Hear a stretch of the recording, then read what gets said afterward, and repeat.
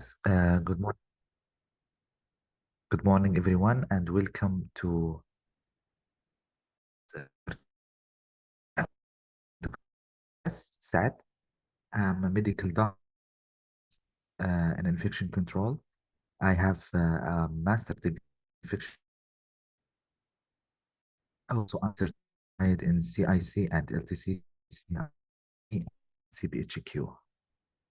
It is my pleasure to guide you through our session tonight. Infection prevention and control policies in hospital. Our agenda is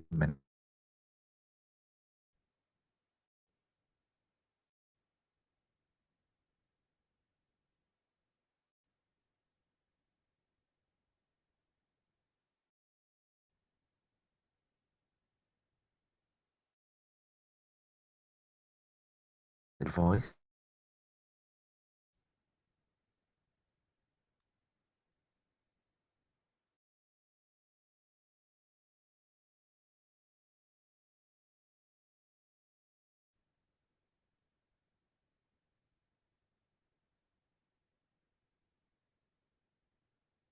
طيب ممتاز. So let's move on.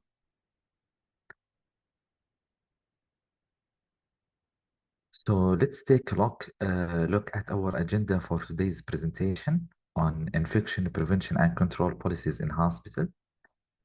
We will begin with an introduction and objectives where we will discuss the importance of understanding the structure and development of IPC policies. Next, we will explore the foundation of IPC policies, covering the importance of IPC policies in healthcare settings and the key components and structure of effective IPC policies. Then we will move to referencing global standards, providing an overview of international guidelines from organizations such as CDC, WHO, etc., and how to integrate these global standards into local policies, particularly those from SIPAHI and MOH. Following that, we will have a step-by-step guide to building IPC policies. This will include identifying critical areas and conducting risk assessment, setting clear objectives and goals, developing detailed protocols and procedures, and assigning responsibilities and accountabilities.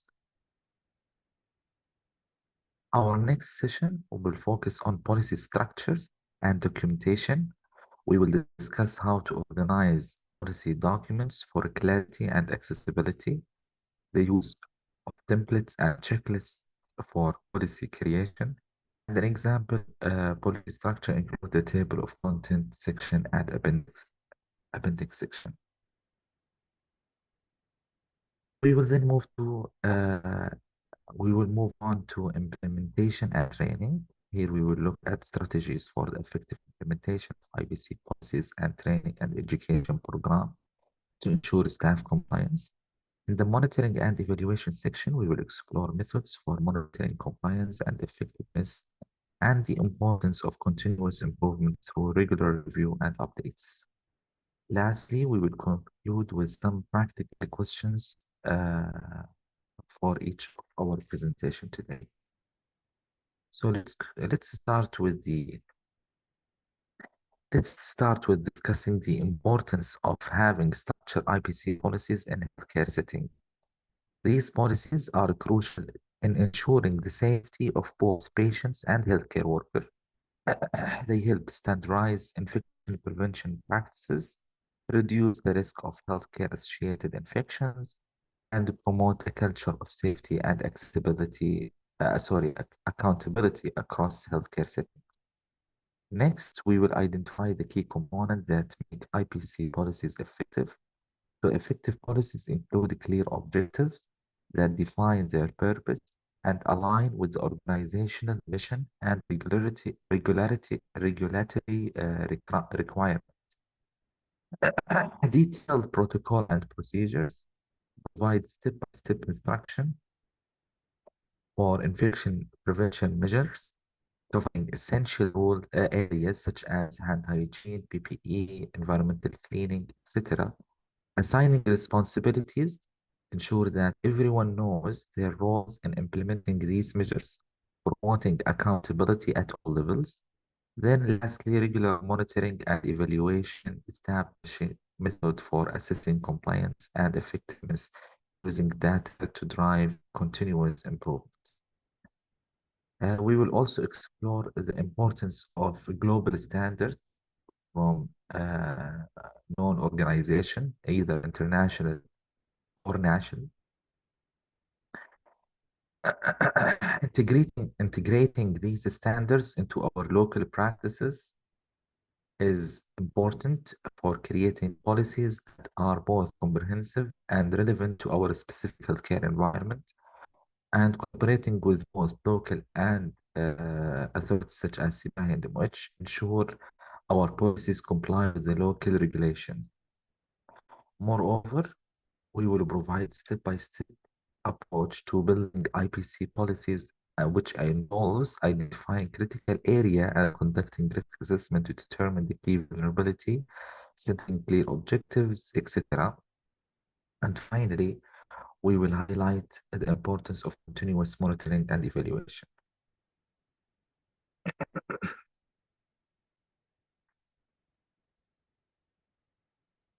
So the importance of infection prevention and control policies in healthcare setting is crucial, and it is crucial not only for healthcare worker, it's crucial to protect the healthcare worker, visitors from and patients from infections. And by implementing effective IBC measures, we can significantly reduce the healthcare-associated infections, which are a major concern in hospitals worldwide. The IBC policies also ensure compliance with legal and regulatory standards, helping healthcare facilities avoid penalties and maintain their accreditation status. Moreover, these policies enhance the quality of care and improve patient outcome by creating a safer environment for everyone.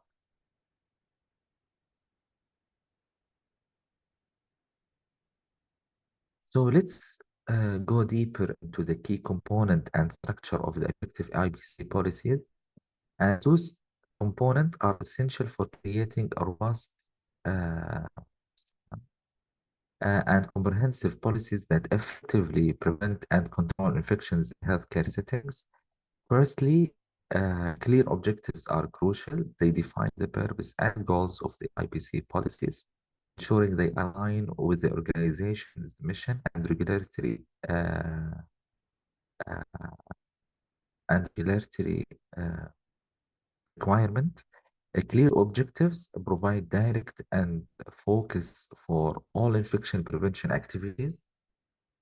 Secondly, you need to have a detailed protocols and procedure. It includes step-by-step instruction, as we said previously, for various infection prevention measures covering critical areas such as hand hygiene, etc. And lastly, detailed protocol ensure consistency and thoroughness in implementing the IBC measures. Next, assigning the responsibility plays an important role for effective IBC practices, as you will ensure the accountability at all levels of the organization. And lastly, regular monitoring and evaluation is very important to make sure that uh, if there is any improvement needed for the developed policy, it will be implemented.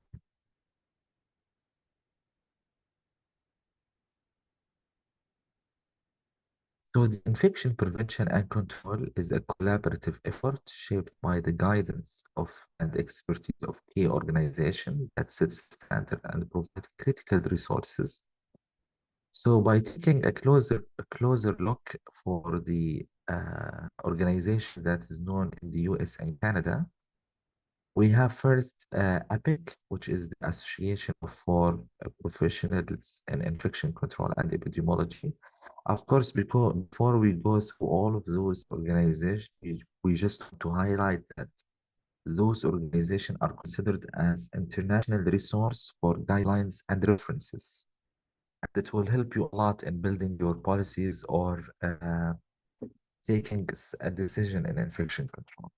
Of course, locally we have Tibahi and we have MOH, which helped a lot, or Wiqaya as well, which helps us a lot in defining what are the local regulation and the national guidelines for certain diseases or certain practices. However, if we are talking about international organization, first we have APIC. APIC is the Association for Prevention Professionals in Infection Control and Epidemiology. APIC offers guidelines, resources, and certification for infection prevention, also known for its educational material and initiatives like the Compendium of HAI prevention strategies. Then we have the American Health Hospital Association, which partners with healthcare leaders to improve performance measures and healthcare delivery. It plays an important role in developing policies for infection prevention. Next, we have SHIA. SHIA is the Society for Healthcare Epidemiology of America. It focuses on infection control and prevention, antimicrobial stewardship, healthcare associated infection, reduction in acute care settings. Then we have the IDSA, which is the Infectious Disease Society of America, which collaborates with the EPIC and SHIA to create guidelines for HAIs, including MRSA and C. diff, while also offering expertise on emerging infectious diseases. Then we have a cornerstone organization, which is the CDC, which provides guidelines like standard and transmission-based precautions. It also hosts the NHSN, National Healthcare Safety Network, which is a very important tool for HAI tracking and outbreak response. Then we have the OSHA. OSHA is the Occupational Safety and Health Administration, which regulates workplace safety, including bloodborne pathogen, PPE. It ensures compliance with the standard to protect healthcare workers. As well as OSHA, it includes guidelines related to construction and renovation.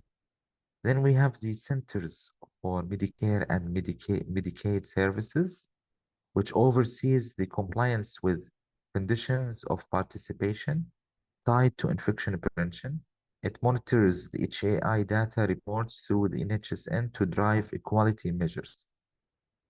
So moving to Canada, the Public Health Agency of Canada provides national guidelines for internet for infection prevention, surveillance of HAIs, and outbreak management tools.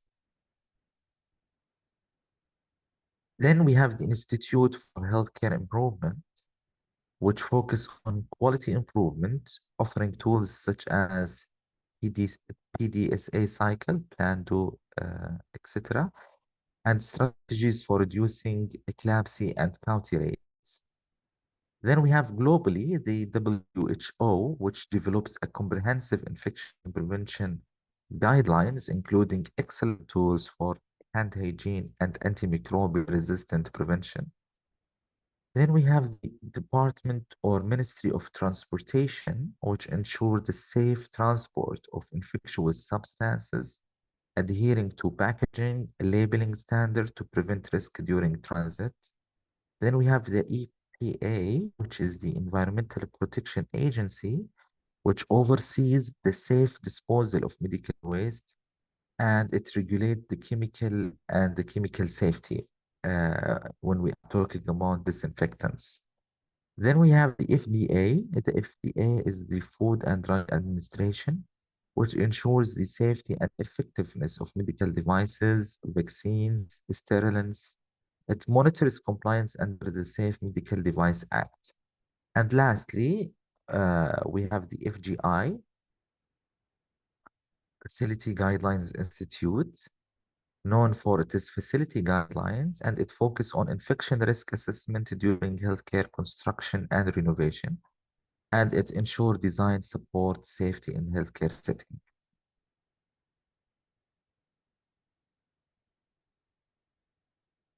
So in this slide, we will explore how to integrate global standards into local infection prevention and control policies. Firstly, customizing global standards to meet local healthcare needs involving involves assessing the unique challenges and requirements of our healthcare environment. This ensures that the policies are not only comprehensive but also practical and applicable to our specific context. Collaboration with local health authorities such as Saudi Central Board of Accreditation of Healthcare Institutions and Ministry of Health MOH is essential. Those organizations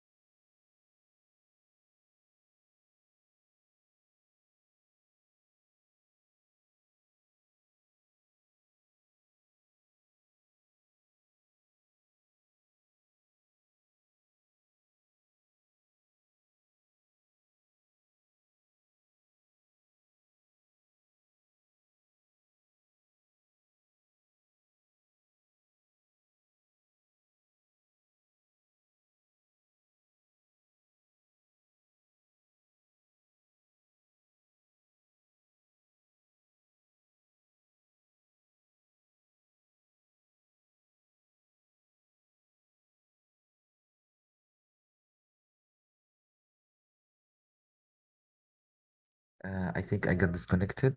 Now I think it's okay. Okay. So moving forward, we were talking about ensuring compliance and consistency.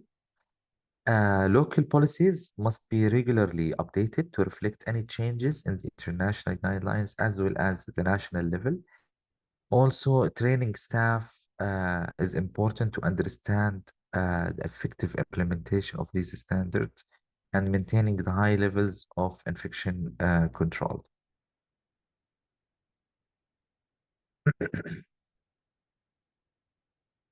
So, to identify the critical area and risk assessment, understanding identifying critical areas within the healthcare facility is important for implementing targeted and effective IPC policy measures. These are areas where the risk of infection transmission is highest, such as intensive care units or surgical suites or dialysis centers. Focusing on these high-risk areas ensure that our efforts are directed where they are most needed, thereby maximum impact of our IPC policies. The key steps in identifying critical areas begin with conducting a comprehensive facility assessment. This involves a thorough review of all departments and units to understand their specific infection risk, engaging multidisciplinary team, including infection control professionals, healthcare workers from other departments related to the area you are doing, for example, the assessment for, is essential in this process, and their combined expertise provide an, an excellent overview of the infection control landscape. Reviewing the infection data and the trends is another important step. By analyzing the past infection incidents and trends, we can identify patterns and areas that require more strict infection control measures. And this data-driven approach helps in making informed decision about where to focus our IPC efforts. Conducting risk assessment is the next critical component. Various methods can be used to assess the infection risk, including observational studies, staff interview, environmental testing, and this assessment helps in identifying potential source of infection and prioritizing area based on their risk levels. So high risk areas should be addressed first to prevent the spread of infections effectively. Utilizing tools and techniques such as checklists, risk assessment tools can streamline this process. And these tools provide a structured approach to identifying and assessing the risk, ensuring no critical area is overlooked. So data analysis and reporting are important for documenting finding and informed policies development. Continuous improvement and review also are necessary to ensure that new risks are identified early and addressed effectively.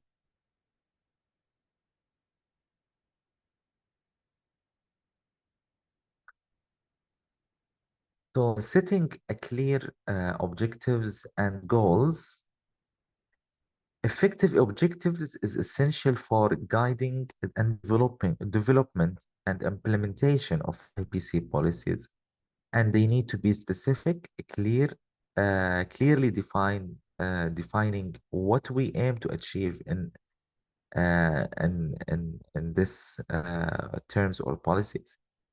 Then we have the objective. Also, the objectives should be measurable, incorporating quantifiable criteria that allows us to track progress to determine success. Achievability is another key element. Objectives must be realistic and attainable, considering the resources and constraints we have.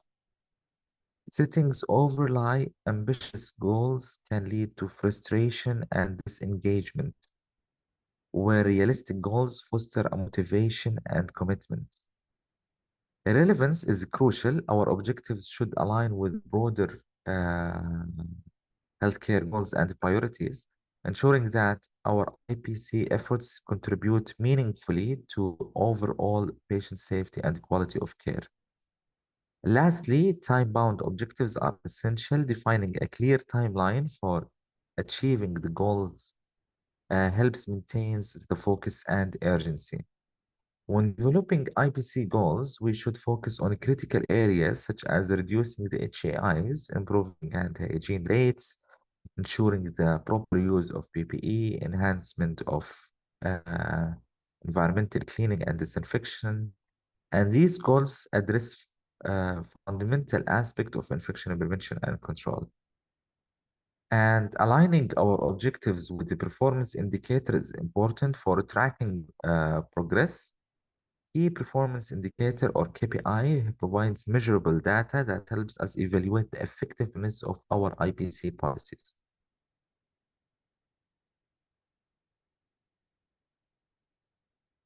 To illustrate the importance of setting clear and well-structured objectives and goals, two let's take a practical exam or for appropriate objectives and goals. So first, an example of a good objectives and goals. So the objective says improve hand hygiene compliance in ICU to reduce healthcare association infection or HAIs.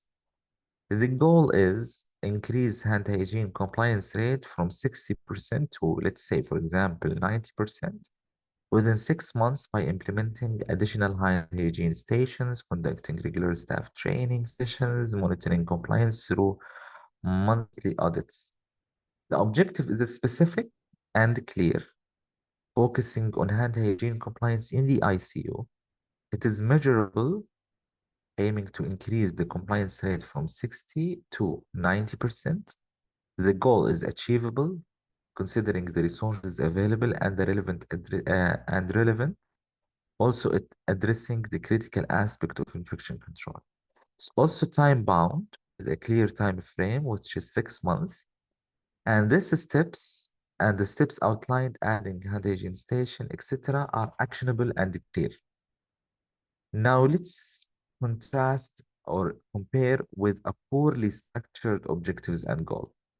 So a poorly structured objectives and goal example for it is, for example, when we say the objective is to improve hand hygiene practices, and the goal is to ensure everyone washes their hands more often.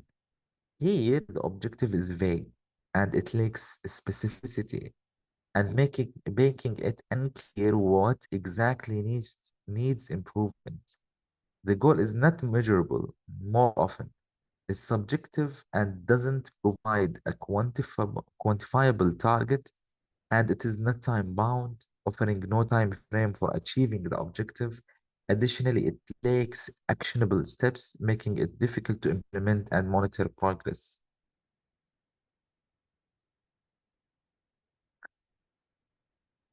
So, developing detailed protocol and policies, uh, it starts with the importance of a detailed protocol. And a detailed protocol is important whenever it is clear, well defined, because it ensures the healthcare safety and patient safety, healthcare system safety, from patient to staff to healthcare environment, and it ensure also the accountability. It ensures, sorry, the clear guidance for for healthcare workers, and the standardization of the IPC practices, as well as the compliance of the effective IPC measures. The key elements of detailed protocol include step-by-step instruction. This should be clear, concise, providing healthcare worker with the easy-to-follow guide for each IPC measure. Incorporating visual aids and checklists can further enhance the understanding and adherence to these protocols. Specific areas covered by detailed protocol should include critical IPC practices such as hand hygiene, etc. Each of these areas is important for effective infection control, which covers almost the basics of infection control. Customization and flexibility is also important, while standardization is more important. So it is equally important to adapt uh, protocols to fit the specific need of different departments and units within the healthcare facility. This ensures that protocols are relevant and practical for all staff. Additionally, allowing some flexibility for unique situation can help address unexpected challenges without compromising the infection control. Lastly, ensure accessibility and training is the final critical aspect. Protocols should be easily accessible for all staff, and here we will talk about it in more detail in the next slide.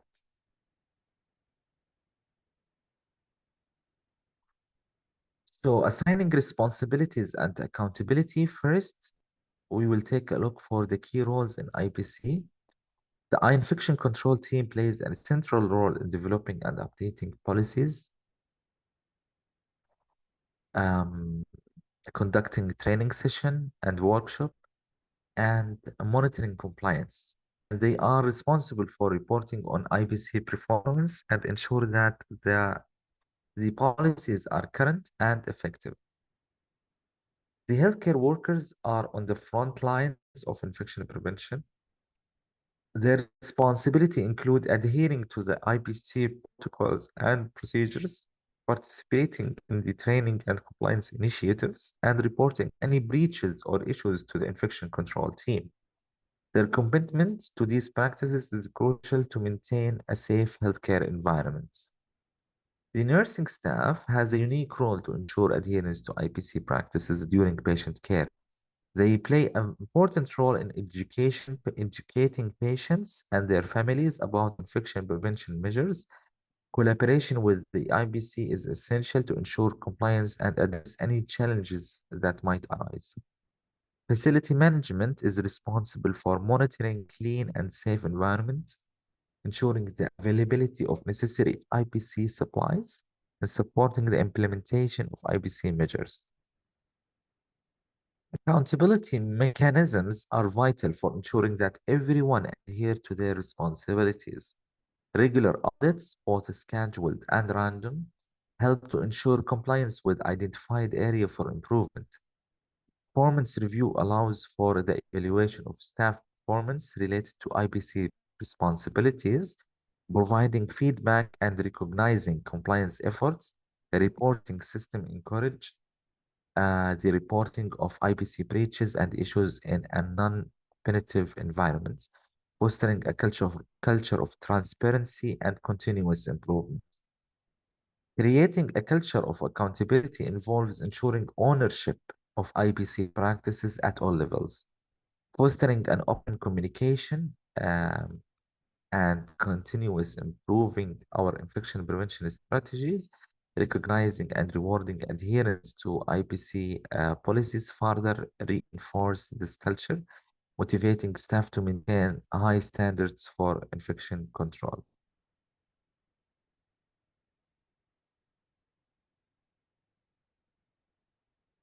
So here we will discuss the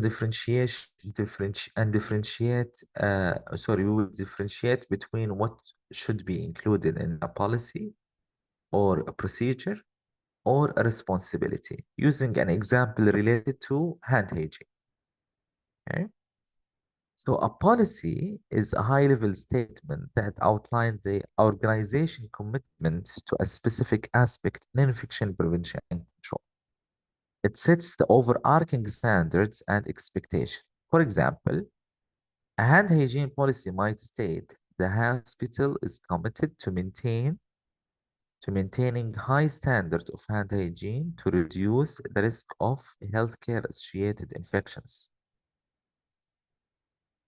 All staff must adhere to the hand hygiene protocol outlined in this policy, and this policy establishes the importance of hand hygiene and mandates adhering to the protocol. Next, we have a procedure which provides a detailed step-by-step instruction on how to perform specific tasks to meet the policy objectives.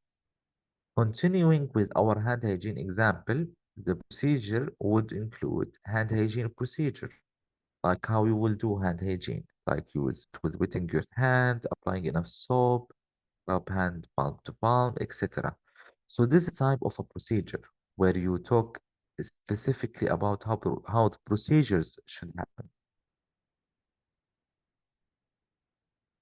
And it should be clear, actionable steps, and the staff must follow the performed proper hand hygiene as we mentioned in the example.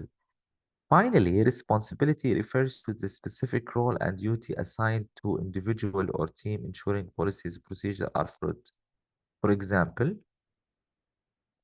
responsibilities for hand hygiene compliance. We can say nurses nurses ensure hand hygiene before and after patient contact as per 5 WHO 5 moments. The infection control team, their responsibility is to monitor compliance and provide training session. The healthcare workers, they have to adhere with hand hygiene procedure at all times, assessing their responsibility ensure that everyone knows their role in maintaining hand hygiene standards.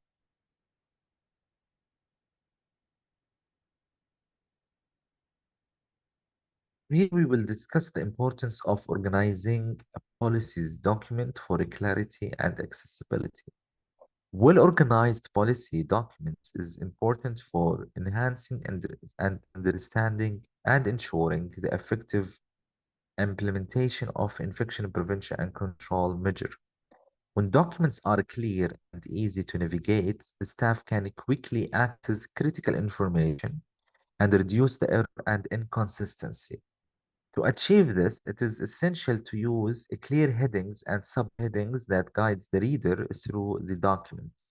Maintaining a logical flow of information helps readers understand the sequence of procedure and protocols. Incorporating visual aids and diagrams can further clarify the complex information and making it easier for the staff to follow the guidelines. The accessibility is another important consideration. Each ensure that policy documents are easily accessible in digital formats such as PDF or in the hospital intranet. Providing printed copies in key locations is very important. So you must have a printed copy sometimes, at least in the infection control department if the system is down. And sometimes we also recommend to have a printed copy in the high risk areas. In case system is down, they can access their policies and procedure easily.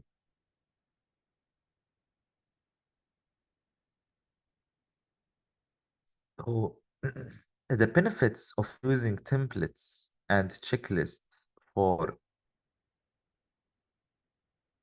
policy creation.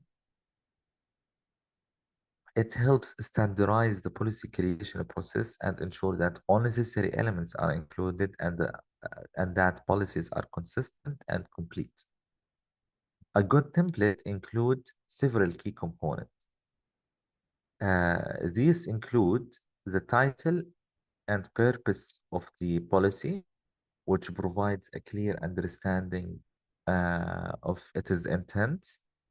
Then the scope and applicability section, which defines who the policy applies to and in what situation. Then we have the detailed procedure and protocols, which outline the specific action that need to be taken. And we have the clear defined roles and responsibilities to ensure that everyone knows their duties. And also we have the monitoring and evaluation criteria, which helps in assessing the effectiveness of the policy.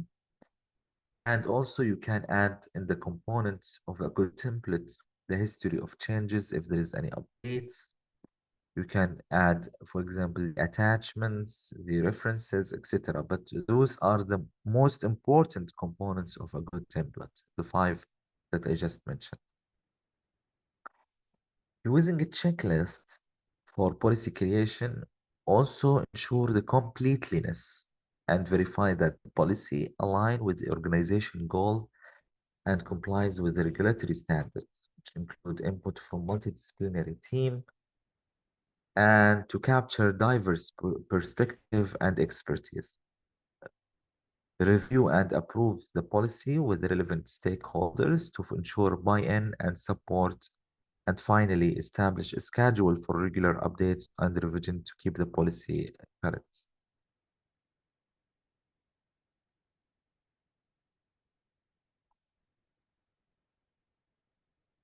So we would like to present an example of policy structure to illustrate how to organize your policy or if IBC policy document effectively. So the table of content provides a roadmap for the document, allowing the reader to quickly find the information they need. It typically includes sections such as introduction, purpose, scope, definitions, roles, responsibilities, detailed procedure, monitoring, evaluation, references, appendices. And each section serves a specific purpose. The introduction offers an overview of the policy and its importance. The purpose and scope, as we mentioned before, it helps outline the objectives and who the policies are applied to. The definition section clarifies key terms used in the policy, ensuring everyone understands the language that is used or the abbreviations sometimes. Roles and responsibility details the duty of all persons involved in promoting accountability.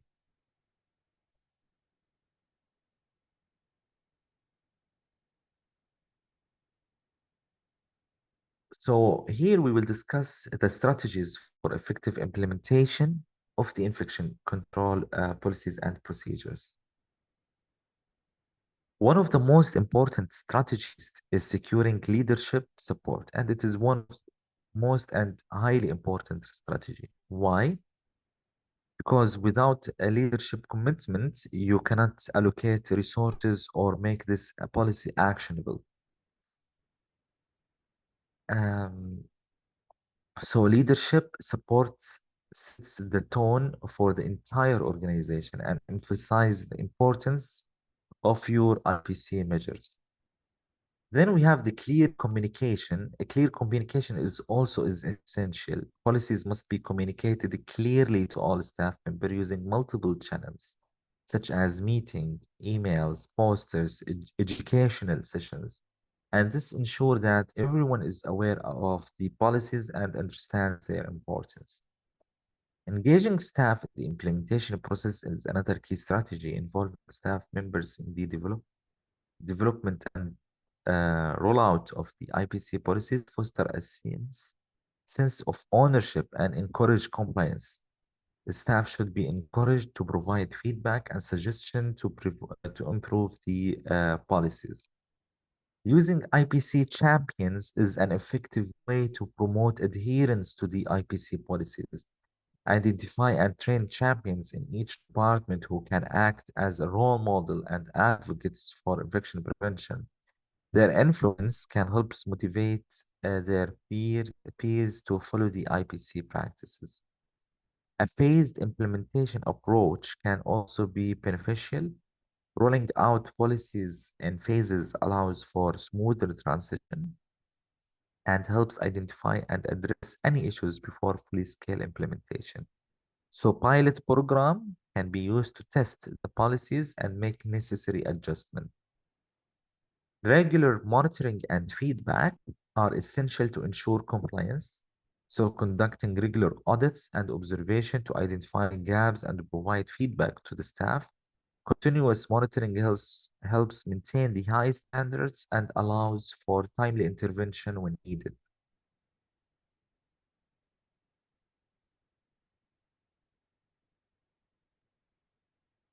So in this slide, we will explore training and education program.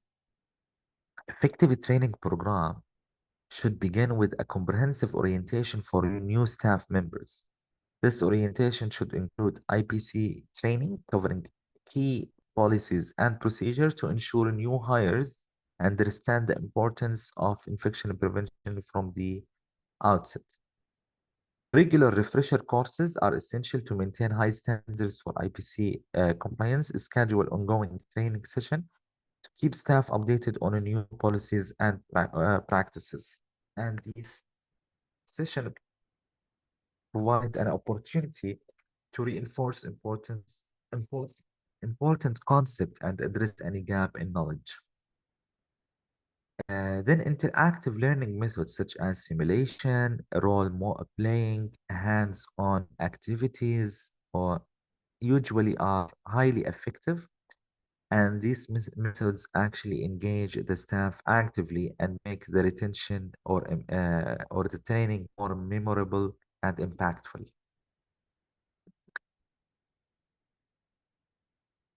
E-learning modules offer flexible training options that staff can complete at their convenience. Online training resources makes it easier for staff to access the information and stay up to date with IPC practices. Competency assessments are crucial for evaluating staff understanding and skills and regular assess the competency through quizzes, practices, assessment, and observation to ensure that staff can effectively implement IPC measures.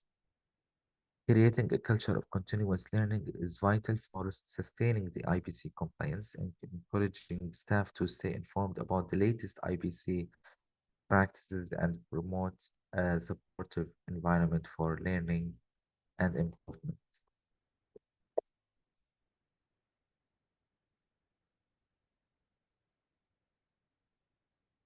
Um, in this slide, we will explore the method of monitoring compliance. Several key methods can be used for monitoring IPC compliance. One of the most effective methods is conducting regular audits and inspection. And these can be scheduled or random and involve observational assessment of IPC practices to ensure they are being followed correctly.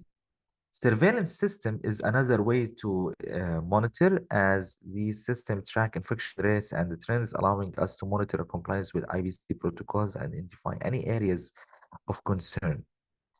Feedback mechanism is our other option, which is very valuable for gathering insights from staff and patient, collecting those feedback and suggestions uh, through a survey box, or a suggestion box or a survey, and understand it will help you understand their experience, and you can identify any challenges they face in adhering to IPC policies. Lastly is the KPI development. So we can have a KPI for certain measures, so we can monitor the effective implementation of those policies during time.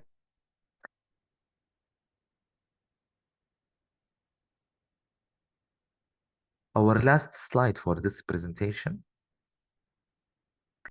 we will discuss here the importance of continuous improvement. So we did the monitoring, and now is our last slide, which is how to implement uh,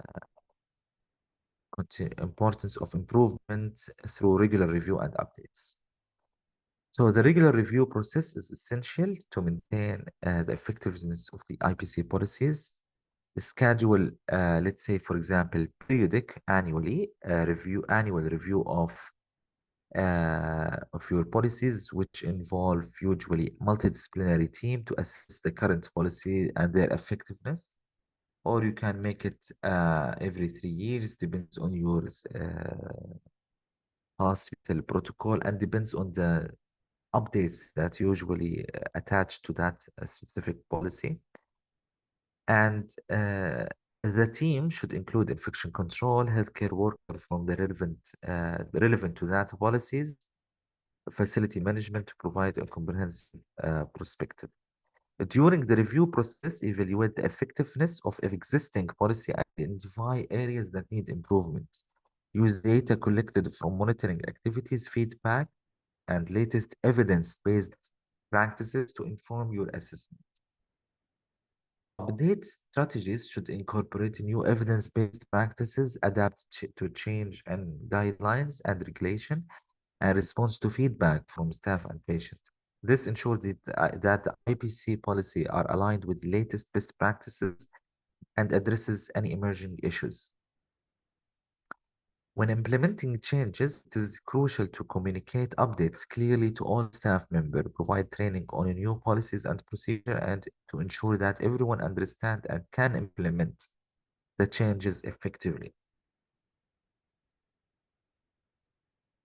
So let's take a quick exam. We have 5 MCQs where I want to test your knowledge about this policy. So you can write your answers in the chat, either to me privately or you can write to everyone. So question number 1, why are infection prevention and control policies crucial in healthcare setting? You can pick one answer.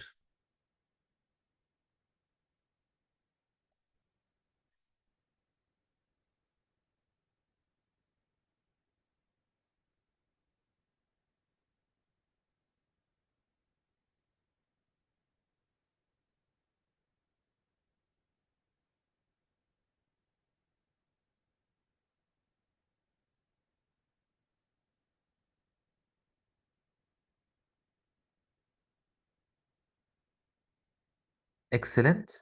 It is crucial in a healthcare setting to protect patients, healthcare workers, and visitors from infection. Well done. So our next question,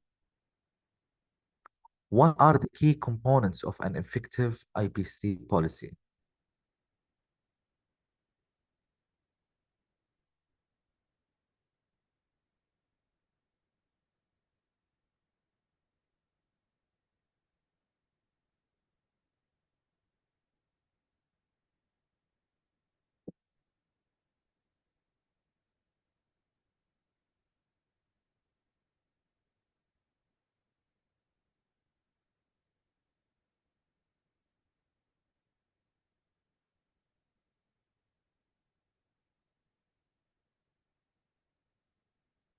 Inshallah, all your answers are correct. Well done. So the key component of an effective IPC policy is a clear objective, detailed protocol, assigned responsibility, and regular monitoring. Well done. So our next question is, third question is, how can global standards from organizations such as CDC, WHO be integrated into local IPC policies? Which means how we can take the guidelines from organizations such as CDC and WHO, which are global, and fit them into our local IPC policies and local practice, for example, in Saudi Arabia.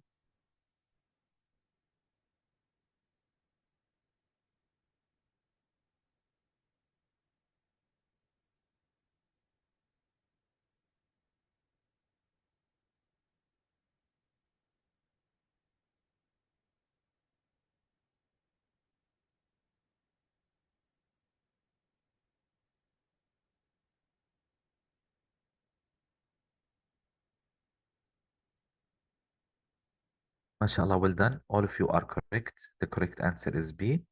By adapting them to fit local healthcare needs and collaborating with local health authorities. So it is very important to follow the local or national guidelines when taking anything globally, which is usually good, but it has to fit our needs and healthcare system.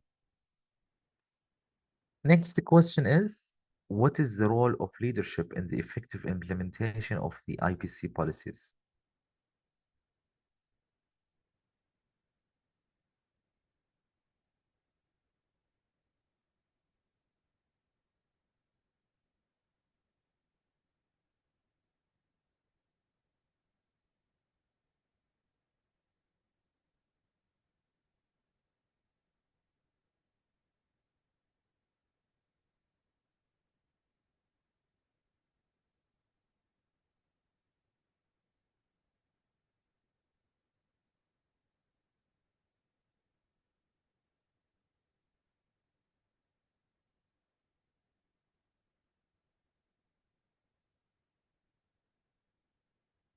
Excellent.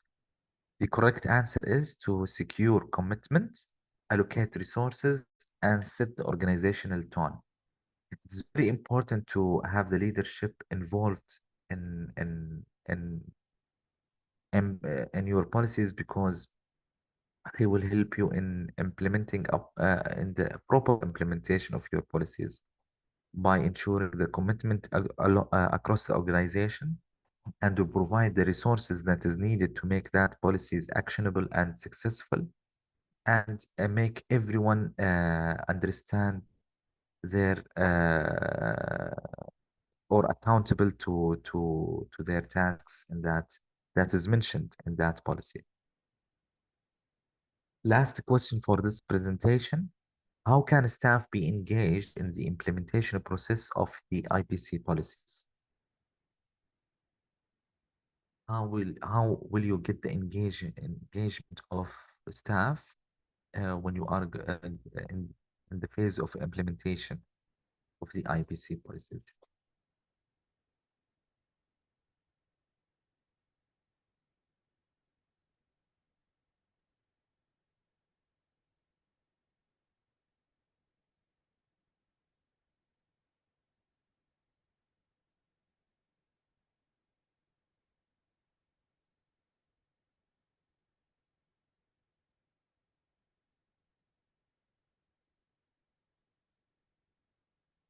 Well done, everyone. Excellent.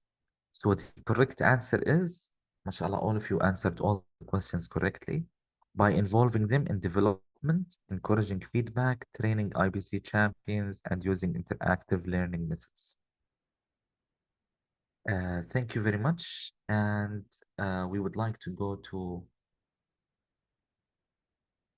I'm not sure how I can share them. Of course, I can if you want through PDF, but I'm not sure how I can share them. If you can suggest something, no problem. You can find my name in LinkedIn. You can contact me there. Inshallah, I will share it with you then. So let's move to the next presentation.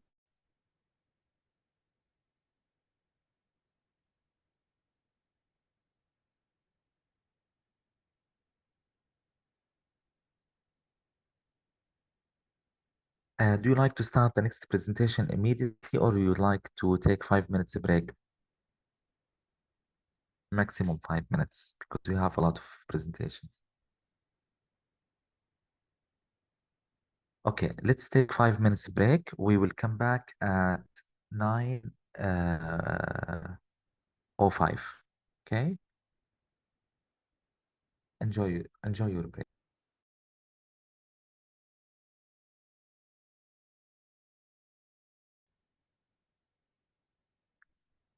Welcome back, everyone, and we will go through our second lecture for today. It is really where I will guide you to through the administrative work to moderate facilities.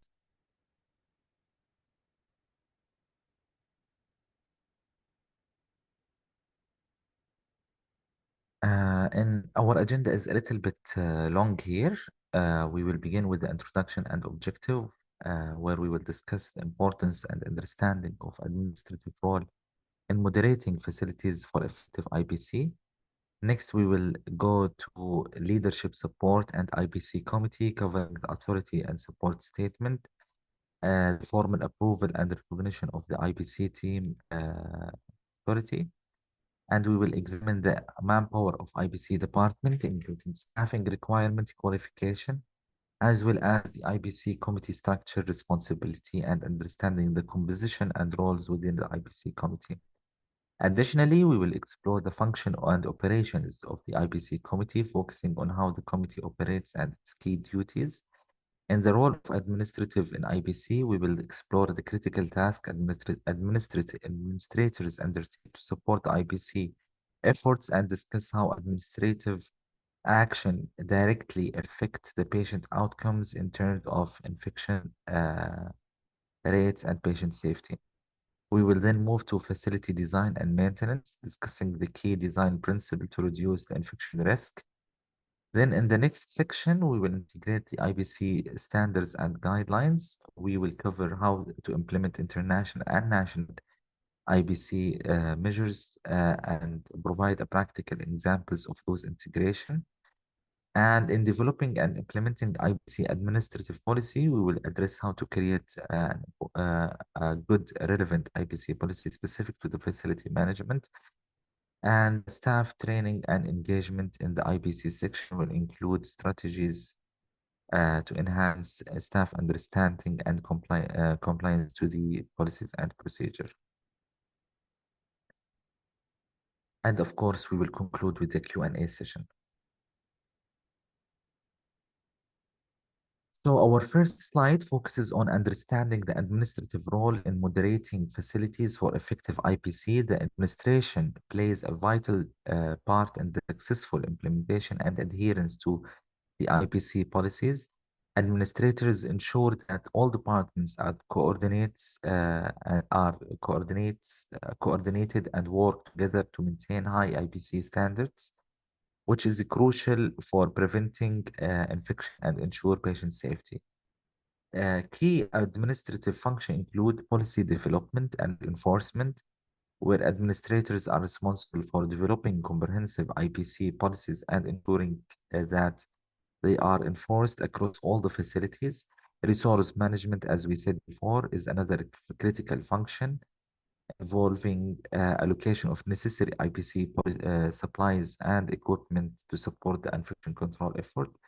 And lastly, training and education is essential component for IPC, and administrators plays a very important role in organizing and providing ongoing training of the staff, which ensure that healthcare workers are knowledgeable about IPC policies.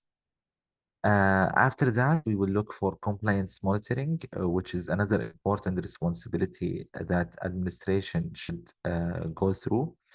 Administrators must regularly monitor and evaluate the compliance of IBC policies, identifying any gaps that needs an improvement and work on it.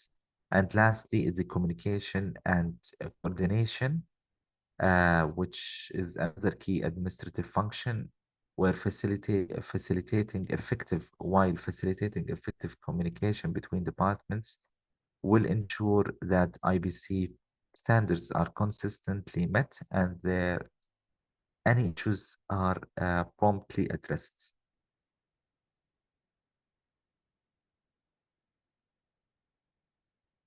So a crucial requirement in the national standards of infection control, they require that there is a authority support statement. And the statement of authority must be approved by the hospital director or the hospital infection control committee. And it should be reviewed and authenticated by the administration of the institute at least every 3 years or sooner if necessary, as per the policy. So the IPC team is responsible for establishing the IPC policies and procedure and supervision of infection prevention and control activities within the hospital. To ensure these responsibilities are effectively carried out, there must be a formal memo or statement circulated by the highest administration confirming that the IPC team authorization to implement infection prevention and control practices across all units. The Director of Infection Prevention and Control Program holds the responsibility and authority to establish policies, procedure, and supervise all IPC activities. This authorization empowers the IPC team to maintain high standards of infection control and ensure the safety of patients and staff. Uh, in this slide, we will discuss the manpower requirements and the qualification needed for hospitals that are more within 150 beds or more. The director of IBC department must be a full-time employee with the qualification through certification, training, and at least 2 years of experience. The director's responsibility include establishing IBC policies and procedure, supervising all IBC activities, and the director must dedicate 100% of their working hours to IBC tasks and cannot hold additional administrative roles. Physicians can be considered full-timer if they dedicate 70% of their working hours to IBC activities. In hospital with fewer than 150 beds, the IBC director can be qualified through qualification training or 2 years of experience, and the director must be also fully committed to the IBC activities. The staffing ratio are crucial for effective IBC measures. There should be one full-time IBC practitioner for every 100 beds. Additional practitioners are required by specific units. For example, one additional IBC practitioner for every 30 ICU beds, and one IBC practitioner is required for every 120 dialysis patient beds. And when we say ICU beds, we say critical units like ICU, PICO, ER, burn units. It needs one additional IBC for every 30 beds. The IBC practitioners must be qualified through certification, training, or experience for at least 1 year, and they must be engaged in continuous education and practice, participate in IBC scientific activities to stay current with the latest infection control knowledge and practices. Here we will discuss the structure and responsibility of the Infection Control Committee, and the committee operates under a written approved term of reference or TOR. This is the abbreviation of term of reference. And this document outlined the committee structure, rules, duties, and responsibilities of its members. It is crucial that the TOR or term of reference is valid, updated regularly, and approved by the top administration to ensure it reflects the current practices and requirements. The IPC committee consists of a multidisciplinary team to ensure comprehensive oversight and implementation of the infection prevention measures. The committee is chaired by the CEO or the medical director, with a deputy chairman nominated by a chairman. A coordinator and secretary are appointed to manage the operation of the committee.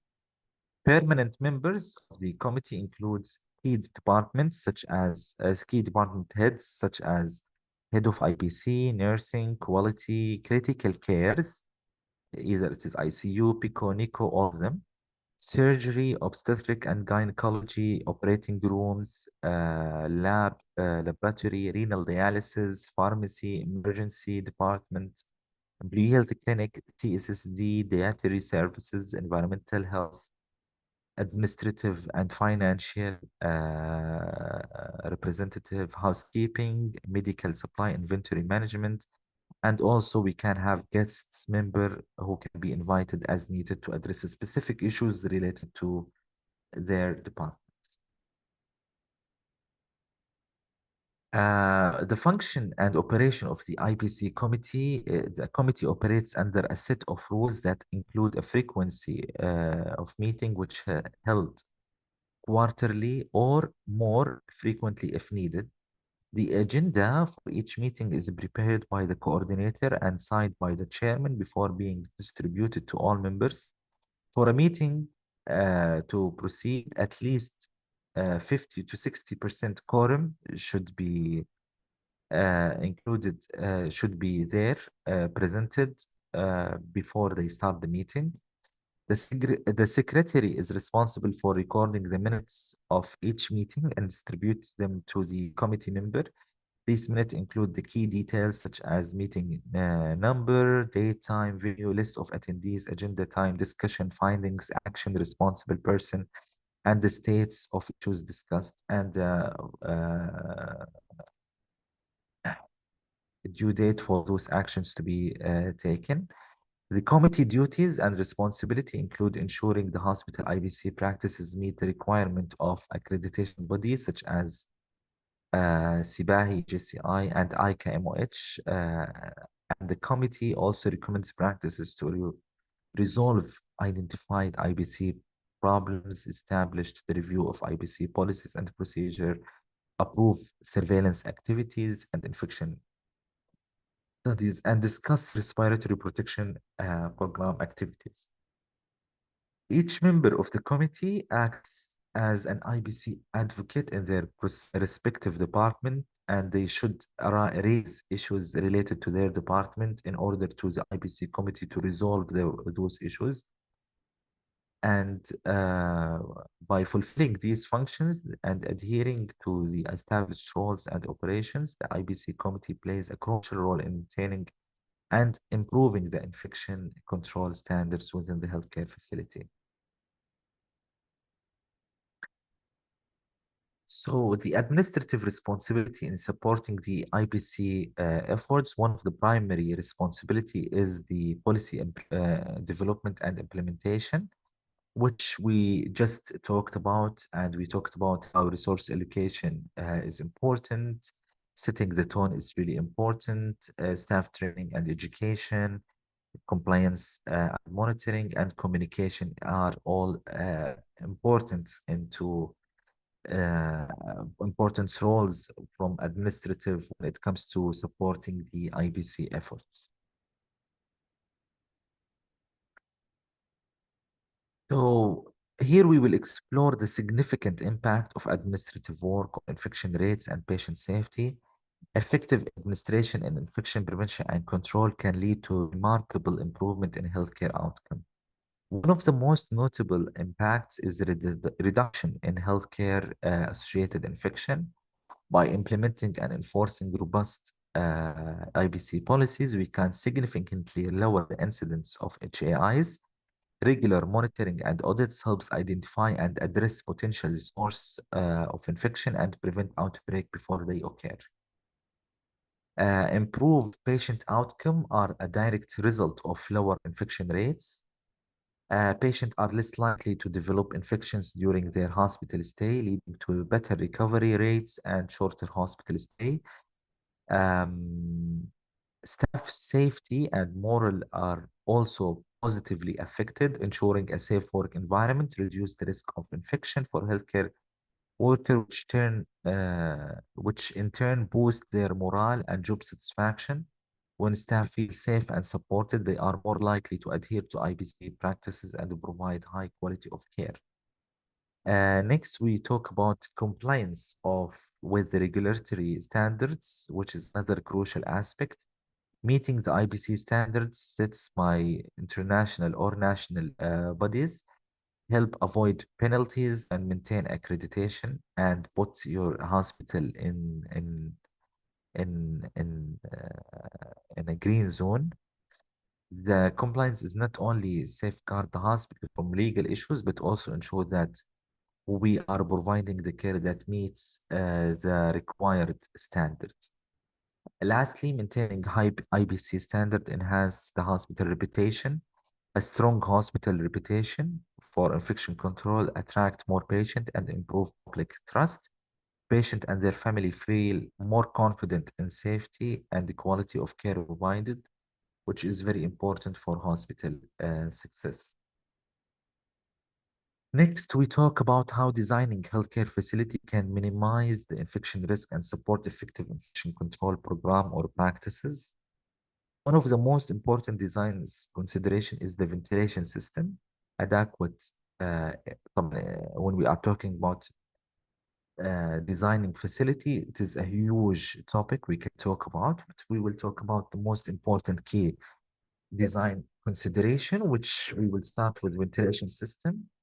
Ventilation system, adequate air exchange and filtration is essential, especially for such certain patients, such as development of negative pressure rooms for isolating patients or the having respiratory pathway in the ER, etc. So those are very important. Layout and flow of the facility is also important, separating the clean from dirty areas to prevent cross-contamination, designing a pathway to minimize the interaction between contaminated and non-contaminated zone can significantly reduce the infection risk. And here we can see it in multiple areas, such as waste collection rooms from medication rooms, or for example, in the OR where we separate clean, restricted from unrestricted, or we are talking about CSSD where we have a layout and flow where we separate decontamination from packaging or APG back inspection, packaging area and storage area. Then we are talking about surface material. In the hospital, we look for materials that are non-porous and easy to clean. We avoid any material that harbor bacteria and viruses. So for example, we avoid using wood in the hospital because it is absorbable material and it's not easy to clean. And this is also something that the administrative should support when designing the facility to minimize the infection risk. And lastly, the hand hygiene facility is another important aspect when it comes to facility design, ensuring that they are adequately in number of things and hand sanitizer dispenser conveniently located in high traffic areas such as entrances, patient room, and nursing station. This encourages frequent hand hygiene practices among staff, patients, and visitors. So maintaining maintenance protocols to support IBC. Here we talk about regular cleaning and disinfection, and here we talk about having an APA approved disinfectants and not use any disinfectant that is not approved by Ministry of Health or APA for the cleaning and disinfection of hospitals. Having, for example, support from administration to provide fumigation or UV light for certain cases that require high level of disinfection, such as if you have Candida auris or Ebola cases. Equipment maintenance, routine checks and servicing medical equipment and ensuring proper sterilization and storage. HVAC system maintenance, make sure that the filters are changed regularly and make sure that monitors are having a regular PPM, etc. Waste management, a proper disposal of medical waste and use of designated bins for hazardous material and staff training and maintenance protocol. Also, staff education is really important when you want to succeed in maintaining good quality in IBC protocols. I think in this slide, we already mentioned it in the previous presentation in more depth. But we can say that uh, applying it is important when you incorporate the international standard with the national standard when you are applying IBC measures and writing your IBC policies. It is really important to adapt recommendations from those bodies as they usually recommend the best evidence-based practices or the best guidelines that benefit you in the workplace. Examples of these integration Firstly, administrative coordination is key in overseeing the installation of IBC infrastructure and ensuring compliance through regular audits. For instance, in implementing WHO hand hygiene guidelines, administrators coordinate the installation of additional hand hygiene stations throughout the facility. They also organize staff training on WHO 5 moments for hand hygiene and administer hand hygiene compliance audits to monitor and improve the adherence. When applying CDC guidelines for isolation protocols, administrators oversee the establishment of the isolation room with negative pressure. They ensure that the staff receive proper training on the use of PPE for isolation and regularly monitor and maintain the isolation facilities to ensure they function effectively. Using OSHA standards for workplace safety, administrators coordinate regular training sessions on PPE usage, conduct risk assessment, training of how to use PUPR, N95, etc. Fit test, all of that is under OSHA. Aligning with CBAH standard involve administrator conducting internal audit to assess compliance with national standards. Based on the finding, they implement quality improvement initiative to organize continuous training and improvement for such gaps. And practical tips for administrator, uh, regular review and update of IBC policies to align with the latest guidelines, foster a culture of safety, and this is very important to comply and compliance among staff by encouraging adherence to IBC measures and provide continuous education. Utilize technology for real-time monitoring and reporting of IBC practice, make it easier to track compliance and address any issues promptly. In this slide, we will talk about crafting effective IBC policies, and we already talked about it before in the previous presentation. I think there is nothing to add here except, and we also mentioned the importance of administrators in this part. Assigning roles and responsibilities for administrative tasks related to IBC. Key administrative roles include the infection control coordinator, who is responsible for developing and updating IBC policies and coordinating training and education program.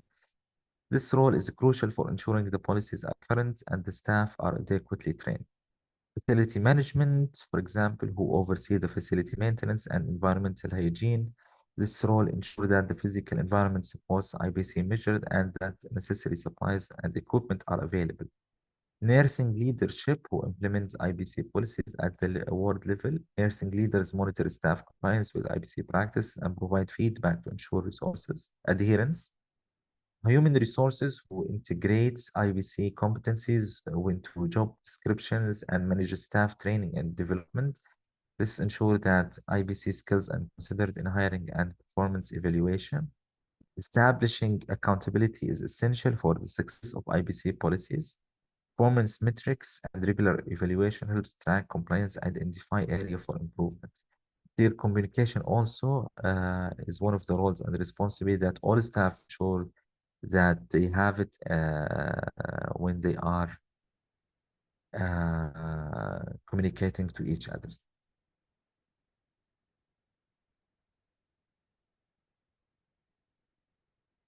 Ensuring policies are practical and enforceable. Key principles include developing policies that are feasible and can be implemented without placing a burden on staff or resources. Ensuring the practicability of the policies involves considering the real-world challenges and constraints of the healthcare environment. Strategies for practical implementation include pilot testing new policies to identify potential issues before fully scale implementation. Gathering feedback from staff during the implementation phase is crucial for understanding the practical challenges that they face and making necessary adjustment based on their input. Enforcement mechanisms are important for ensuring adherence to IBC policies. Regular monitoring and audits help track compliance and identify areas that needs improvement, clearly defining the consequence for non-compliance combined with supportive measure from staff, creating an environment where IBC policies are taken seriously and followed consistently. Continuous improvement is essential for maintaining the effectiveness of IBC policies and procedure. Regular reviewing and updating of policies based on feedback and data ensure that remains relevant and it ensures that the policy remains relevant and effective. And next, we will talk about strategies for effective staff training on IBC policies. I think we also mentioned that in the previous slide in more detail, previous presentation in more details. Engaging staff in proactive IBC practices, creating a culture of safety is the first step, fostering an environment where IBC is prioritized and encourage open communication about IBC practices. When staff feel that their concerns and suggestions are valued, they are more likely to take ownership of infection prevention efforts.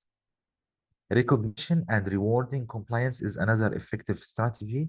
Acknowledge staff who consistently follow the IBC policies and provide incentives for excellent IBC practices.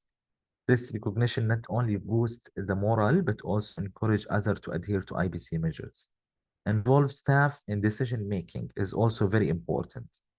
Seek input from staff on IBC policies and practices and encourage suggestions and improvement when staff are involved in the development. They are more likely to buy into and adhere to those practices. Provide ongoing support and resources is essential to maintain high IBC standards, ensure that the staff have access to necessary IBC supplies and equipment, and offer continuous education and training opportunities. Leading by example is very powerful tool to engage with staff, ensure that leadership demonstrate a commitment to IBC by modeling best practices for infection prevention. When staff see their leader prioritize IBC, they are more likely to follow them. Technique to monitor compliance in facility management, regular audits and inspection is very important. As we said before, surveillance system is also very important. Feedback mechanisms is very crucial. KPIs or performance metrics are really helpful in monitoring the compliance. And lastly is the incident reporting system that can help taking a feedback or identifying any gaps in the future. Last slide for this presentation is continuous improvement strategies. And as we said before, regular review and updates, data-driven decision making, always make your decision, if possible, is based on data because it will help you to be concise in your decision and make an appropriate decision that suits your workplace. Staff involvement, engaging your staff is really important in the review and improvement because it will help you a lot in the taking the appropriate improvements when you engage the frontliners and the staff and multiple department and multiple expertise. Implementing best practices, always refer back to best practices that are mentioned in the national international guidelines. And lastly, continuous training and education is really a key for successful IBC improvement. Let's go with the questions. We will have also 5 MCQs for this presentation. So question number 1 is, you can write your answer in the chat. What is the required frequency for reviewing and authentication of the authority support statement for the IPC team?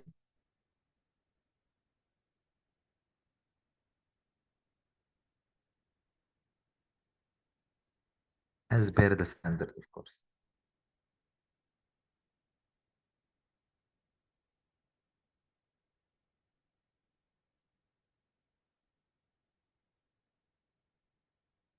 So here we are talking about the authority statement. And the question is how frequently it should be reviewed and authenticated, which means republished or reinforced. The authority statement that support the IBC team.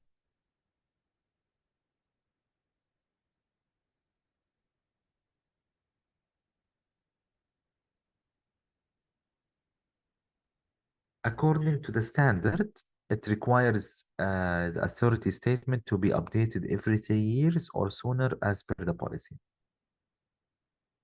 So the minimum is every 3 years, but it can be every 2 year or 1 year if it is based on the internal policy of the hospital. But the minimum, as per the standard, it has to be reviewed and authenticated at least every 3 years as at a minimum. Question number 2, what is the minimum required experience for the director of the IBC department in hospital with 150 beds or more?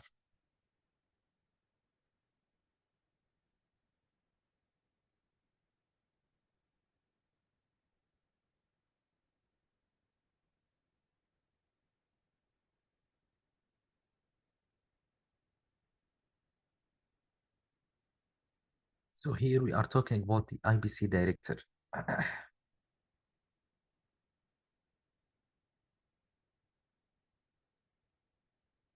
So the minimum required experience is 2 years for the IBC director, and the minimum required experience for the IBC practitioner is 1 year, and it is it could be an experience, it could be a certification, it could be anything else. But for the director, he must have at least 2 years of experience for hospitals that are 150 beds or more. Yes, the lecture is recorded with future vision. Oh, okay, that answer I click it by mistake, but we will go through the question. What is the staffing ratio for IBC practitioner in a hospital with 225 general beds? Since we saw the answer already, the correct answer is C, 3, because with every 100 bed, we have one practitioner.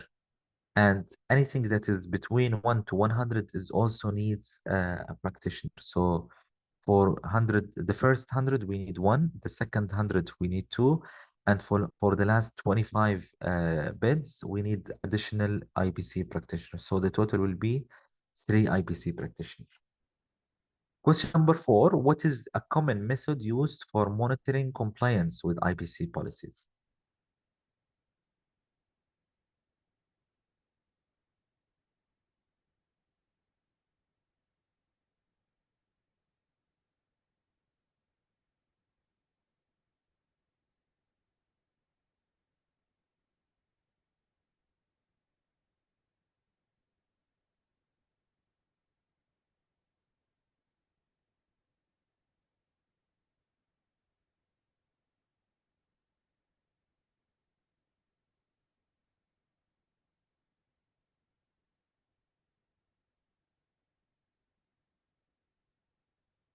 Excellent. The correct answer is A, conducting regular audits and inspections. Our last question for this presentation. What is one of the continuous improvement strategies for IPC measures?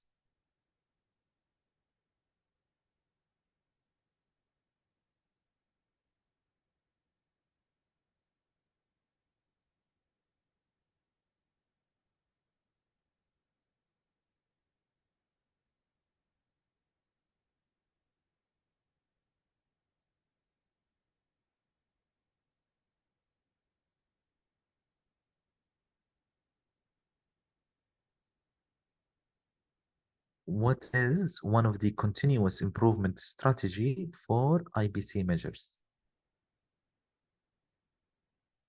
The correct answer here is B. B, using data-driven decision making, which means I will use the data that I have to implement an improvement whenever I see a gap, when I take a decision to improve that gap. So I will use the data to improve. However, conducting irregular audits is not helpful because you need to have a conducting regular audits. Regular doesn't mean that you do it announced. No, it could be announced as formal or it could be random. So it is unannounced, but it has to be regularly done. So I must do regular audits for those departments. I cannot just ignore a department for 1 month without any audits. So I have, for example, to regularly audit the departments or the units based on their importance. And this audit could be a formal, which means announced, or it could be informal or unannounced audit. C is wrong also because we need feedback from staff, as we said before, because whenever you are engaging the staff, you are having them more into your plan. You have يعني you have them more excited to implement whatever is in your improvement plan. Last one is reducing the frequency of training session. Of course, whenever you reduce the training, it will never improve the quality. Always a training session is good to improve the quality of practice and it's improve the IBC measures. So the correct answer is B. Thank you very much. Do you like to start with the next presentation or you would like to take a 5 minutes break?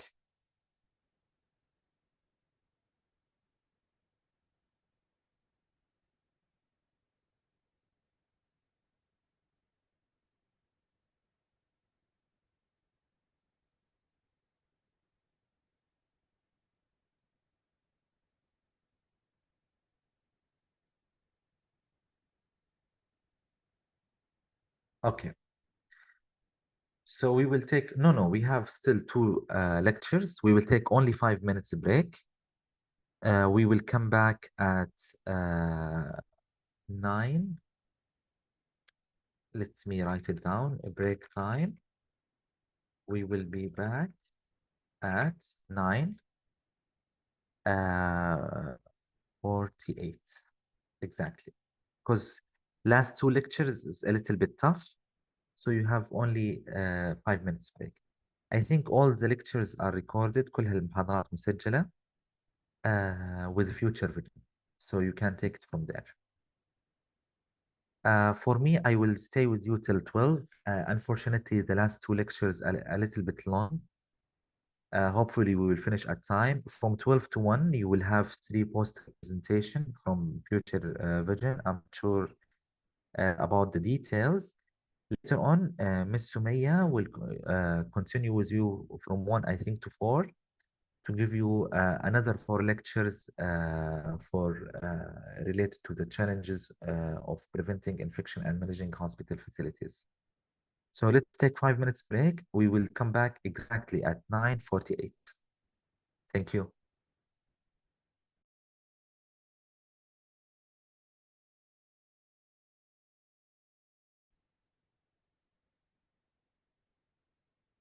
Welcome back, everyone, and we will go through our third presentation for today, which is regarding ventilation, equipping, and commissioning. Uh, this presentation has a huge agenda, and we will go through it, inshallah, quickly. We will not talk about the agenda, but we will talk about a lot of services here related to the commissioning. Okay. So to start, we would like to emphasize on the importance of each commissioning aspect of infection prevention and control. And the commissioning process plays an important role in ensuring that every aspect of hospital infrastructure is optimized to support the IBC measure, and adhering to the Saudi Ministry of Health commissioning requirement is essential to achieve this goal. Each aspect of commissioning is crucial in preventing infections and maintaining a safe healthcare environment, from the proper setup of hand hygiene facility to the meticulous design of airborne infection isolation rooms. Every details matters. We must focus on areas such as aseptic technique areas, medication preparation, housekeeping, and hospital environmental management under proper storage condition in medical and departmental store. Hemodialysis units must be designed with specific consideration for infection control, including a separation of spaces for hepatitis B positive patient and the implementation of strict water treatment protocols. Lab facilities must ensure biosafety, containment, particularly in microbiology lab dealing with infectious agents. Dental services require careful design, blah, blah, blah, إلى آخره. Here, honestly, we will go through all of them later on in details, one by one. Um, the importance of having a qualified infection control director, and here where we start. The infection control director is important in maintaining and enhancing the infection prevention and control within the healthcare facility. To be effective in this role, the director must be possess appropriate qualification, including relevant education, comprehensive training, and a minimum of 2 years of experience, as we said before, in hospitals that are, for example, 150 beds or more. The infection control director is responsible for directing all aspects of infection control, as we said in the previous presentation. And the impact on IBC program, it provides leadership and expertise, ensure adherence to national and international IBC guidelines, and ensure and enhance patient safety and reduce the hospital acquired infections.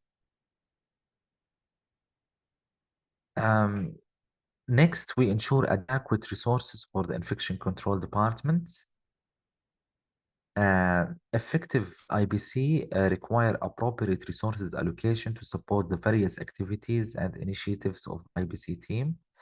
Key resources includes office space, administrative support, provide a dedicated environment for IBC team to perform their task efficiently. Access to internet and IT is essential for communication, data management, and staying updated with the latest IBC guidelines and research. Essential equipment or supplies is also important, which include hand hygiene facilities, supplies as PPEs, disinfectant and sterilization supplies. Ensuring the availability of those supplies maintains the highest standard as well. Supportive infrastructure is another critical aspect, which include the staffing level, ensuring that the IBC team can effectively manage their workload and carry out their responsibility. Ongoing training and professional development opportunities helps keep the team updated with the latest IBC practices and assist to up-to-date IBC access to up-to-date IBC guidelines and protocols is really important. The impact of adequate resources on IBC program cannot be overstated. With sufficient resources, the IBC team can effectively implement IBC measures, enhance their capability to prevent and control infection.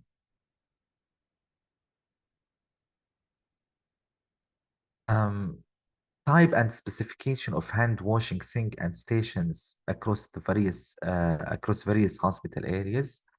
The general requirement for hand washing sink emphasize that they must be easily accessible and strategically located to ensure that the healthcare worker can perform hand hygiene efficiently. Additionally, all hand hygiene sinks must feature hands-free operation through elbow, foot, or electronic control to minimize the risk of contamination. There are different types of hand washing sink designed for a specific area and purposes. Type A sinks, also known as clinical scrub sinks, are large and deep to prevent splashes and contamination. These sinks are essential in areas where sterile procedures are performed, such as operating rooms, catheterization units, etc. Type B sink or general staff hand washing basins are medium-sized or wall-mounted, and they are used in general areas that hand washing are necessary, such as patient room, isolation room, um, and lastly, we have type C sinks, which are small staff washing basin, are small sized and wall-mounted, used primarily in staff amenities and toilet areas. In a critical care area, hand washing facility must be readily available for open area without physical barriers. There should be at least one hand washing sink for every 2 to 4 beds. In a private setting, each patient room should have its own hand washing sink to ensure proper hygiene practices.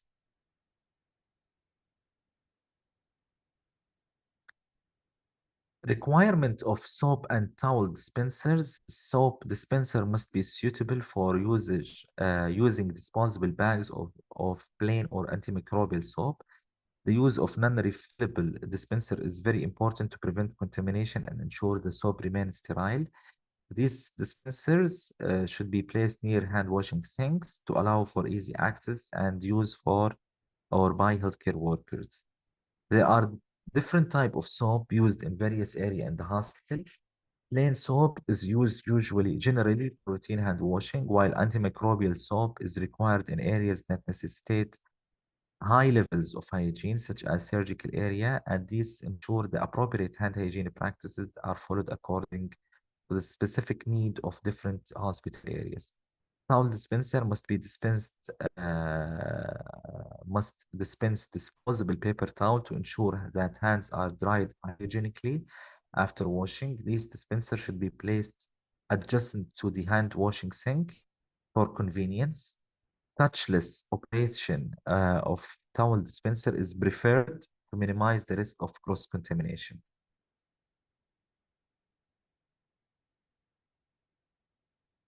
Designing and specification of airborne infection isolation room, or which is called AIIR, is really important. The key design feature begins with their strategic location and controlled access. The room should be positioned in low traffic area of the hospital to minimize the risk of exposure. Access to those rooms should be restricted and controlled to ensure that only authorized person can enter. The structure of the AIIR room must include sealed window and airtight opening to maintain controlled environment. Well-sealed doors are essential to preserve the room integrity, preventing the escape of airborne pathogen. The use of uh,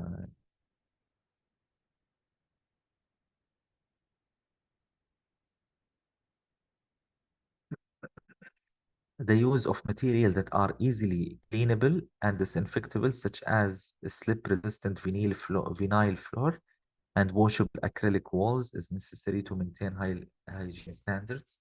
AIIR should be equipped with private facilities, including a toilet and shower for patient room. This is optional only for critical areas such as ICU, NICU, CCU, but it is recommended to limit the movement of patients who might be infectious. Furthermore, AIIR must have a clinical hand washing sink facility with hands-free control. These facilities should be located inside the room or in the anteroom if available, ensuring that the staff can perform proper hand hygiene without contaminating the surfaces. Uh, Continuing the requirement of the AIIR or negative pressure room, it should have a negative pressure, which is at least minus 2.5 Pascal between the room and the adjacent corridor. This ensures that the airflow from outside into the room is continuous and preventing the pathogens from escaping the room. Also, the room should have at least 12 air change per hour to ensure the adequate ventilation, which means every hour all the air inside the room will be changed 12 times at least to maintain appropriate pollution of those organisms. Then we talk about HEPA filter. HEPA filter is very important. All the air inside this room should be exhausted to the outside through a HEPA filter, and only 100% fresh air should be supplied to those rooms. Additional requirements is fixed monitor outside the room that has audio visual alarm. If it goes outside the range. And also the windows must be sealed and fixed. The doors of the room should have an auto closure mechanisms, so it will be kept closed all the time. And ensure that the power supply of the ventilation unit is maintained, emergency power supply the ventilation unit to make sure that in case of power outage or the problem in the electricity or power, the fan or the negative pressure will be maintained active. It will not be interrupted.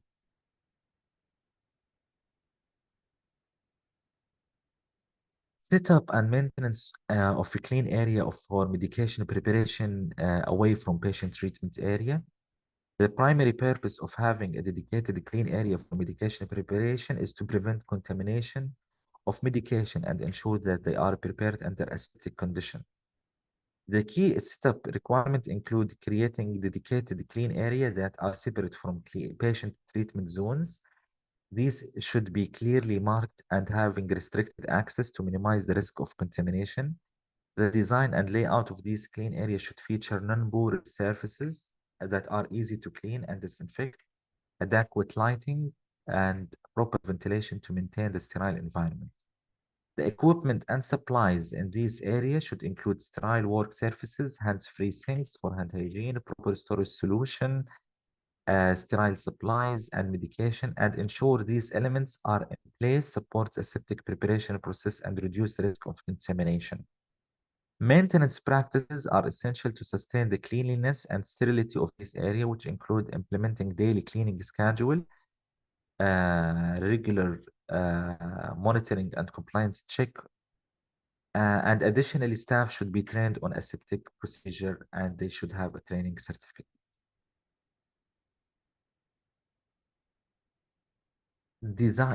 Designation and maintenance of a clean and dirty utility room on patient care departments.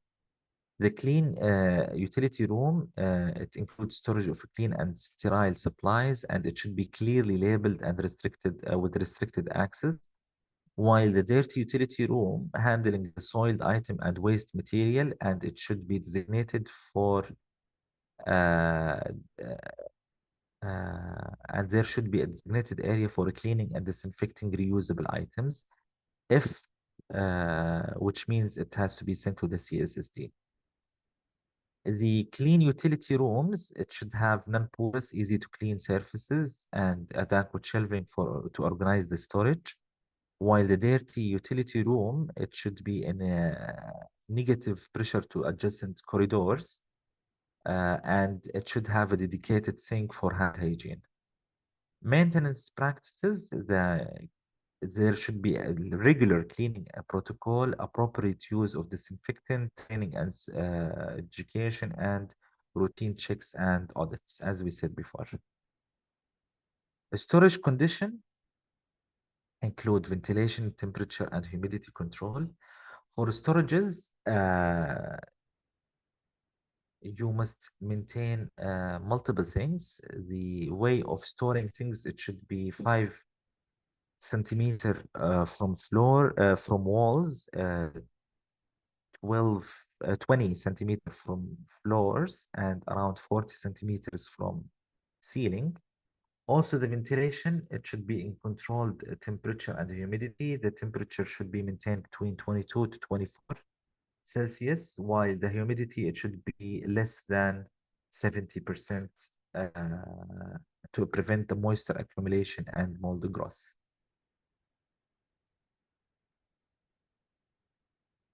Security and arrangement of medical stores, as we said before, shelves should be at least 40 centimeter from ceiling, 20 centimeter from floor, and 5 centimeter from walls. Shelves should be made from easily cleanable material like stainless steel, aluminum, or hard plastic. Storage must be properly organized, and they should follow the FIFO, which is first in, first out, which means the near expiry should be placed out so it is easily picked up. while the late expiry should be placed behind it, so it will be picked first. And it's very important to apply FIFO on all storage. Hemodialysis unit space requirement and designs for individual stations. The space requirement, the minimum floor area of 80 square feet, which is equivalent to 7.43 square meter per individual station is required. Distance of at least 1.2 meters between adjacent dialysis chairs is also required. The design feature, hand hygiene sink easily accessible with at least one sink for every 2 to 4 beds in open areas. Private room should have at least one sink inside. Use of non-porous, easily cleanable materials for services. Adequate lighting and ventilation to maintain a clean environment.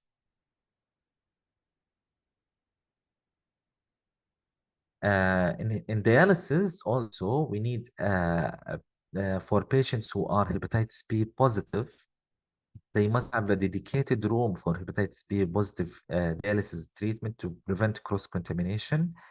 Separate equipment and supplies also is needed for hepatitis B virus positive patient, and strict adherence to infection control protocols. It is very important to understand that it is not allowed to store supplies in the dialysis treatment area. The supplies should be brought per patients and per need. And whenever the patient dialysis session is ended, the supplies should be discarded to prevent any cross-contamination or between patients. And this is part of this empiric standard precaution that is done for specifically for hemodialysis environment. Next, we talk about water treatment units. Compliance with the MOH design specification is very important. Regular monitoring and maintenance of water treatment unit is also important. You have to use an RO or reverse osmosis system to ensure water quality, and continuous monitoring of water quality parameters, chlorine level and endotoxins is very important. Um, Here we are talking about the respiratory triage area and waiting area and isolation rooms in the hemodialysis unit. So the respiratory triage area should be located at the entrance of the hemodialysis unit, and entrance should be controlled access, so no one can enter the hemodialysis unit without passing to the respiratory triage area. And it should be equipped with the necessary supplies to capture the respiratory symptoms. Whenever they are suspected, they should be offered with mask and hand sanitizer to sanitize their hands.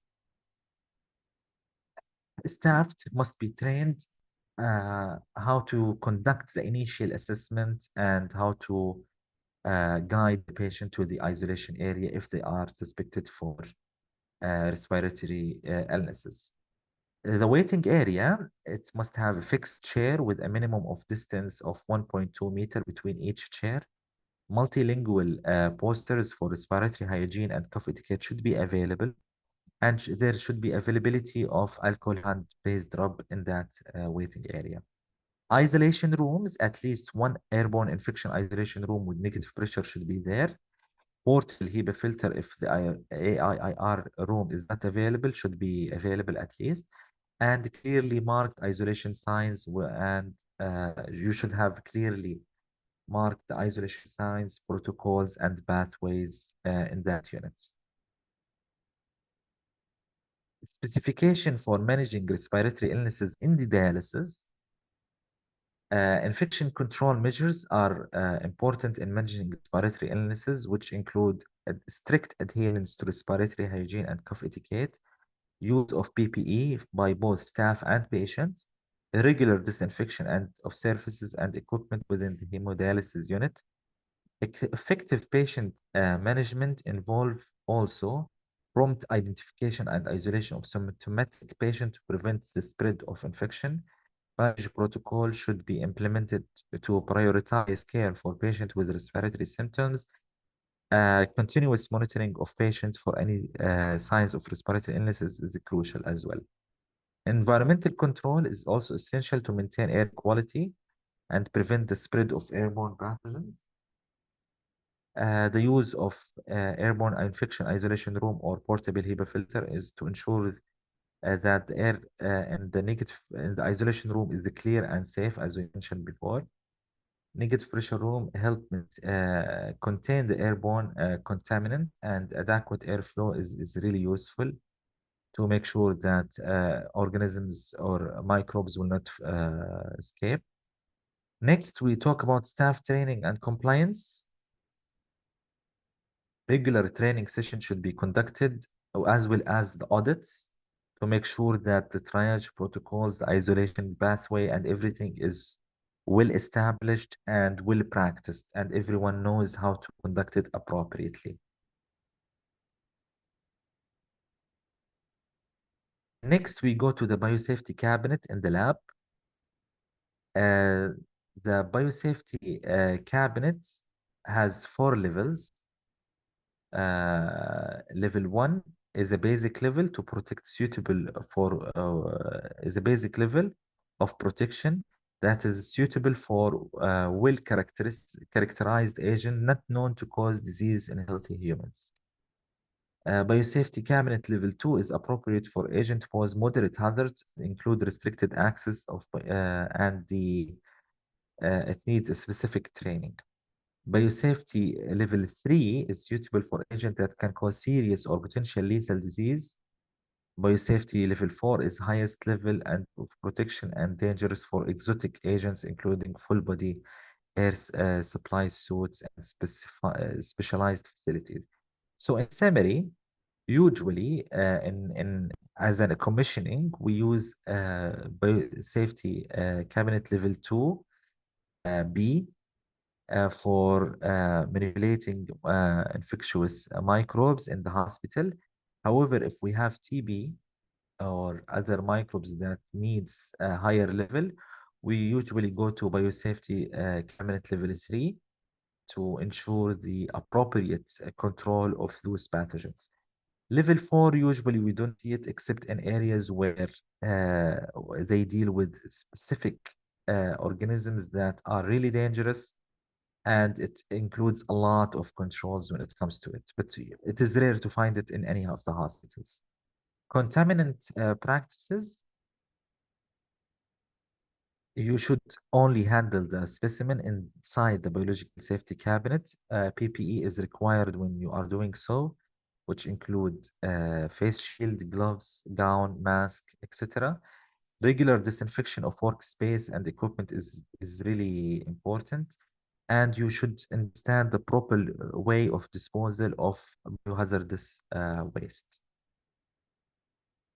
either through an autoclave or through medical waste uh, in general.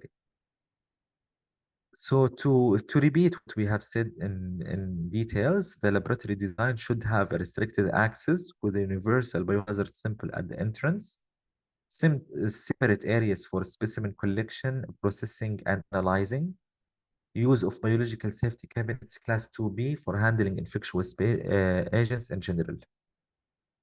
Safety equipment, emergency eye wash facility must be available in the lab. Autoclave for sterilizing biohazardous material is also very important to be available, and it is usually used for certain organisms such as Brucella, TB, etc. Dedicated hand hygiene sink separate from work sink.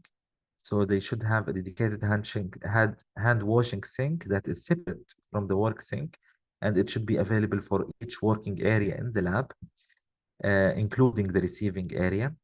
Special consideration for mycobacteriology, the mycobacteriology or mycobacterium tuberculosis should be handled only in biosafety level 3 facility, which should have a negative pressure and it should have at least 12 air change per hour.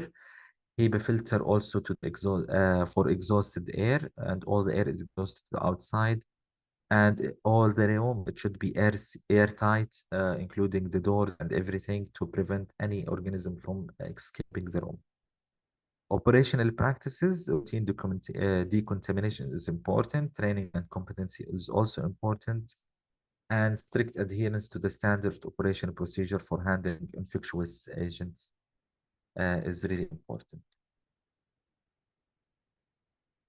Talking here about the water treatment and sterilization in dental units. Water treatment for dental units. A dental unit should have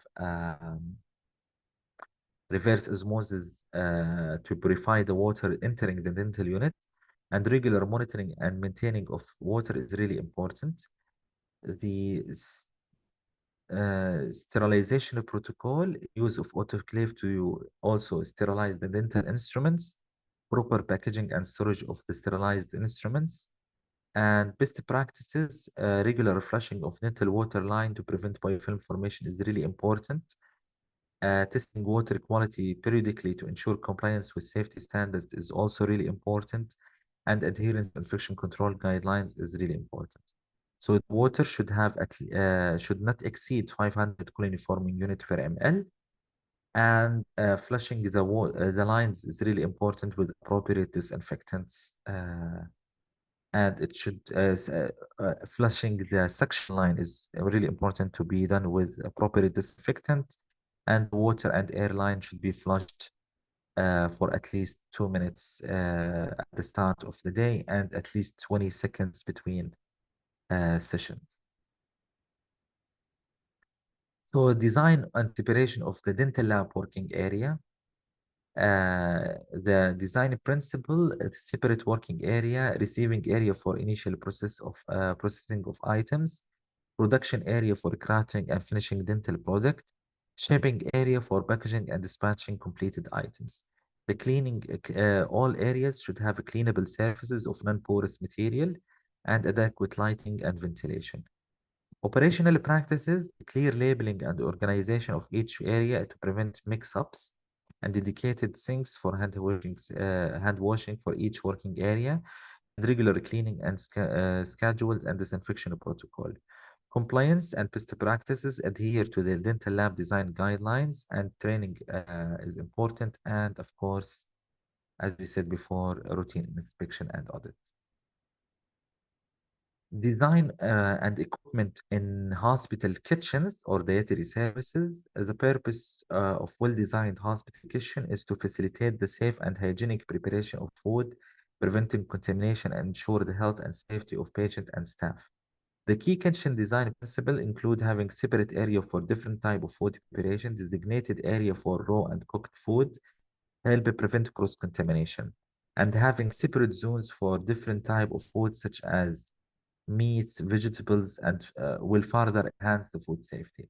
Using non-porous, easy to clean surfaces is really important. Material like stainless steel are ideal for work surfaces because they are easily cleanable and disinfected.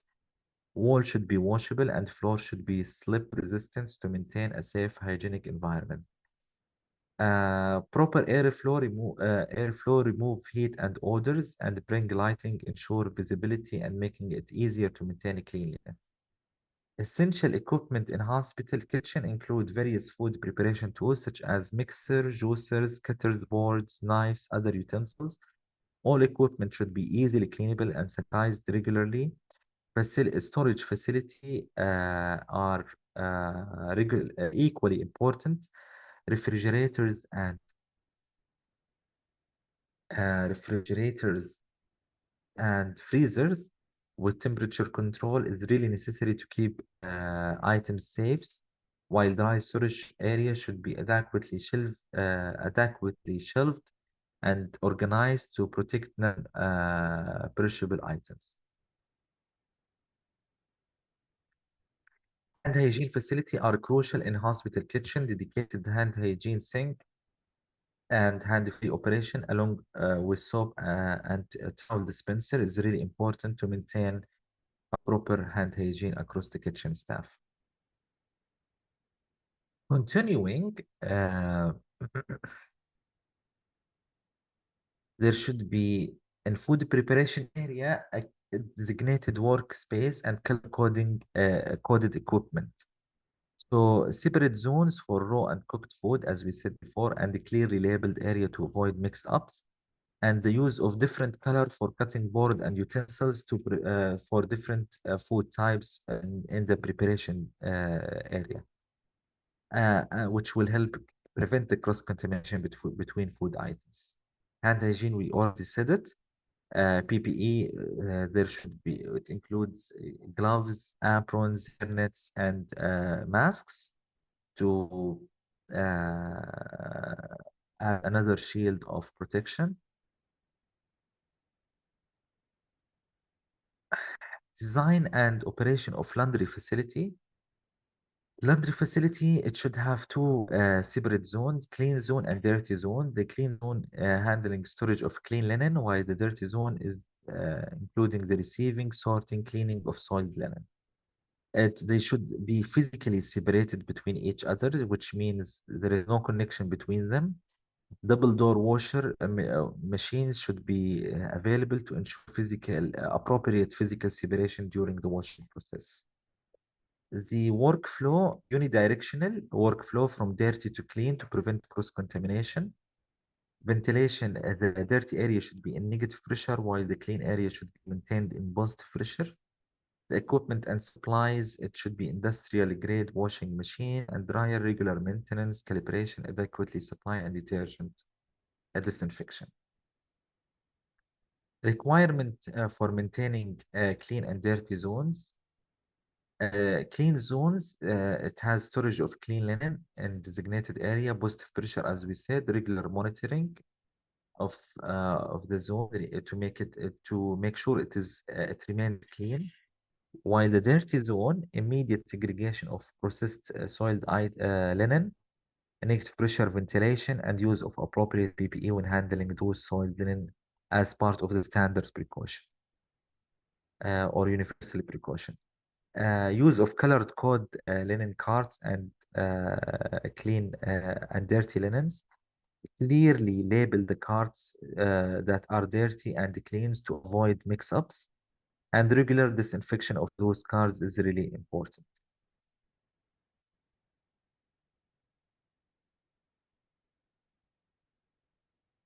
Management and setup for respiratory triage in the emergency department. The location should be near the entrance or at the entrance, clearly marked and easily accessible. Equipment and supplies include sanitizers, masks, gloves, thermometers, and triage form or screening tools. Staff should be trained and qualified.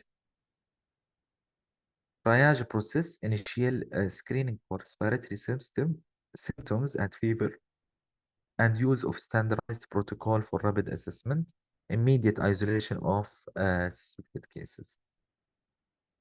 The specification for patient flow and isolation. Patient flow, they must have a segregated pathway, separate entry and pathway for patients with respiratory symptoms, clear signage to direct patients and staff, designated waiting area for respiratory patients with appropriate distancing of 1.2 meter, fast track lanes for rapid assessment and isolation. Also, the isolation room must be available in negative pressure. If negative pressure is not available, at least a single room with a portable HEPA filter. PPE should be available for the staff, including the proper mask, and dedicated staff for managing respiratory cases to prevent cross-contamination. Next, overview of the CSSD setup, including zoning, equipment, and requirements. So the CSSD zoning, it includes decontamination zone, assembly and packaging, sterilization zone, and storage. So the decontamination zone is the first zone where they receive the dirty or soiled instruments. And here they start the cleaning or decontamination process, where they end up with loading the instrument in the washer. And they have also ultrasonic cleaner. Then it goes after the washer to the assembly and inspection assembly packaging zone, where they do the inspection, do the assembly, packaging, counting, lubricating. Also, they do extra drying if necessary. and they load the instruments later on after it is packaged to the sterilizer. Either it is a steam or other type of sterilizer. And they do here also the biological indicators and etc. All the other indicators that is required for uh, sterilization. Then you go to the sterilization zone where we use autoclaves or steam sterilizers or other means of sterilizer, like, for example, the plasma. And lastly, we have the storage and distribution, which is after the sterilization zone. The equipment requirement is ultrasonic cleaner, washer disinfectors, drying cabinets, steam autoclave, sterile storage cabinet, monitoring equipment for temperature, pressure, and humidity. And just to remind you here, we are talking about commissioning, not talking about the full guidelines of each department. We are specifying our comments here for only commissioning. Sterilization process flow and safety measures. It starts, as we said, in the decontamination, then it goes to the IAP, and then sterilization, then storage. And the safety measures include wearing appropriate PPE. For example, in the decontamination, you must have heavy duty gloves, waterproof gowns, masks, eye protection or face shield, shoe cover to protect yourself from contaminant in the decontamination area. Monitoring and documentation is really important in the CSSD for all the steps, that is, or the cycles. Training and inspection and a Baladia card is also required. Uh, Qualified personnel working in the CSSD is also required. Employee health clinic. The employee health clinic, which is our last slide for this presentation. Um, Key feature of the employee health clinic is the health assessment, which include regular health checkups and screening for staff, vaccination protocols such as for influenza or hepatitis B. Also, the clinic is important because it include monitoring and managing the staff who are exposed to infectious diseases. This includes providing post-exposure prophylaxis and follow-up to prevent the spread of infection among staff and patients. Occupational health services is another critical function in the clinic. These services manage work-related injuries and illnesses, conducting ergonomic and place safety evaluation, and ensure that the work environment is safe and conducive to employee health clinic. The setup of employee health clinic should ensure easy access for staff. It should be conveniently located within the hospital with a clear signage and separate entrance if possible. The facility design should include private consultation room to ensure confidentiality, designated area for vaccination and screening, and adequate ventilation and infection control measure. Staffing and resources are essential for this clinic. The clinic should be staffed with qualified healthcare professional, including occupational health nurse and physician, who are providing comprehensive area care to hospital employee. Access to medical supplies, vaccination material, diagnostic equipment is necessary to support clinic function, as well as the electronic health record are valuable for tracking the healthcare, the employee health data, and ensure the continuity of care. I think we finished, yes. So we'll start with a question for this presentation. Our first question for this presentation that was related to the commissioning. Commissioning means establishing a new service or a new hospital. So what is the critical feature of the decontamination zone in the CSSD?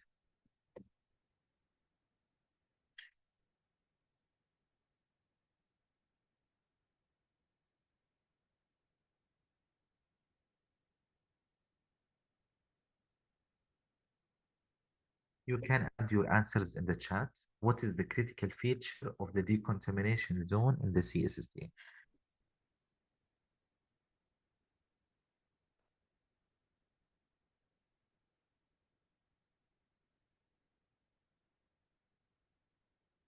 We know that the CSSD, as we said before, it has at least main two areas, clean area and dirty area.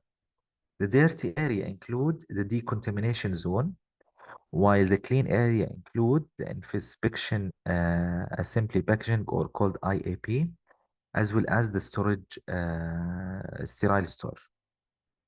So here we are asking about decontamination zone. So what is the clinical feature, critical feature? So A is not correct because in the decontamination it include the dirty area. We cannot store sterile supplies, of course. So this is not correct. We store sterile supplies in the storage zone, okay, not in this decontamination zone. In the decontamination zone, we start the initial cleaning of soiled instruments. So it is the first zone to receive the instruments, and it is the area where we start the cleaning and disinfection of the soiled instrument. It is not patient waiting area, and it is not a consultation room. So the correct answer is B. Okay. Next question is, in a hospital setting, what is the purpose of using color-coded cutting board and utensils in the kitchen? Why we are using different color for chicken, beef, vegetable, bread when it comes to hospital kitchens? Why we are using different color coding when to cutting boards and utensils?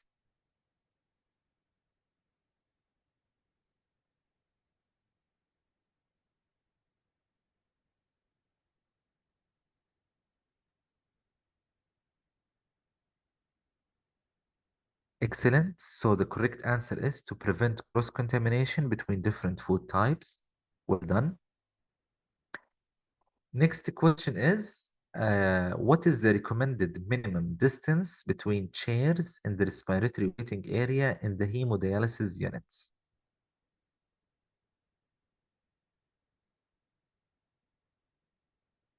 So you have a waiting area. It is a respiratory waiting area. What is the minimum distance between the chairs in the respiratory waiting area in the hemodialysis unit? Minimum distance. Minimum.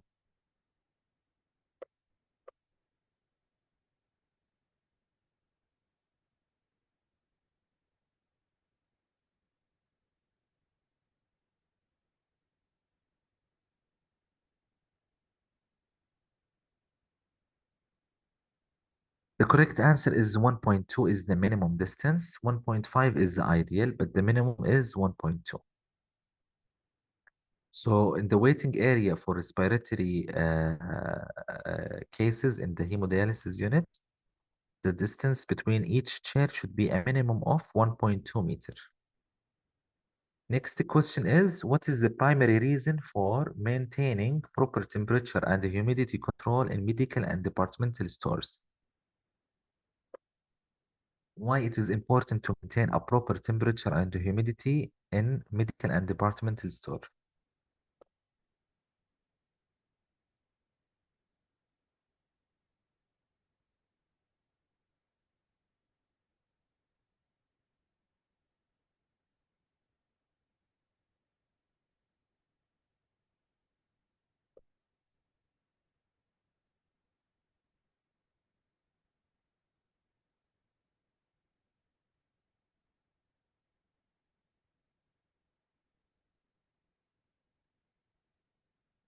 Excellent. So the correct answer is B, to ensure the integrity and safety of medical supplies. Last question for the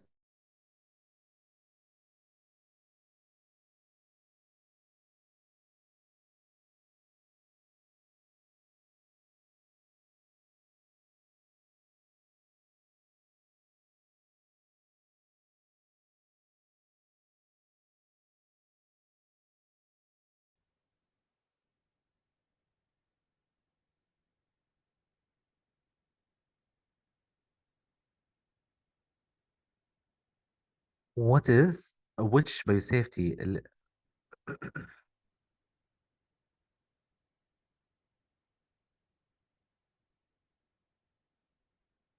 is my voice clear now?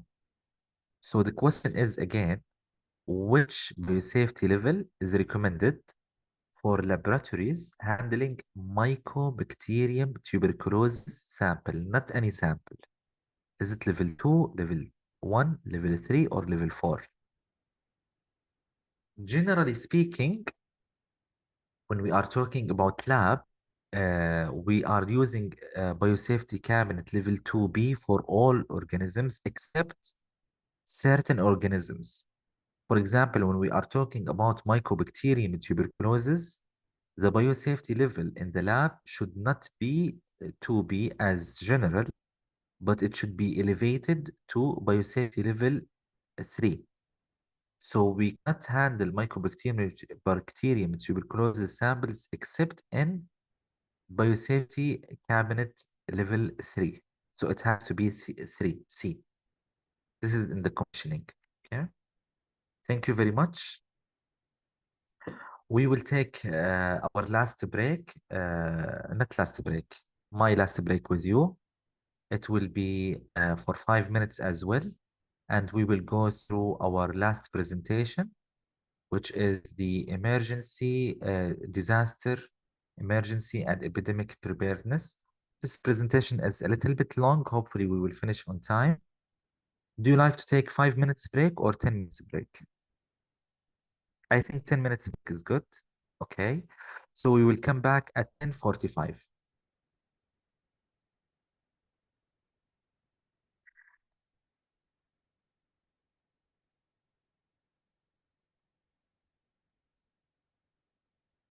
Also, IBC also support broader public health strategies, including vaccination campaigns and prophylaxis measures through close collaboration with public health authorities. However, implementing IBC in disaster, emergency, and epidemic scenarios comes with its challenge. So resource limitations such as shortage of PPE or disinfecting or even manpower can be an issue for effective IBC. So training and capacity building for healthcare workers are crucial to ensure that IBC practices are appropriately implemented.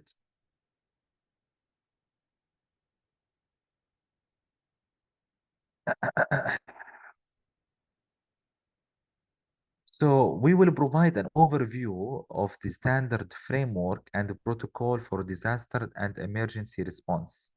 These framework and protocols establish a structured approach for responding to infectious diseases outbreak, ensuring coordinated and effective efforts. One of the key framework is the incident command system, which provide a standardized hierarchy for managing emergencies. The incident command system facilitates communication and coordinating among responders, ensuring that everyone understands their roles and responsibilities.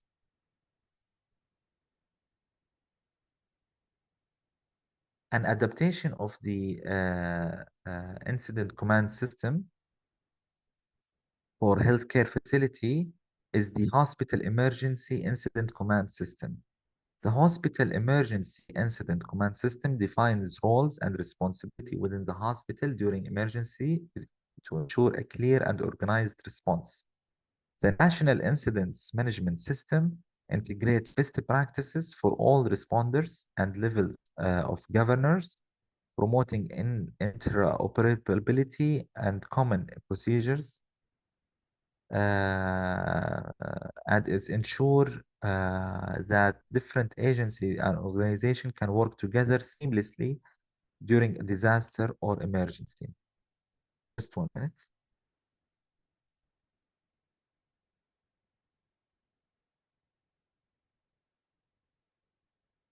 Protocols and guidelines are essential component of emergency preparedness. The emergency operational plan is a comprehensive plan that outlines the response actions for various scenarios. It includes procedures for activation, coordination, and resource allocation, ensuring that the hospital is prepared for different type of emergency. It Standard operational procedure provide detailed step-by-step instruction for specific tasks, ensuring consistency and efficiency in emergency response.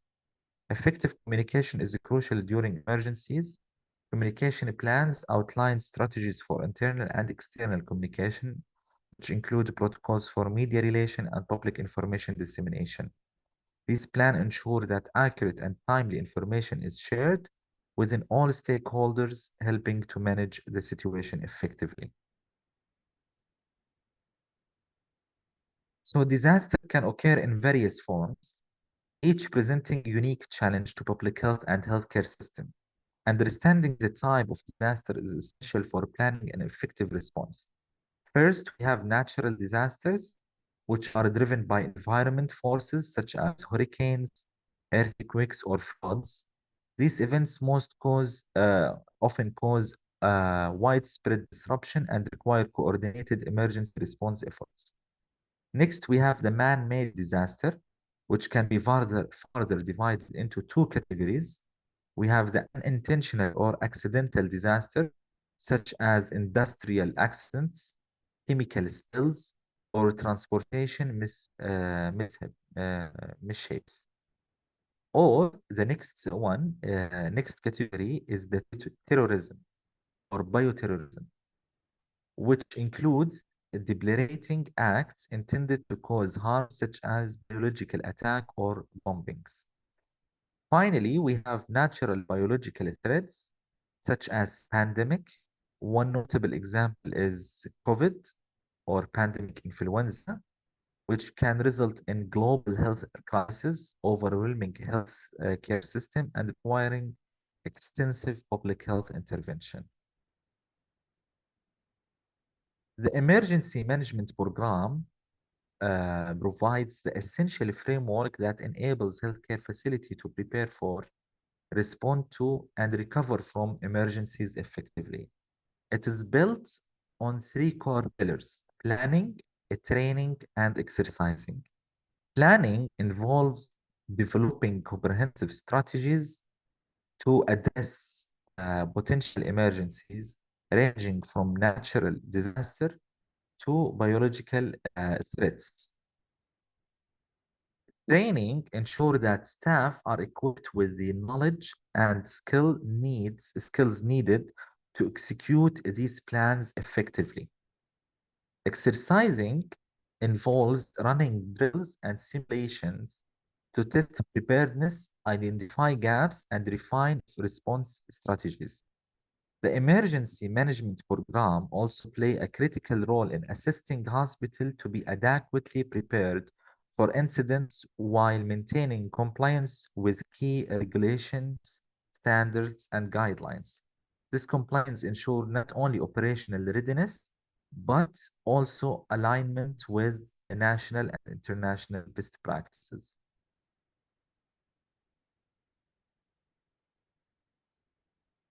The Emergency Management Committee plays a crucial role in ensuring that the healthcare facility is well prepared to handle emergencies. Its membership include a multidisciplinary team that brings together diverse expertise for a comprehensive approach. Within the hospital, the committee comprises representatives from both clinical and non-clinical departments, ensuring that all aspects of hospital operations are accounted for in planning and response. The committee also extends its reach beyond the hospital, collaborating with external response partners such as law enforcement for security and crowd control, fire and emergency medical services for immediate emergency response, emergency management team for coordinating disaster handling, public health agencies for guidance on outbreak and public health crisis, and other key response partners critical to manage complex emergencies. The Emergency Management Committee is not about only assembling a team, but also about driving a meaningful action through focused activities. Here are the core responsibilities that defines its role. First, the committee is responsible for developing and annually updating comprehensive all hazards emergency management program. This ensures preparedness for a wide range of scenarios, from natural disaster to man-made emergencies. Second, they conduct an annual hazard vulnerability assessment.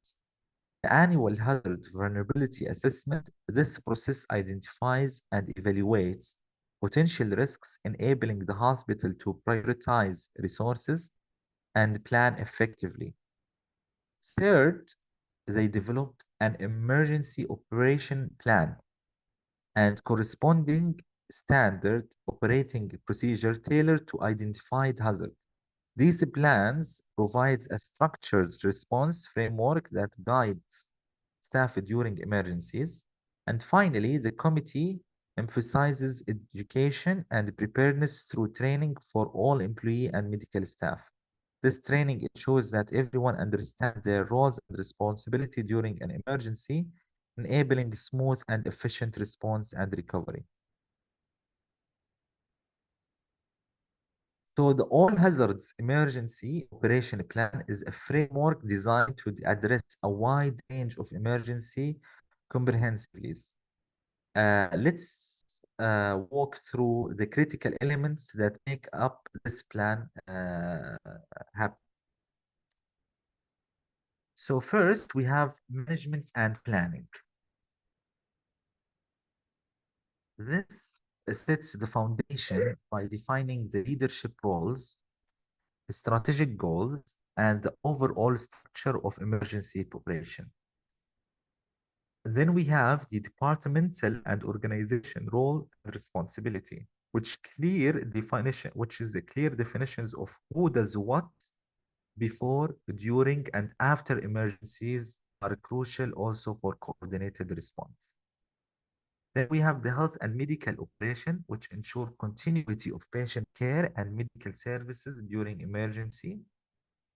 We have communication, both internal and external communication system must be reliable, effective to disseminate information during crisis quickly and efficiently. Logistics, this involves the management of resources such as supplies, equipment, personnel to support emergency operation.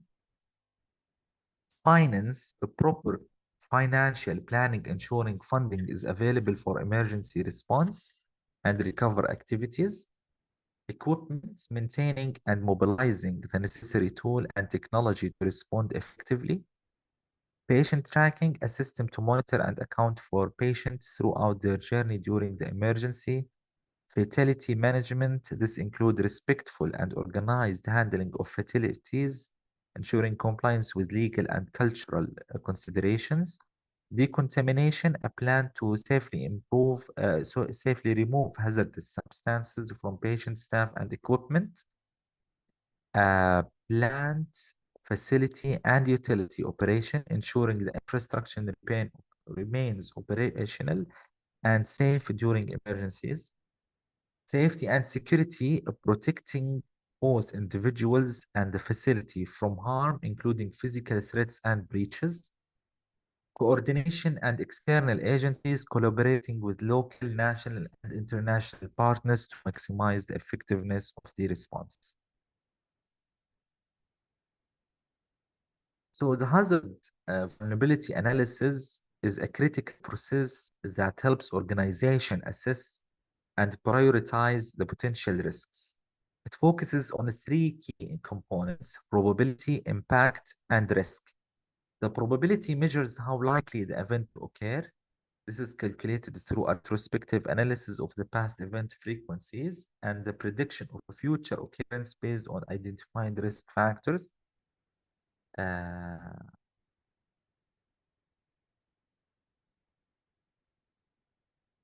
Understanding probability allows organization to pass or go through the threats effectively. Then we have the impact, assess the severity or damage caused by a particular threat. And this includes its effect on human life, such as potential injuries or fatalities, as well as its impact on business operation and infrastructure. And lastly, we have the risk, which combines the probability with the impact to provide calculated score to identify what are the highest risk among other events that might occur. There are another way of calculation where you can do the probability and the impact, and also you can assess the preparedness. And you can have your risk score based on three of them combined, which is the probability, impact, and the preparedness. And in preparedness, you can assess your preparedness to such a risk. For example, if you are well prepared, it might have a less risk in your facility, which at the end, this form is tailored to your facility, and you can know your weaknesses and your strength points.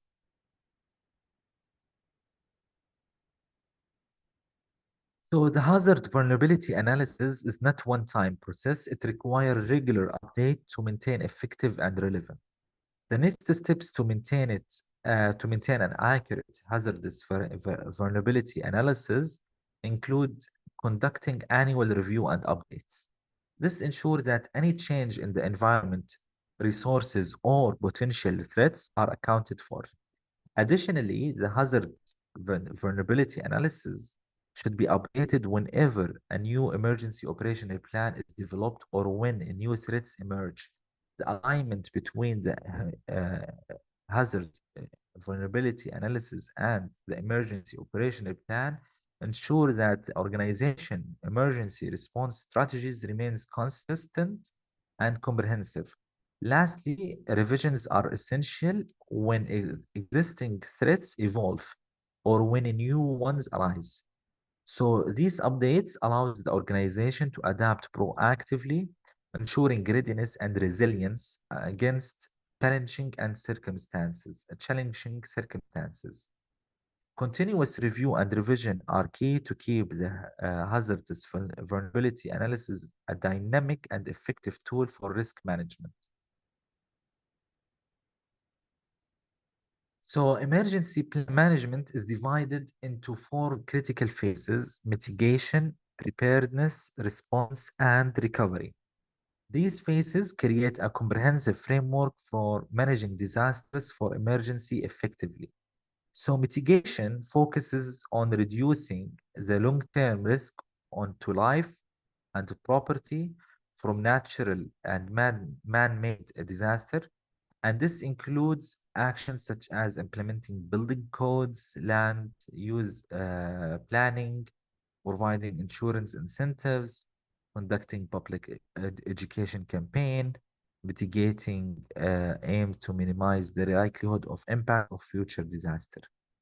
Then we have the preparedness, involve planning, training, and resource allocation to ensure readiness for emergencies. Key activities include conducting risk assessment, creating emergency response plan, and running drills or exercise. And the goal here is to build capacity and ensure an organized response when the emergency occur. Response is the phase where immediate action should be taken to address the direct impact of a disaster.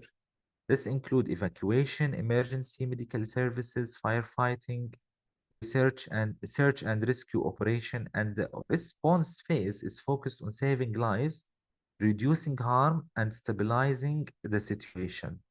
And lastly, we have the recovery, focuses on returning to normal or improving the operational condition following a disaster.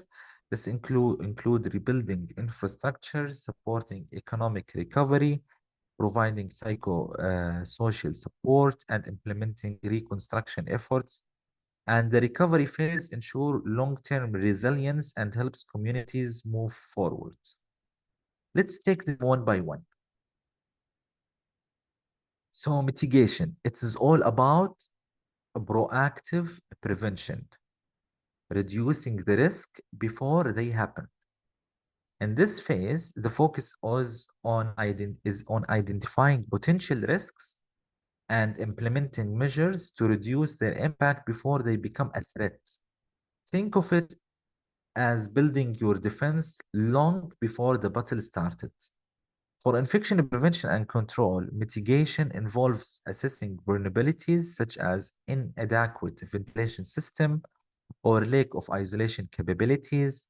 And addressing these weaknesses early, it's about strengthening our physical environment, like adding negative pressure rooms or enhancing air filtration and setting up policies to standardize infection prevention measures for known hazards. This phase also includes community level actions like promoting vaccination campaigns to reduce the spread of preventable diseases and educating staff and public about hygiene practices that can minimize the risk. So medication is the foundation that ensure our hospital is better equipped to handle disasters, reducing not only the impact on patient safety, but also on the resilience of our system. Simply put, mitigation buys us time and saves us resources by making sure we are prepared before trouble strikes. Next, we have the preparedness, where we move from planning to readiness. So in another word, preparedness is building resilience for IPC. In this phase, the focus shifts to ensure that all system, resources, personals are equipped to respond effectively when a disaster strikes. While mitigation minimizes risks, preparedness ensures that we are ready to act if those risks materialize. For infection prevention and control, preparedness involves creating and testing emergency protocols such as isolation strategies and surge capacity plans. And this is the phase where we conduct drills, simulations, ensuring staff are trained, confident, and know their roles in managing infectious outbreak, or external disasters. It is also about resources. So stockpiling critical supplies such as PPE, disinfectants, and other IBC equipment to avoid shortage during an emergency or a crisis. Establishing a clear communication channel is key, ensuring that everyone knows how to contact and how to coordinate efforts when time is short. Preparedness transforms plans to actionable readiness. It bridges the gap between identifying the risk and responding to them. So when disaster strikes, we don't hesitate, we execute, we are ready.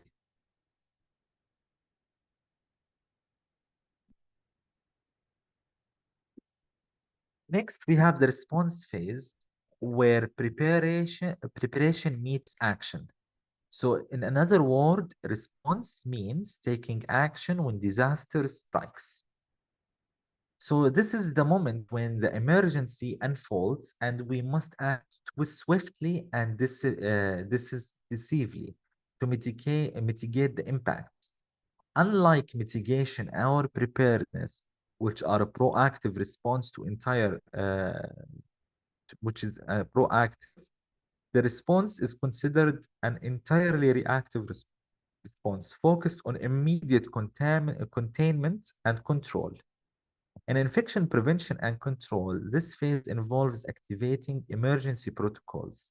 For instance, isolation infected patients, establishing triage system, deploying enhancement disinfection measures, all of that to limit the spread of infection. It is also crucial to ensure that staff are protected by strictly enforcing PPE usage and safety protocols. Response is not just about execution, but also real-time adaptation, monitoring infection trends, gathering data, and responding to emerging challenges are key to staying ahead of the disaster. Communication plays a critical role here, ensuring all departments are aligned and working cohesively to control the situation. The goal of the response phase is simple: protect life, maintain safety, minimize the impact of the crisis on both patients and healthcare workers. So it is the ultimate test to our preparedness and our ability to turn plans into effective action. Next, we have lastly the recovery phase is where we shift focus from managing the disaster to restoring normalcy. Okay, so recovery, in another word, is learning and rebuilding after the crisis, and doing so in a way that leaves us stronger and more prepared for the future. So this phase is about rebuilding, learning, and improving. And the infection prevention and control recovery involves evaluating the effectiveness of our response. This means conducting audits, debriefs, and analyzing data to identify gaps in our protocols and practices. Did our isolation measures works, for example, or were our resources adequate, or for example?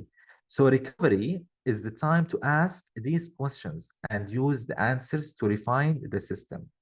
It's also about uh, reviewing the stocks and repairing the infrastructure and supporting staff who might have physical or emotional impact during the crisis. A key part of recovery is providing psychological support to ensure the well-being of our healthcare team, who are often the hardest hit during emergencies. Lastly, recovery is a chance to build resilience by revising protocols, implementing lessons learned, and addressing vulnerability exposed during the disaster. We ensure that our hospital is better equipped to handle future challenges. Recovery is not just about going back to where we were, it is about moving forward stronger and smarter. So to summarize, this table provides a comprehensive breakout of the four phases of emergency management, mitigation, preparedness, response, and recovery, specifically tailored to the IPC. It is designed to eliminate any confusion by clearly defining each phase, highlighting its unique focus, providing actionable examples, and outlining when it occurs in the disaster management cycle. So let's walk through it. First, to summarize, the mitigation phase is all about prevention. Here we proactive identify and address risk to reduce their impact, potential impact, for example, strengthening our physical infrastructure like adding more negative pressure isolation room or promoting vaccination campaign to reduce vulnerabilities. Next, we have the preparedness phase where we move from prevention to readiness. And this time, we develop emergency protocol, train staff through drills, stockpile essential resources and such as PPE or disinfectants. And the goal here is to ensure that when disaster strikes, we are ready to act. Then we have the response phase, which comes into play during the disaster. It is about all immediate action. This is where plans are executed, activating isolation protocols, implementing enhanced disinfection measures, and ensuring staff protection. And this emphasizes on the swift, effective containment of the situation.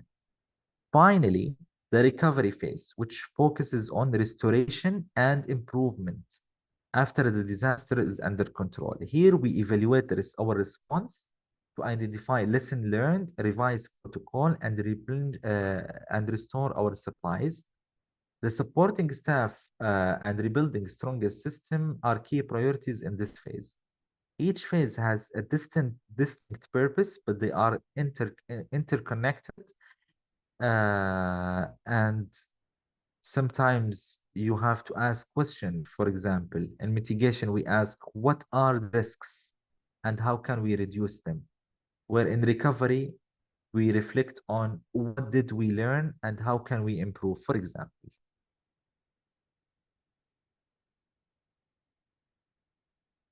Now we will move to biological threats. And biological threats are based on three categories, category A, B, and C. Category A present highest priority, and these agents are characterized by their ability to easily disseminated or transmitted from person to person, leading to high mortality rates. They are known for causing widespread panic and significant social disruption, which make them a critical focus for public health preparedness. Category B includes comes secondly in the priority, and these agents are moderately easy to disseminate and typically cause lower mortality rates.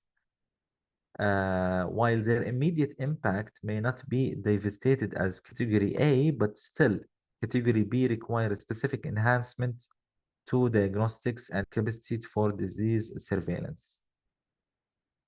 Last one is category C, which is talking about emerging threat of potential or future risk.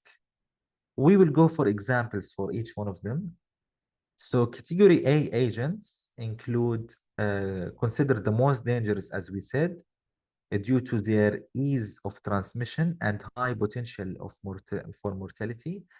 This category includes anthrax, botulism, uh, plague, smallpox, tularemia, uh,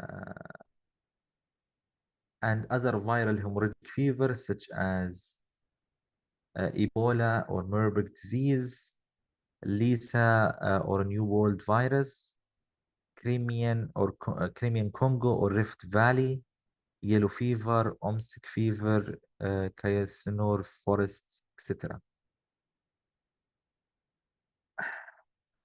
Category B is different.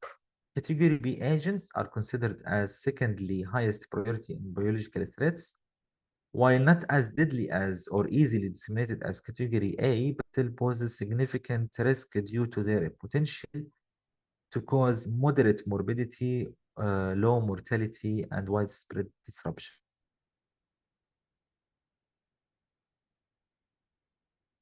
Category B includes Brucella.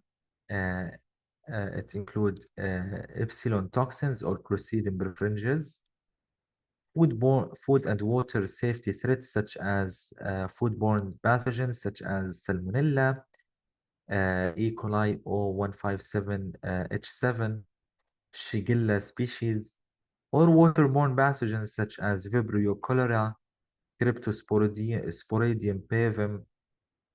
Also, it includes zoonotic and respiratory threats such as glanders, milioidosis, and psittacosis, chlamydia, Q fever, and toxins such as ricin toxins, staphylococcal enterotoxins B, vector-borne disease such as typhus fever, viral encephalitis caused by alpha viruses. So they are a lot.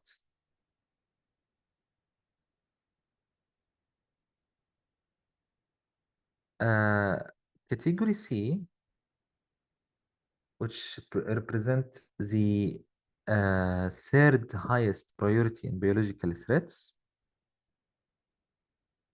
These agents are classified as emerging agents, emerging pathogens, diseases that may not currently pose widespread risk but have the potential to do so in the future due to their characteristic or evolving circumstances. Examples for this is Nipah virus, hantavirus, for example, also is example. So category C agents are alarming because of their potential for future impact. They could become significant threat due to their availability in nature and ease of production and dissemination or environmental or social changes that increase human exposure.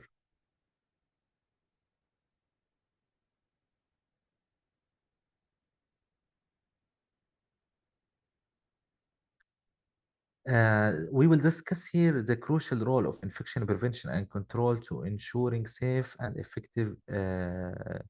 ensuring safety and effectiveness during emergencies. IBC measures are essential for protecting healthcare worker, patient, and public from infections and for maintaining healthcare operational during challenge situation. The key IBC measures include the use of PPE, ensuring the availability and the appropriate use of them is critical in protecting the health worker from infectious agents. Training staff on correct donning, doffing, and technique is really important. Effective environmental cleaning and disinfection are also important in IBC measure. Implementing rigorous cleaning protocol for using effective disinfectants helps reduce the pathogen transmission within the healthcare facility. Maintaining a clean and safe environment is also crucial for preventing infections during emergencies. Isolation and quarantine procedures are necessary for controlling the spread of infectious diseases.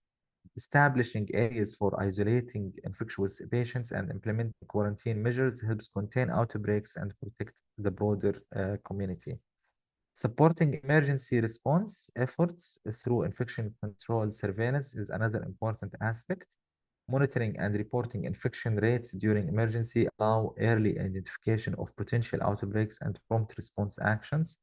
Coordination with public health authorities is essential for a unified and effective response. Collaborating with local, state, and national public health agencies ensure that information and resources are shared, enhancing the overall response efforts. Training and drills are crucial for preparedness. Conducting regular training sessions on IBC measures and emergencies ensure that healthcare workers are knowledgeable and ready to implement these changes effectively. And organizing drills helps test and improve the preparedness, allowing for identification, correction of any gaps in the response plan. So we will discuss the critical importance of ensuring the availability of essential IBC resources during emergencies. Having these resources readily available is crucial for preventing shortage and ensure the continuity of infection prevention measures. Key resources include personal PPE, as we said. It is essential for them to be fit tested. They know what to use appropriately. Disinfectant, for example, they must be available and they have to be APA approved or MOH approved. Hand sanitizer should be always available in all areas. Isolation facilities, including dedicated isolation rooms with negative pressure capabilities, and temporary isolation units for surge capacities are essential for managing infectious patients. Medical supplies such as ventilators, oxygen supplies, and critical care equipment must be available along with sufficient stock of antibiotics, antiviral, and other medications. Effective communication tools are also necessary for coordinating response efforts. Systems for internal and external communication, as well as a portable device for field communication during large-scale emergencies, are essential for maintaining clear and timely information flow. Preparation steps include regular inventory management to monitor stock levels and establish minimum stock levels and reorder points. Supply chain coordination is crucial for ensuring a timely delivery of resources, and establishing agreement with multiple suppliers can also help avoid disruptions. Stockpiling reserves of essential IBC resources and rotating stock to ensure supplies are within expiration dates is also important. Resource allocation planning involving prioritizing resources for high-risk areas and critical care units and developing protocols for equitable disruption. By ensuring the availability of these essential IBC resources, healthcare facility can effectively respond to emergency, protecting both patients and healthcare workers. So here we will explore the strategies for managing and disrupting IBC resources effectively during the crisis. Optimizing the use and disruption of these resources is essential to ensure the critical supplies reach the area of the greatest needs. A resource allocation framework should be established with the criteria for prioritizing distribution based on need and risk.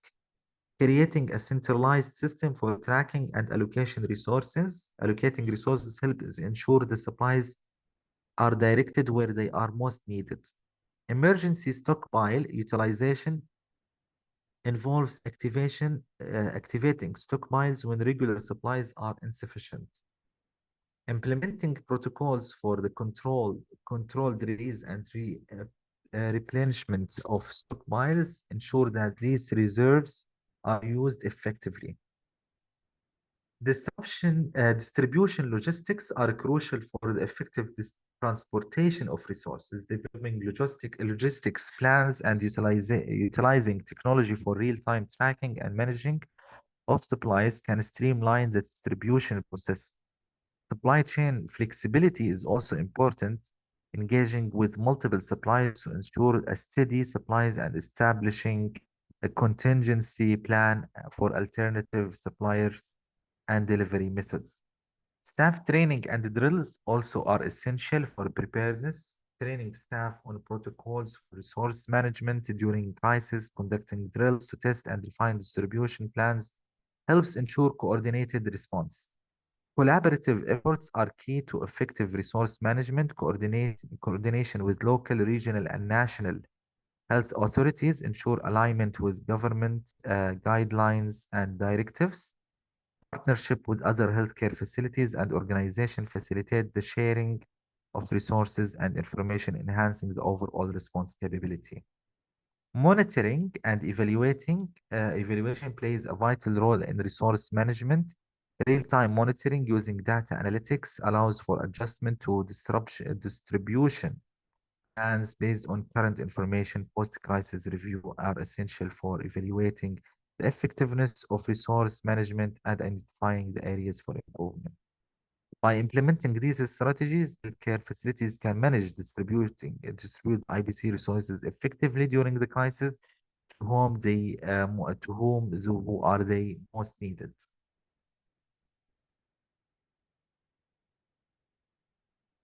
So here we will discuss the importance of training, and comprehensive IBC training is essential with regular sessions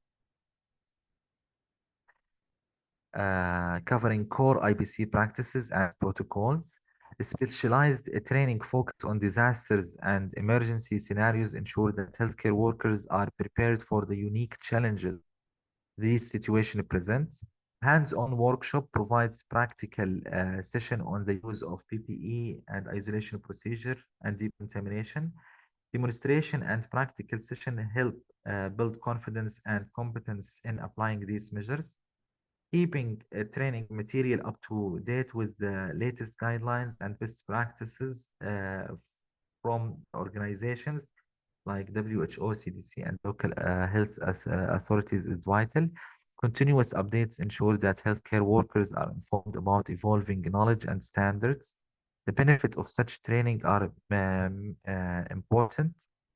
It improves the preparedness and enhance the readiness of healthcare workers to respond to emergency and appropriate IBC measures, reducing the spread of infections during disaster and increase the confidence in their ability to reduce the anxiety and stress, allowing healthcare workers to perform their duties more effectively. And enhanced work leads to better coordination and communication among healthcare teams, strengthening the collaboration in implementing the IBC protocols. Here we will explore the importance of simulation exercises and drills. There are several types of exercises that can be utilized.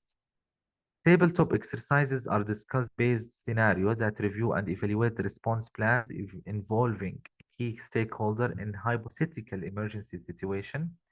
Functional drill are hands-on simulation of specific emergency response activities, testing the functionality of IBC measures and coordination among teams. Full-scale scenario are realistic simulation involve multiple department and agency providing comprehensive tests of emergency response plan and IBC protocols. Key component of successful simulation exercise include scenario development, participation and roles, evaluation and feedback, improvement planning, developing realistic and challenging scenarios based on potential disaster and epidemic disasters help test different aspects of IBC, engaging all relevant healthcare staff and stakeholders, ensuring the comprehensive involvement and assigns specific roles and responsibilities. Conducting thorough evaluation of the exercises to assess performance and gathering feedback from participants is also crucial for identifying strengths and areas for improvement. developing action plans to address identified gaps and enhance IBC protocols, and cooperating lesson learns into future training and preparedness efforts are essential for continuous improvements.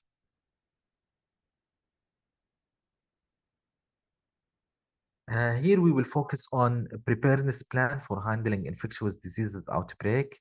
The key element for preparedness plan including risk assessment and surveillance, continuous monitoring and identifying potential outbreak threat, along with the implementation of robust surveillance system to detect early signs of outbreak are essential. Outbreak response team should be established, consists of infection control experts, epidemiologists, and other relevant professionals. These team needs clear roles and responsibility to ensure a coordinated response. Communication plays a vital role in timely and accurate information dissemination. Conducting communication between healthcare facility, public health authorities, and the community helps manage the situation effectively. Infection control measures such as implementing strong IBC protocols, ensuring the availability of necessary resources like PPE, disinfectants, and maintaining isolation facilities are critical for controlling outbreak. Training and education are fundamental, as we said before. Logistic and supply chains are also crucial, and integrating plans with national and international guidelines such as those WHO, CDC, local health authorities ensure that they are based on best practices and lesson learned from previous outbreaks. By developing comprehensive preparedness plans, healthcare facilities can enhance their readiness to manage infectious diseases outbreak effectively, protecting both patients and staff. So here we will examine a case study on a previous epidemic response and highlight the critical role in IBC in managing these outbreak. The first case study focused on the SARS outbreak in 2003. The severe acute respiratory syndrome spread into multiple countries, causing significant morbidity and mortality. The IBC measure implemented during the outbreak included strict isolation, quarantine protocol, extensive use of PPE by healthcare workers, and rigorous environmental cleaning and disinfection. These measures were crucial to contain the outbreak and increase the global awareness and preparedness to respiratory infection. The second case study examines the Ebola outbreak in West Africa from 2014 to 2016, where the outbreak had a high fatality rate and widespread transmission. The IBC measures included the establishment of Ebola treatment units with strict infection control practices using a full body PPE and a specific protocol for donning and doffing for Ebola specifically disease, specialized training for healthcare worker, safe burial practices to prevent transmission, and those measures were effective in controlling the outbreak and led to development of a new protocol for managing hemorrhagic fevers. The third case study focuses on the ongoing COVID-19 pandemic caused by SARS-CoV-2. The pandemic has a global impact with a widespread transmission and high mortality rate. IBC measures implemented included universal masking, physical distancing, hand hygiene protocol, enhancing environmental cleaning, ventilation, and implementing testing, contact tracing, vaccination programs, and more, many more. And these measures are at the forefront of efforts to control the pandemic and having led to significant advancement in public health infrastructure structure and emergency preparedness. So let's explore development of communication strategies to coordinate IBC measures among all stakeholders. The first step is to identify all relevant stakeholders, including healthcare staff, public health authority, patients, community. Mapping out communication channel for each stakeholder group ensure that the right information reach the right person. So clear communication protocol must be established. This protocol defines the process for information dissemination during emergencies and assigns roles and responsibilities for communication tasks. Consistent messaging is crucial to maintain clarity and trust. Standardized message for key IBC measures are updated should be clear, concise, and accessible for all stakeholders. Utilizing multiple communication channels such as emails, phones, social medias, public announcement help reach different stakeholders and group effectively. Tailoring my communication method to the need and preference of each group enhance engagement and understanding. Implementing feedback channels is also important. System for receiving and addressing feedback from stakeholders allow continuous improvement of communication strategies and IBC measures. Coordination tools like the incident command system provide a structured framework of communication. Using incident command system ensure that all stakeholders are familiar with the communication processes and their roles within the system. Regular debriefing and updates keep stakeholders informed about the status of the IBC measure and any changes in the outbreak situation. Also, providing real-time updates through digital platforms, emergency alert system ensure that the information is disseminated effectively and efficiently. Here we will discuss the roles of public health authority and healthcare authority in managing information during a disaster. The public health authority lead coordination, efforts, and provide guidance to IBC measures. They are responsible for collecting, analyzing, disseminating epidemiological data, issuing public health advisories and alerts, and collaborating with healthcare facilities and other agencies to manage resources and response efforts. Healthcare facilities, on the other hand, implement IBT measures based on the guidance provided by public health authorities.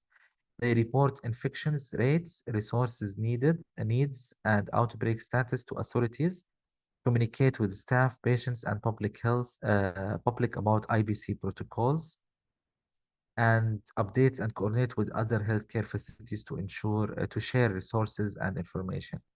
Key information management strategies include data collection and reporting, public health communication, and coordination and collaboration as well. Establishing robust system for collecting and reporting data on infections and resources ensure that accurate and time data sharing with public health authority. Develop also a clear and consistent message for the public using various communication platform, as we said before, can help uh, a lot during the disaster. Challenges such as misinformation, resource allocation, and public trust needs to be addressed proactively.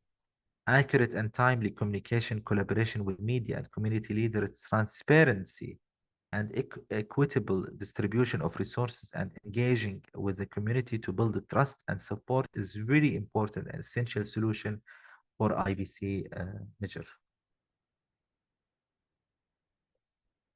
So here we will talk about the legal framework governing IBC in emergencies. One of the key framework is the International Health Regulation established by the WHO. The International Health Regulation is designed to ensure global public health security by obligating countries to report public health events and implement necessary control measures.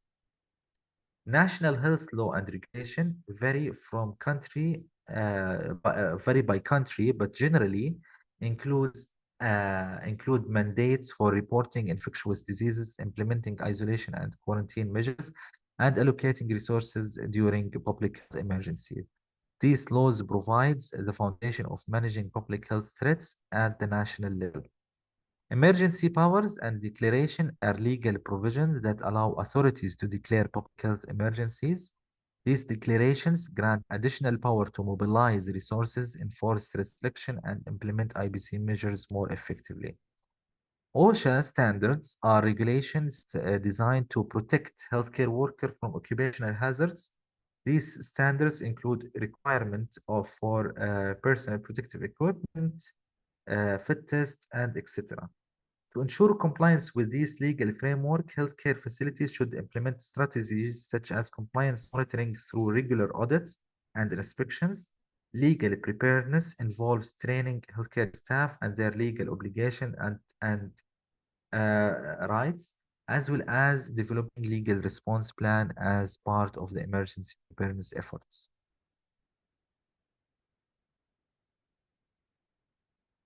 The ethical dilemma and decision making in resource limited scenarios. One of the key ethical dilemmas in resource allocation is deciding how to allocate limited resources, such as PPE, ventilator, medication, involves balancing the needs of individual patients and with the greater public health benefit. This requires a careful consideration of ethical principles such as justice, beneficence, and non-maleficence. So prioritization of care is another significant dilemma. Determining which patient receive limited treatment based on criteria such as severity, prognosis, or potential for recovery is challenging. Ethical principle uh, must guide these decisions to ensure they are fair and justifiable. Informed consent is essential even during emergencies, ensuring patients understand the risks, benefit of treatment and intervention while addressing the challenges of obtaining consent when resources are limited and time is crucial. It is vital to maintain ethical standards. Healthcare worker safety is crucial, balancing the duty to care for patients with the obligation to protect our staff from harm involve ensuring that healthcare workers have the necessary resources and support to perform their duty safely. Decision-making framework help navigate these ethical dilemmas, applying ethical principles such as justice, beneficence, and maleficence, non-maleficence, and autonomy ensure that decisions are fair, transparent, and justifiable. Establishing ethical committee and multidisciplinary representative provides guidance on complex ethical issues and ensure diverse perspective are considered. Developing policies and protocols that addresses ethical dilemmas and guiding decision making is essential, along with regulatory reviewing and updating these policies based on lessons learned and evolving standards. Communication and transparency are vital component of ethical decision making, engaging stakeholders, including patients, families, healthcare workers, and the community in discussion about ethical dilemmas, ensuring that decision-making processes are inclusive and transparent. Clear public communication about decision and reasoning behind them helps address concerns and maintain trust through honest and open dialogue. So our last slide for this presentation, we will discuss methods for reviewing and improving emergency disaster and emergency preparedness plan. We can say regular audits and assessment is one of the most powerful tools. Simulation exercise and drills, excellent hands-on training, after action reviews, which is whenever there is after action reviews, perform a detailed analysis of responses to actual emergency and drills. So after the response is completed, we can review our action and learn from our experience. Stakeholder involvement is very excellent method to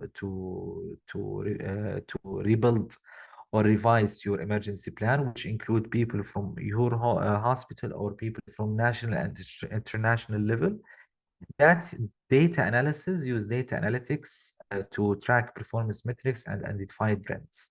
Improvement strategies, you can update plans and protocols, training and education, resource management, and you can utilize the technology and used to helps you in facing such disaster and emergencies. Like when we had توكلنا application, for example, during COVID. So let's test your knowledge with our last presentation with me.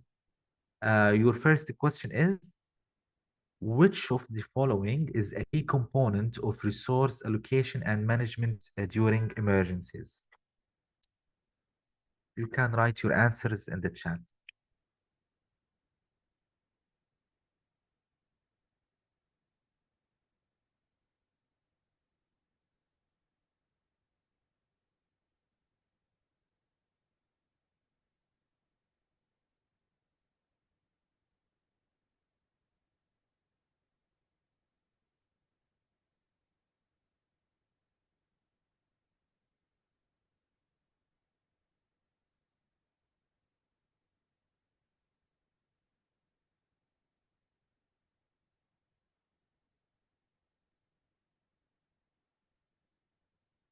Excellent. So the correct answer is ensuring availability of essential IBC resources such as PPE and disinfectants.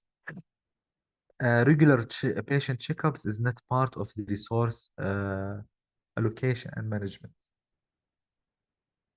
Next question is, what is the primary purpose of conducting simulation, exercises, and drills in disaster preparedness? Why we are doing simulation and drills? What is the primary purpose?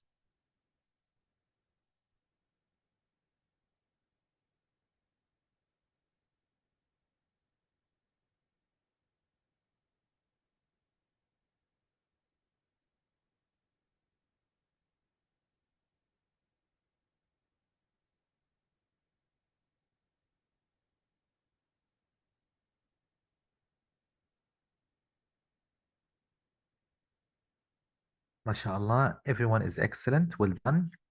The correct answer is to test and improve the effectiveness of IBC protocol during emergencies. Well done.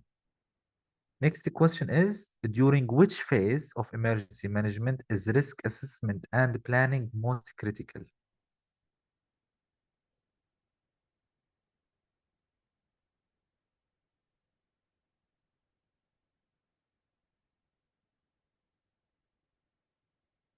Risk assessment, planning.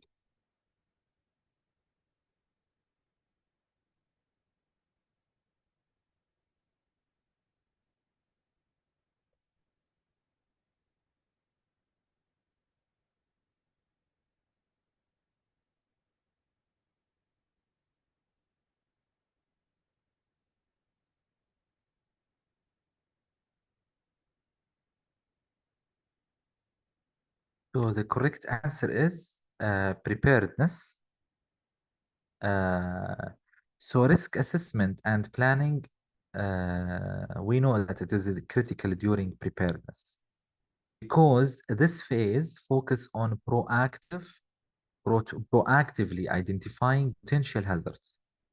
So it is a proactive phase where we do the risk assessment and the planning and the preparedness. Okay.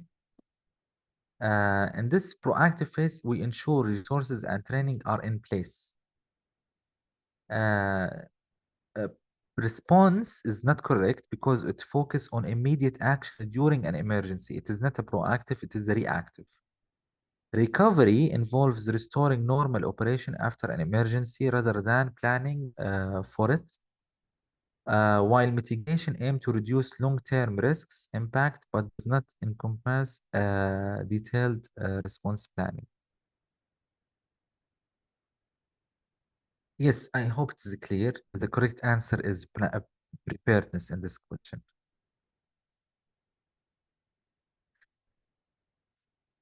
Fourth question is, what is the primary focus of the preparedness phase in emergency management? The primary focus of preparedness phase in emergency management.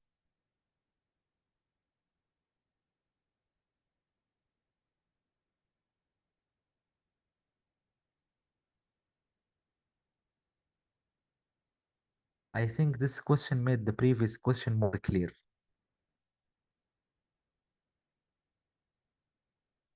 So as we said in the previous question, preparedness is all about developing planned resources to respond effectively to emergencies, which include risk assessment and everything. Okay. So the correct answer is C. Well done. طبعا long term recovery efforts, it is in the recovery phase. Immediate response to emergency, it is in the response phase. And implementing preventive measures to reduce the disaster impact, it is in the mitigation phase. So the correct answer is C. Last question for this presentation. What is the role of emergency operation centers during the response phase?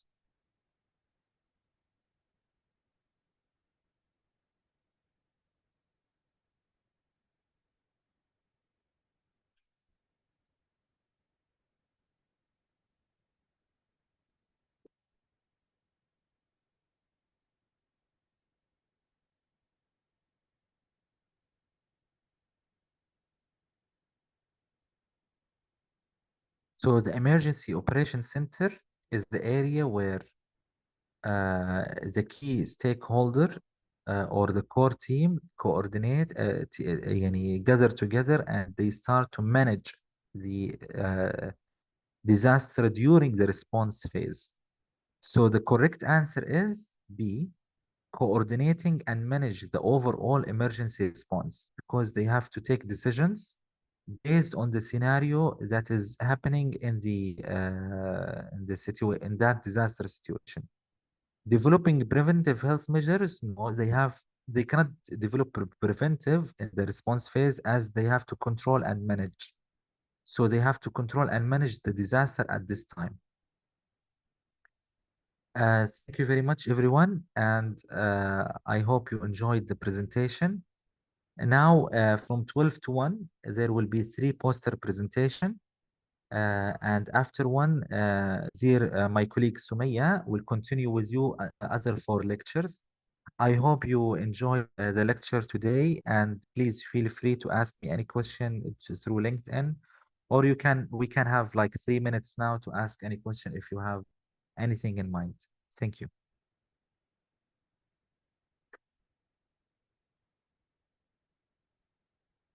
Um, you can communicate with me through LinkedIn, and I can send you the PDF of any lecture presented today if you want to.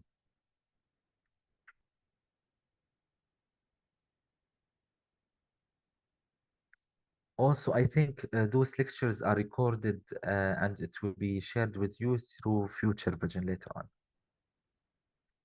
You are most welcome.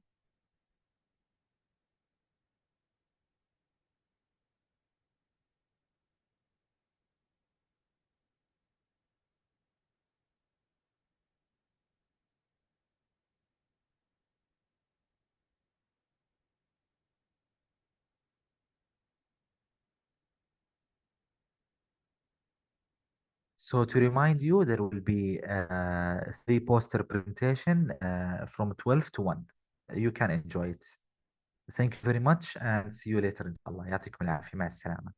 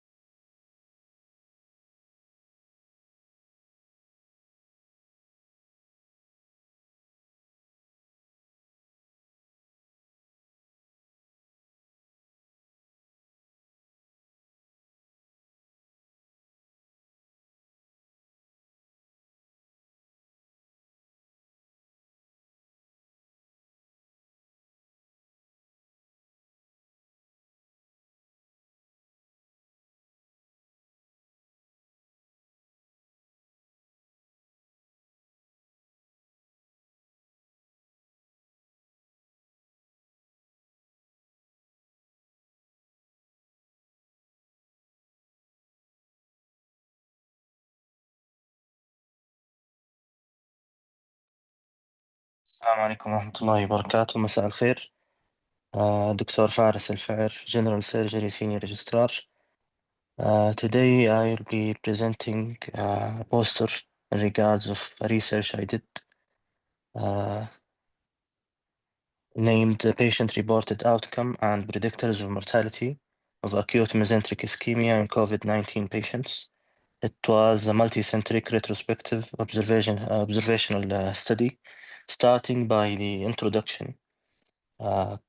COVID-19 affects multiple systems, as all of us know, causing gastrointestinal symptoms, increasing thromboembolic events and complications such as DVTs, acute mesenteric ischemia, which is a severe condition with high mortality rate reaching up to 80%. It is a common complication in COVID-19 patients as observed, ranging from 1.9 to 3.8% than the general population. The study evaluates mortality risk predictions and outcomes in COVID-19 patients with mesenteric ischemia, focusing on patterns and predictors to improve early diagnosis and treatment.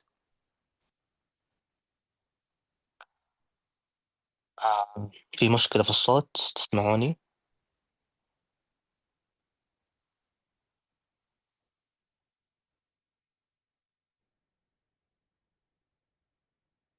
واضح تمام ماشي. Jumping to materials and methods. It was a retrospective study, as we mentioned. It was conducted across 4 high-volume centers from March 2020 to July 2023 on COVID-19 patients with acute mesenteric ischemia requiring surgery. The data included demographics, comorbidities, diagnostic tests, surgical details, and outcomes.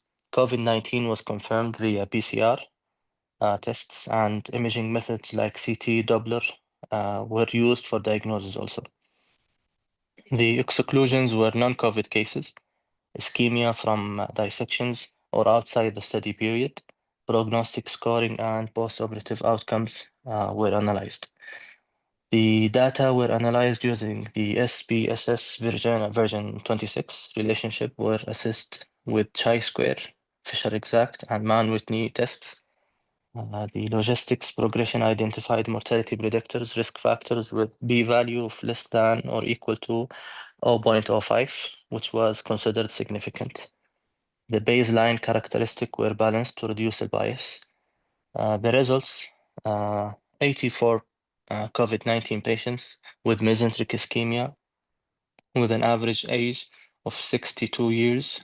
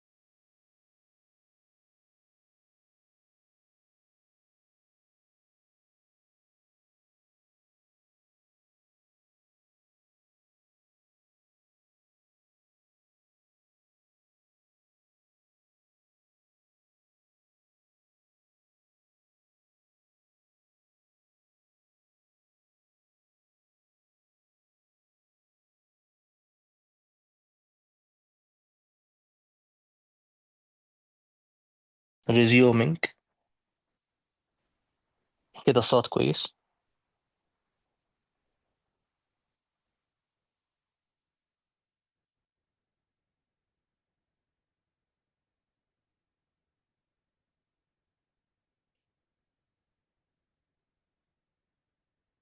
تسمعوني يا أخوان؟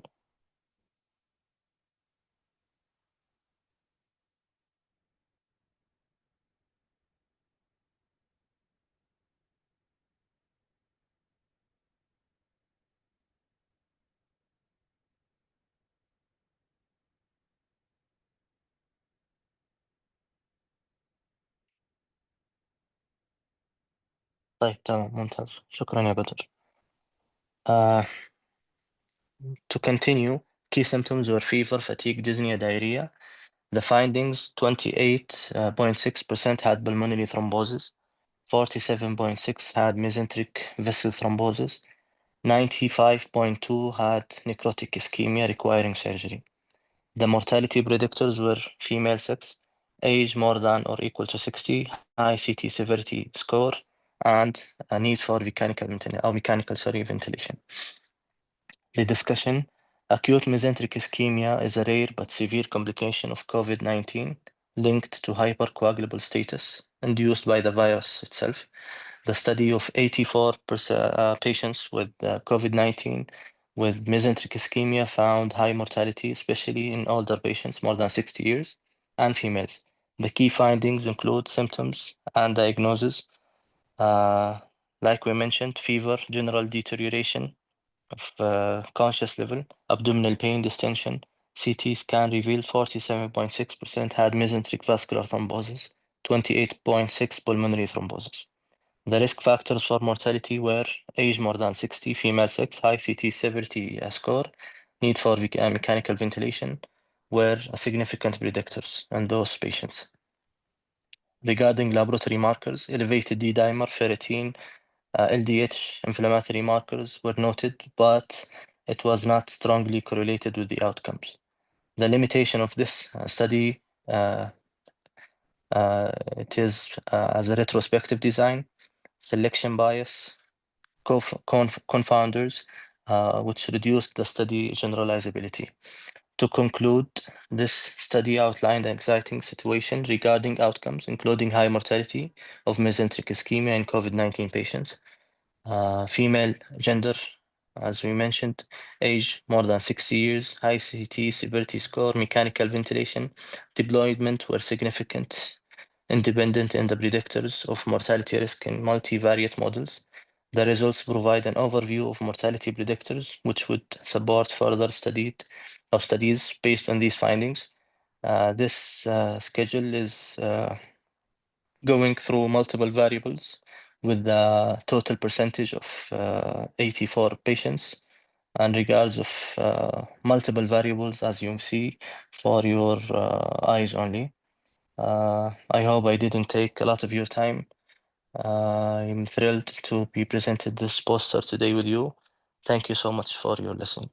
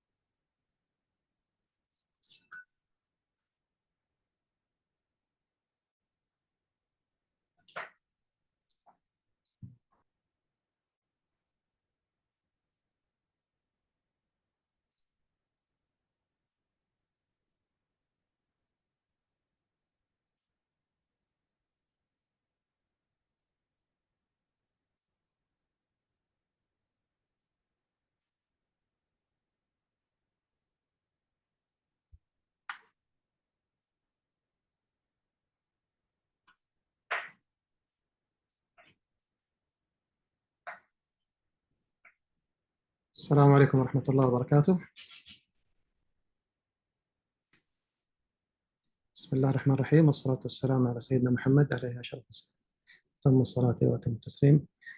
موضوعنا اليوم عن prevalence of antimicrobial resistance of common bacterial isolates before and during COVID-19 pandemic in Armed Horses Hospital Jizan, Saudi Arabia. Next, please.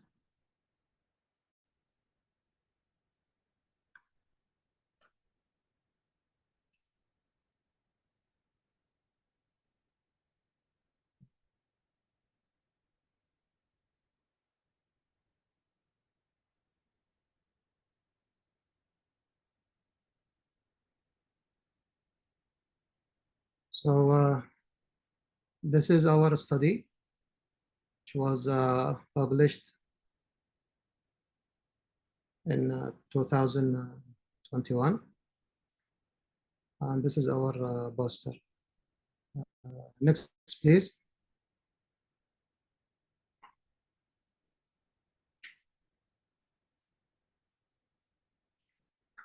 So the sum of our presentation is the introduction about our study, the aim of the work, methods, results, and summary and conclusion. Next, please.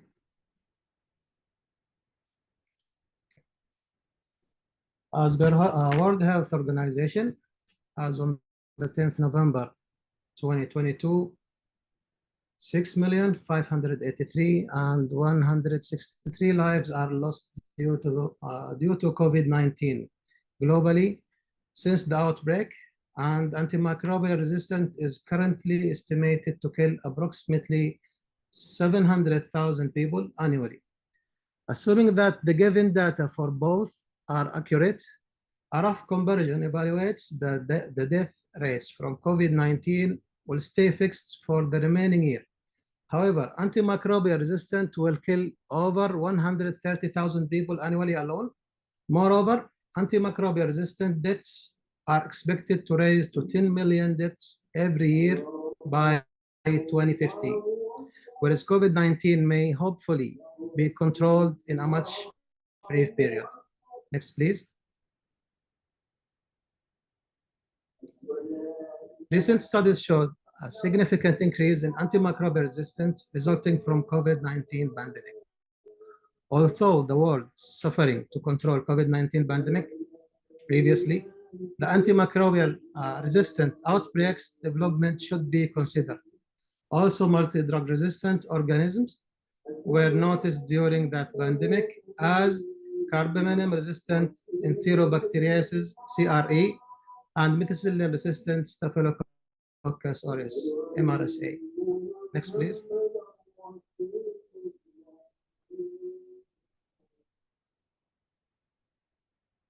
Bacterial co-infection during viral infections are a significant cause of morbidity and mortality. But the clinical evidence suggested the bacterial co-infections rates for the COVID-19 patients are very low, but antibiotics prescribed remaining high. Next, please.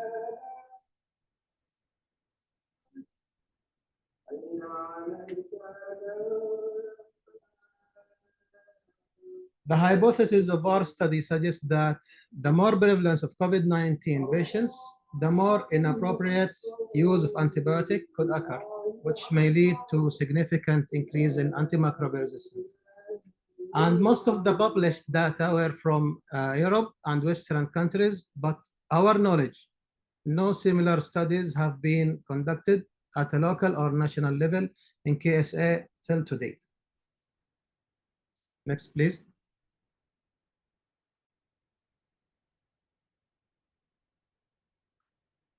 The study designed an area 2 years retrospective cross-sectional study conducted in Armed Forces Hospital, Jizan region, Saudi Arabia. And the study population was all the patients, inpatient and outpatient, who were suspected to have bacterial infections. The sample were collected from them and cultured for possible pathogens. So full 2 years data of all positive culture results between January 2019 and the last of December 2020 were obtained from Armed Forces Hospital, Jizan Microbiology Department, including full bacterial identification and susceptibility test results. Next, please. Positive bacterial culture were collected from different types of samples, such as urine, respiratory sources, wound swab, and blood. All samples collected from inpatients and outpatients who visited the hospital using standard laboratory procedures between January 2019 and December 2020. Next, please.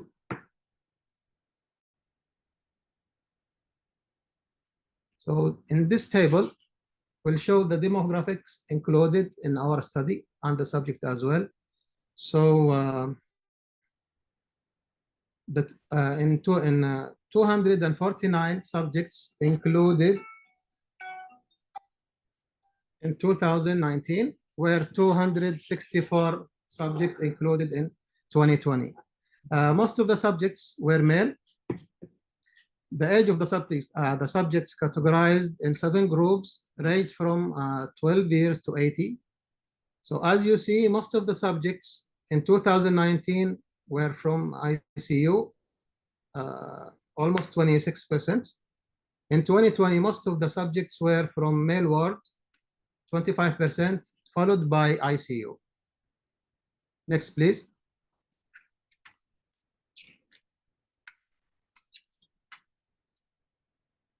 In figure 2, show the distribution of the study sample, ranging sample type and isolated organism and diagnosis in 2020 and 2019. So as you see here, the most common sample culture in 2019 were urine, counted by 35%, followed by one swab, 33%. And in 2020, the same common samples, urine and then one swab. In 2019, the most common organism isolated were E. coli by 27%, then Pseudomonas aeruginosa, 19%, followed by Staph aureus, 14%. In 2020,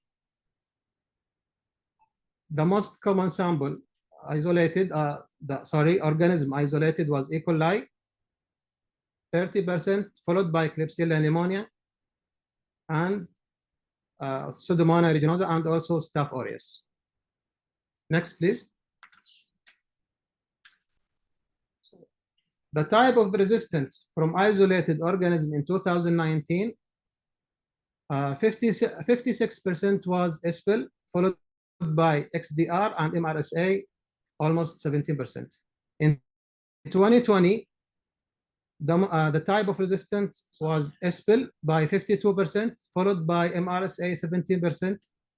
And if we notice in that year, the XDR dropped to 3%, while CRE cases increased to 22%. So the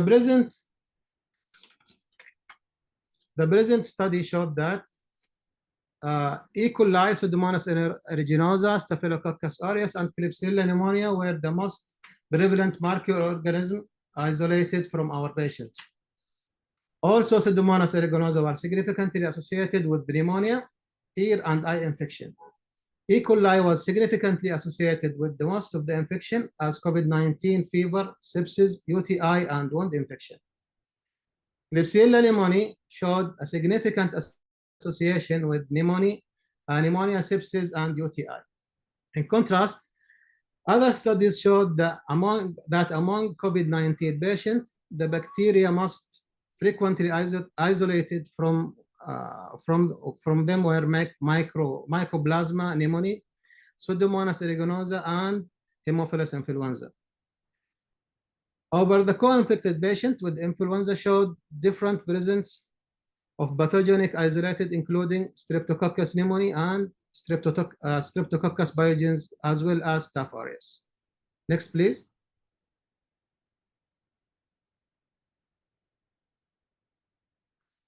The conclusion: this study showed no significant difference in the antimicrobial resistance before and during the COVID-19 era. There is still a debate around the implication of evolving antimicrobial resistance during COVID-19 outbreak. Thus, other large population studies must be conducted to evaluate worldwide evaluation of antimicrobial resistance during and after COVID-19 pandemic period. Next, please. This slide showing the antimicrobial stewardship recommendation for antibiotic using. The right antimicrobial, the right patient, the right time, right dose, right route, right duration, and right documentation. This is least harm to current future patients to prevent the antimicrobial resistant cases. Next, please.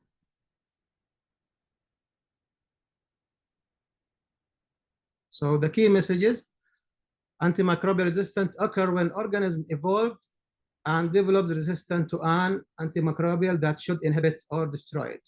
It's reducing the effectiveness of antimicrobials to treat infections, and it's happening now, obviously.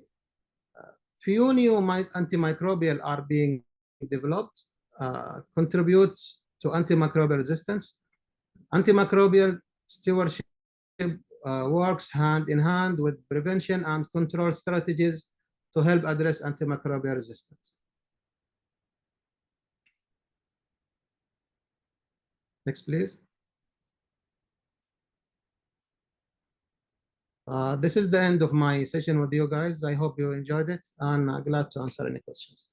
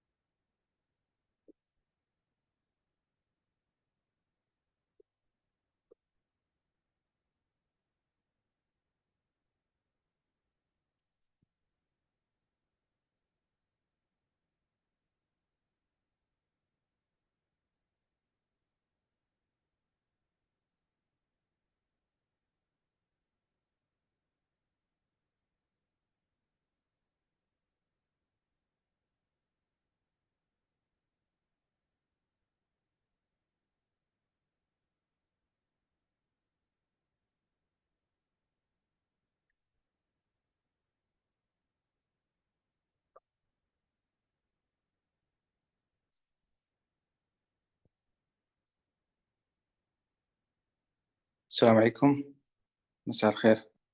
الصوت واضح؟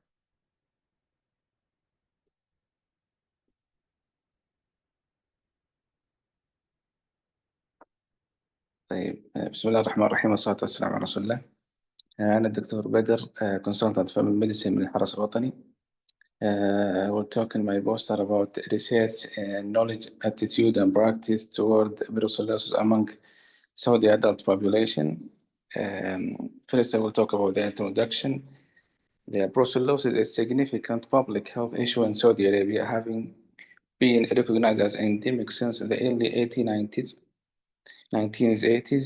The disease is typically contracted through the consumption of unpasteurized dairy products or through direct contacts with the infected animal. Despite its prevalence, public knowledge about the brucellosis remains insufficient. The objective of the study aimed to assess knowledge, attitude, and practice (CAP) regarding brucellosis among the Saudi adult population in Taif area or Taif city, as well as to identify the factors that influence their aspect. The method was a cross-sectional study was conducted involving 150 adult participants, 75 males and 75 females, in Sponsor Military Hospital in Taif. Systemic random sampling was used to select the participant, and data were collected through pre-designed Arabic questionnaire addressing the socio-demographic information and the CAP related to brucellosis. The result, I will take it one by one. About the knowledge, about 59.3% of participants had heard about brucellosis. Most recognized that it could be transmitted through unpasteurized milk, 81%, and acknowledged common symptoms like fever and joint pain. The attitude of the participants, while many participants demonstrated positive attitude toward the preventive measures, including avoiding raw milk and vaccinating animals, knowledge regarding the disease complication and treatment was limited. Practices risky behaviors were reported, particularly among males, including drinking raw milk and manual handling of sheep. In conclusion, overall, participants exhibited insufficient knowledge about the brucellosis, although they expressed positive attitude toward its control. This study highlights the need for educational program to improve understanding of the disease symptoms, transmission, treatment, and prevention. Recommendations: implement community health education to improve the knowledge attitude practice regarding brucellosis.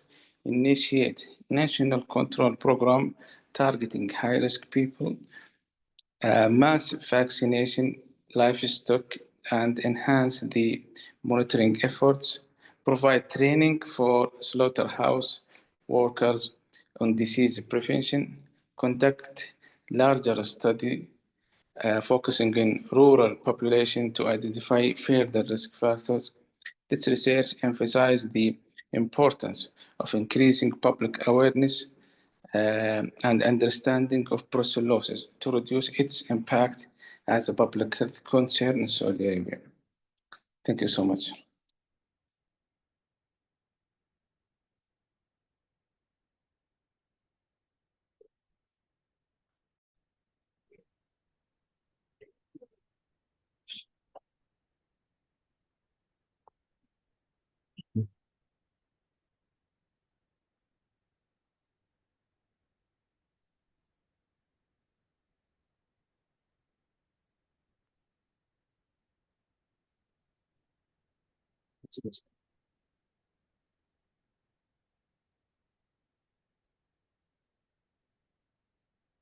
السلام عليكم ورحمة الله وبركاته.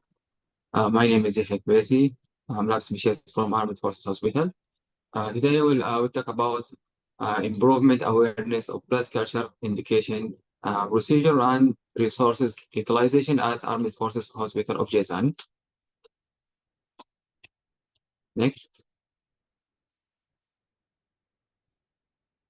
This is our research paper published in BMJ Open Quality in 2023. Next. The blood culture is a critical tool for detecting diagnostic presence of living organism in bloodstream. A positive blood culture can suggest a definitive diagnostic enable to targeting of therapy against a specific organism in question and provide prognostic value. Next. Like any test, however, false positive result can limit the utility of this important tool. In blood culture, false positive arise due to contamination, which occur when organisms that are not actually present in blood sample are grown in culture. Next. Blood culture contamination is a significant quality and safety issue in hospital, as it leading to increased unnecessary test, admission, and antibiotic exposure and cost. The financial impact of blood culture contamination has been described in several studies. The blood culture contamination associated with increased subsequent laboratory charge 20% increase and intravenous antibiotic charge 40% increase. Next. The aim of this project was to reduce blood culture contamination rate in Armed Forces Hospital from 7.5 to international benchmark less than 3%, to standardize procedure of blood culture for blood collection for culture, to improve knowledge and awareness among all healthcare workers involved in this process, to maintain and save laboratory and hospital resource. Next. Research and methodology. Next. This cross-sectional study was performed The Armed Forces Hospital in Jazan is 70-bed secondary hospital that provide health care for military personnel and their family. And average blood culture sample is 1,315 per year. Next.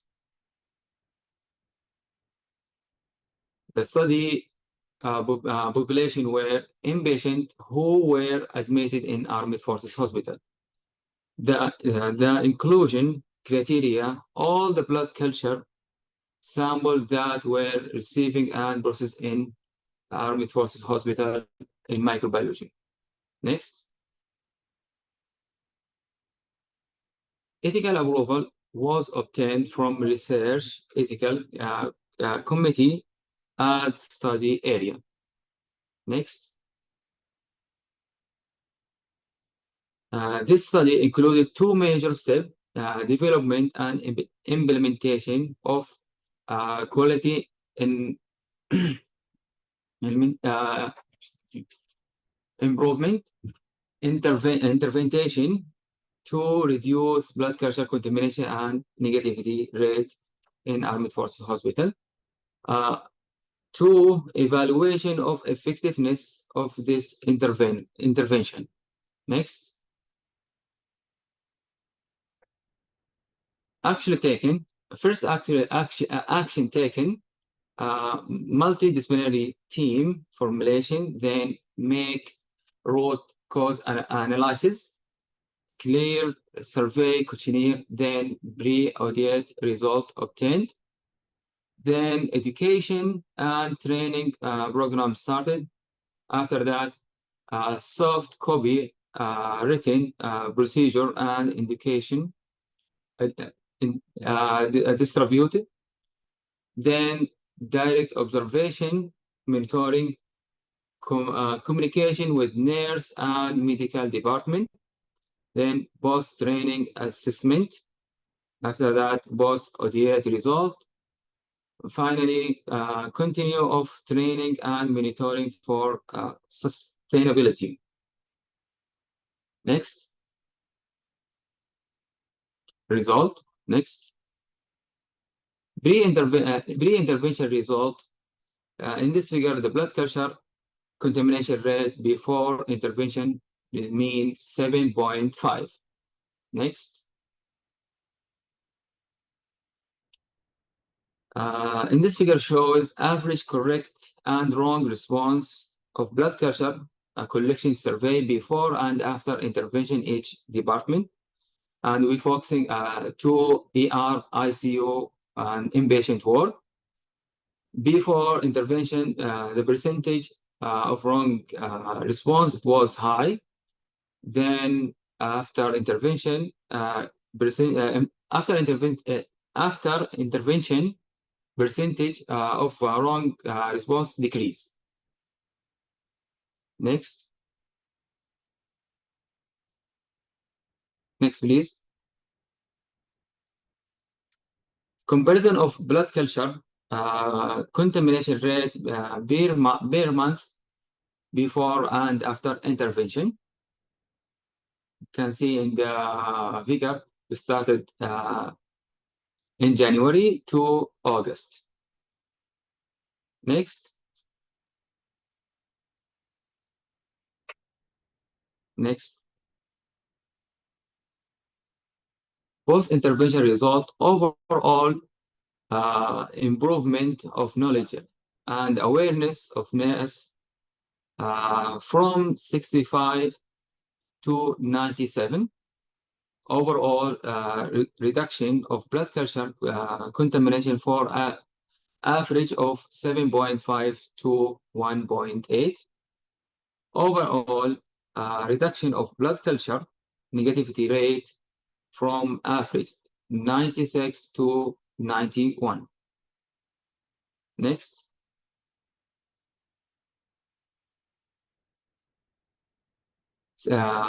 Unaccepted result, saving microbiology budget and estimated average 10.12 in 1 year, increase nurse satisfaction due to decrease inpatient complaint as well as physician complaint dissatisfaction. Patient hospitalization days was reduced, and result of our intervention, which lead to safe hospital resource, less pressure on the nurse in the ward. Next. Limitation: hiring new nurse after intervention period did not receive effective training on the blood culture collection procedure. Number of retaining nurse from vacation missed the education and intervention procedure. We could not calculate the soft cost of medication and care. Next. Conclusion: the blood culture contamination cannot eliminated, but can be reduced to international benchmark less than 3%.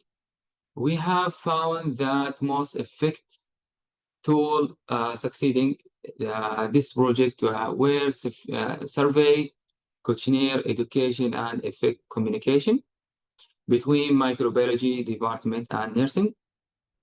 The second effective tool was to establish communication between our department and medical department to apply goal of our project.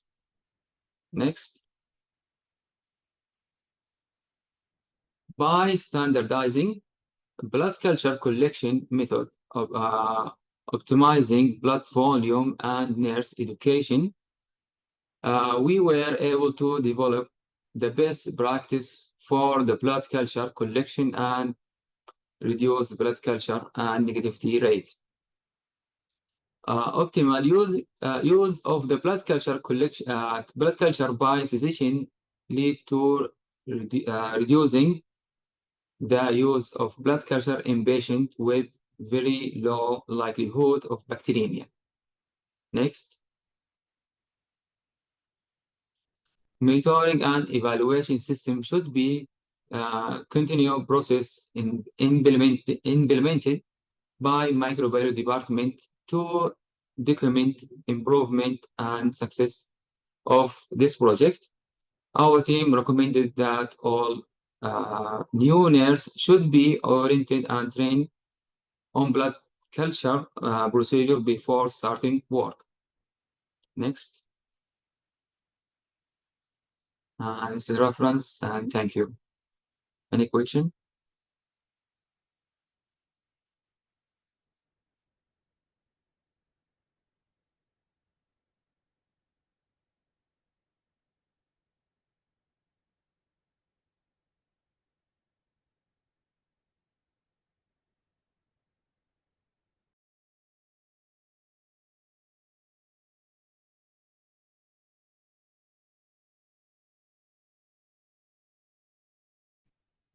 Hello, assalamu alaikum.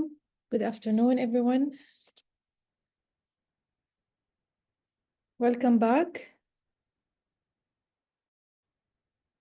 to our lecture today about challenges of preventing infections and managing hospital facilities.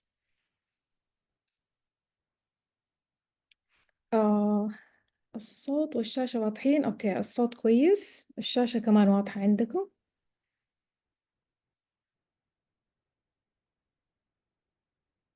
ممتاز، يعطيكم العافية، شكرا لكم. طيب، أهلا وسهلا، مرحبا بعودتكم. محاضرتنا اليوم كمان حنكمل إن شاء الله بعد الظهر للحديث عن تحديات الوقاية من العدوى وإدارة مرافق المستشفيات. حيكون وقتي معاكم إن شاء الله إلى الساعة 3:30 أو 3:45 دقيقة إن شاء الله، يعني ماكسيموم. معاكم سمية جلون، أخصائية مكافحة عدوى. وإن شاء الله حنتحدث عن 4 محاور اليوم تخص إيش التحديات اللي ممكن نواجهها كممارسين صحيين كلهم في تخصصه لتقليل انتشار العدوى داخل المستشفيات أو قطع سلسلة العدوى، وبالإضافة إلى إدارة مرافق المستشفيات المعنية موجودة حولنا أو نستخدمها وتساعدنا في تقديم خدمات الرعاية الصحية. اللي من ضمنها طبعا الأقسام اللي يكون فيها خدمات للمرضى، زي مثلا أقسام الأشعة، المختبر، المستودعات وإلى آخره.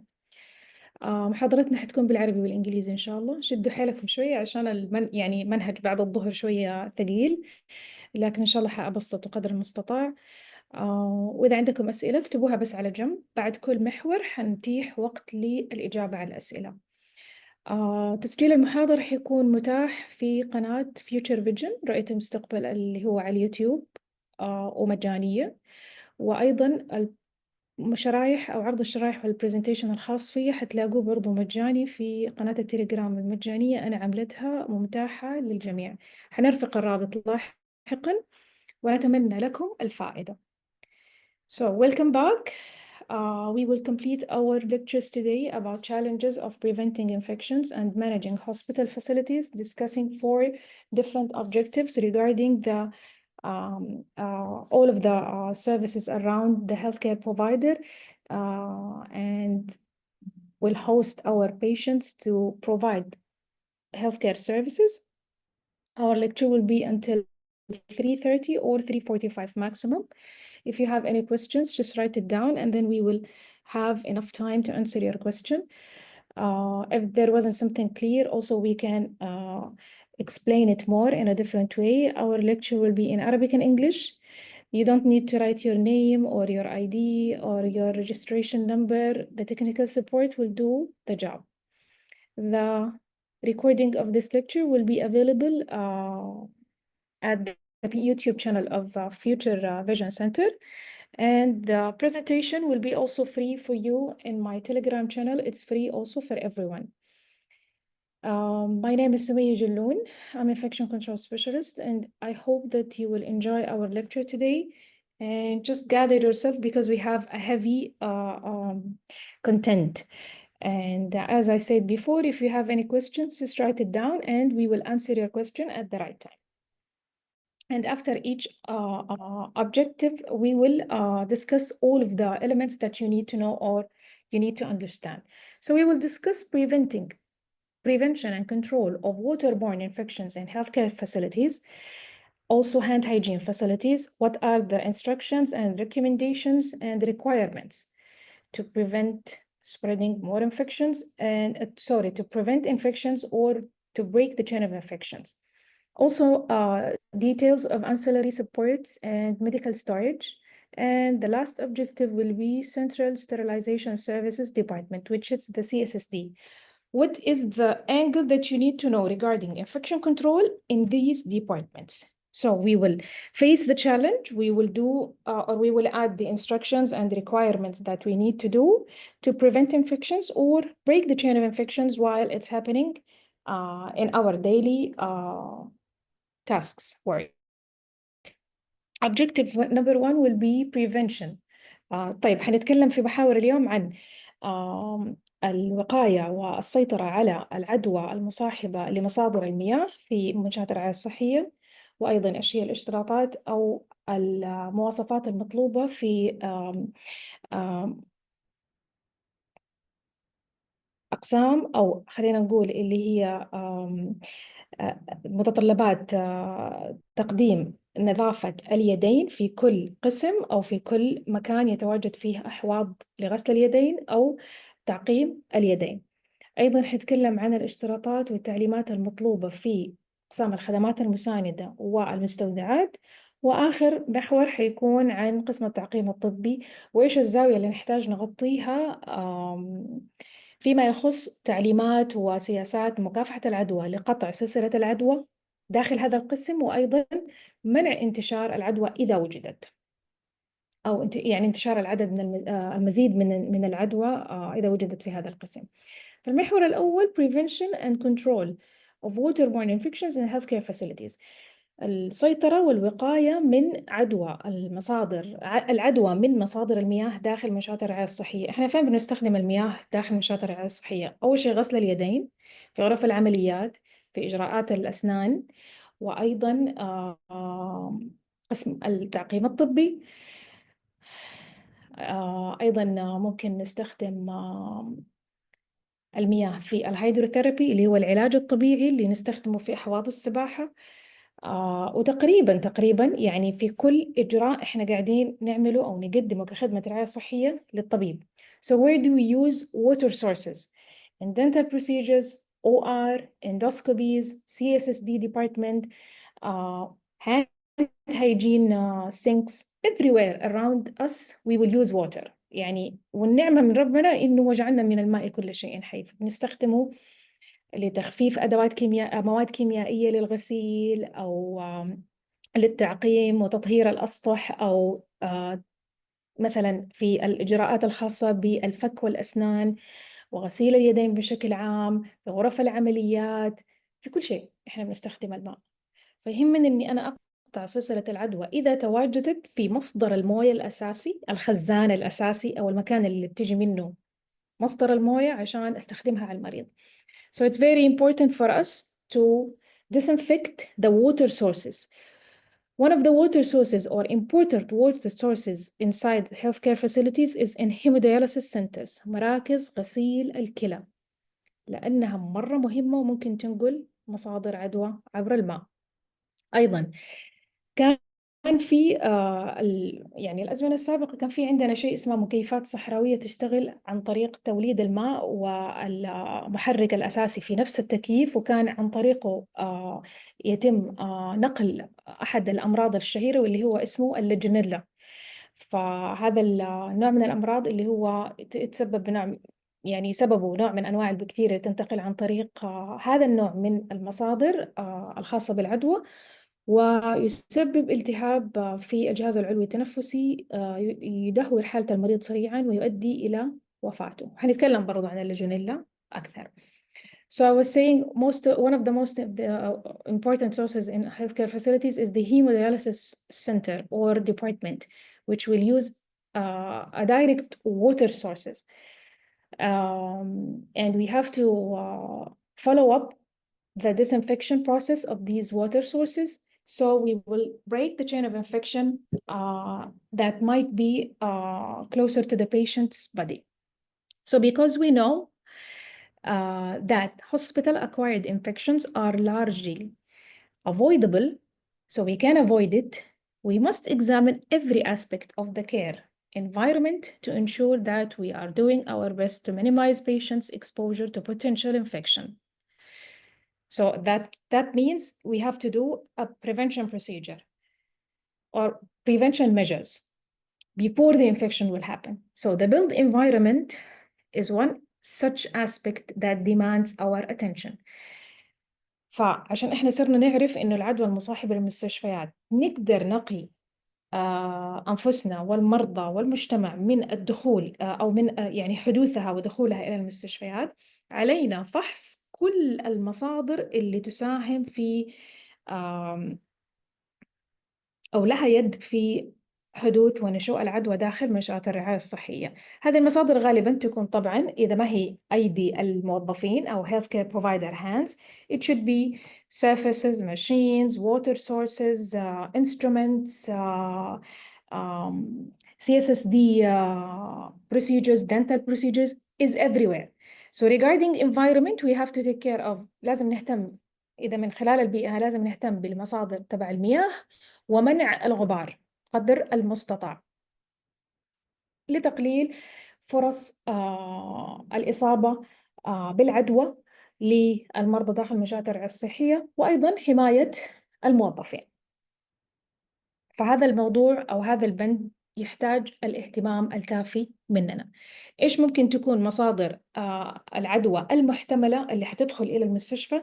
التلوث بالمياه، التلوث بالغبار، أيضا وسائل التنقل، أيضا المواد المستخدمة كيميائيا في وسائل التنقل، البنزين، الديزل، أو حتى الكهرباء، أيضا الحيوانات والتلوث لحوم الحيوانات المصابة مثلا بعدد من الفيروسات، أو الأكلات ومثلا مصادر الغذاء من البحر والأنهار، أيضا تلوث الجو، ونفس بيئة المستشفى من ناحية تعقيم الأسطح والأدوات والأجهزة وإلى آخره.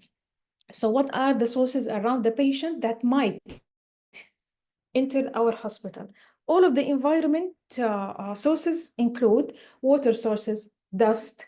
We have also here antimicrobial resistance, which might be a result of wrong medication or wrong prescription for the medication or wrong duration.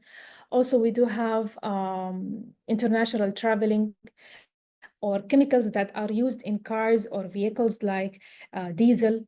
Also like water sources, animal sources, or animals are infected with some viruses or bacteria, seafood, also regular global warming, and the main source, which is the same environment of each clinic or each room inside the hospital, like endoscopy, procedure room, or screening room, or waiting area, or reception.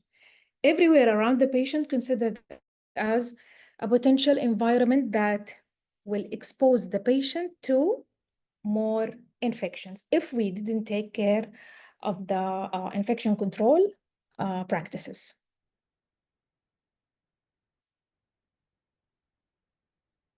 So one single intervention will not be successful in the prevention of hospital-acquired infection. Many studies have examined and reported successful control strategies in outbreak situations. All these strategies will enhance patient outcomes, reduce antibiotic resistance, and decrease unnecessary costs to patients and healthcare institutions.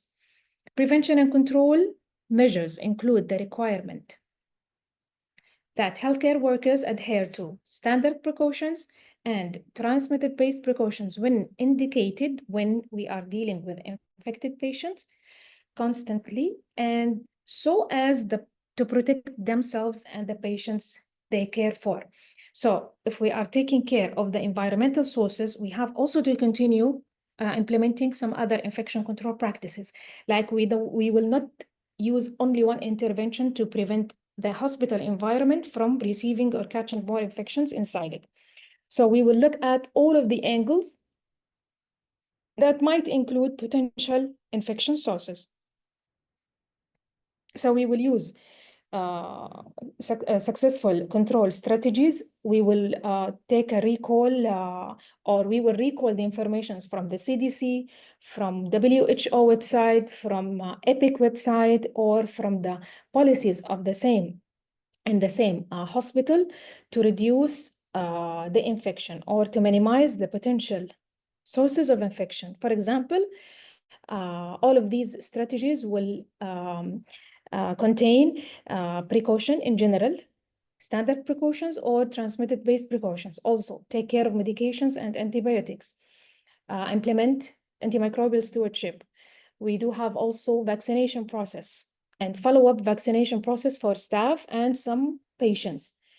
And also we will have to continue focusing on the continuous education for each healthcare provider about how to break the chain of infection, how to protect himself, how to take care of his patients, etc.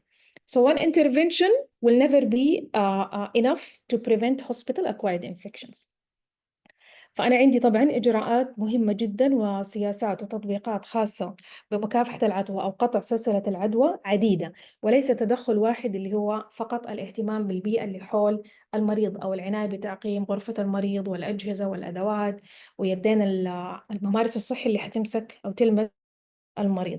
فأنا لازم أحط وأنتبه للسياسات المطبقة موجودة في المستشفى، وأيضاً أرجع للمصادر الأساسية اللي إحنا بناخد منها معلومات مكافحة العدوى اللي هي CDC وموقع WHO منظمة الصحة العالمية، واللي هو CDC مركز الأمراض المعدية الرئيسي اللي هو في أمريكا، وأيضا موقع الإبيك اللي هو يهتم بتفاصيل وممارسات مكافحة العدوى، وأتأكد من المعلومات الصحيحة للممارسات اللي تساعدني على منع وجود العدوى داخل المستشفيات، أو إذا وجدت قطع سلسلة العدوى والوقاية من حدوث هذه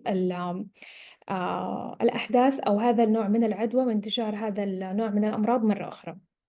إحنا بشكل عام نطبق ممارسات مكافحة العدوى المختصرة في الاحتياطات الوقائية الأساسية والمتنقلة.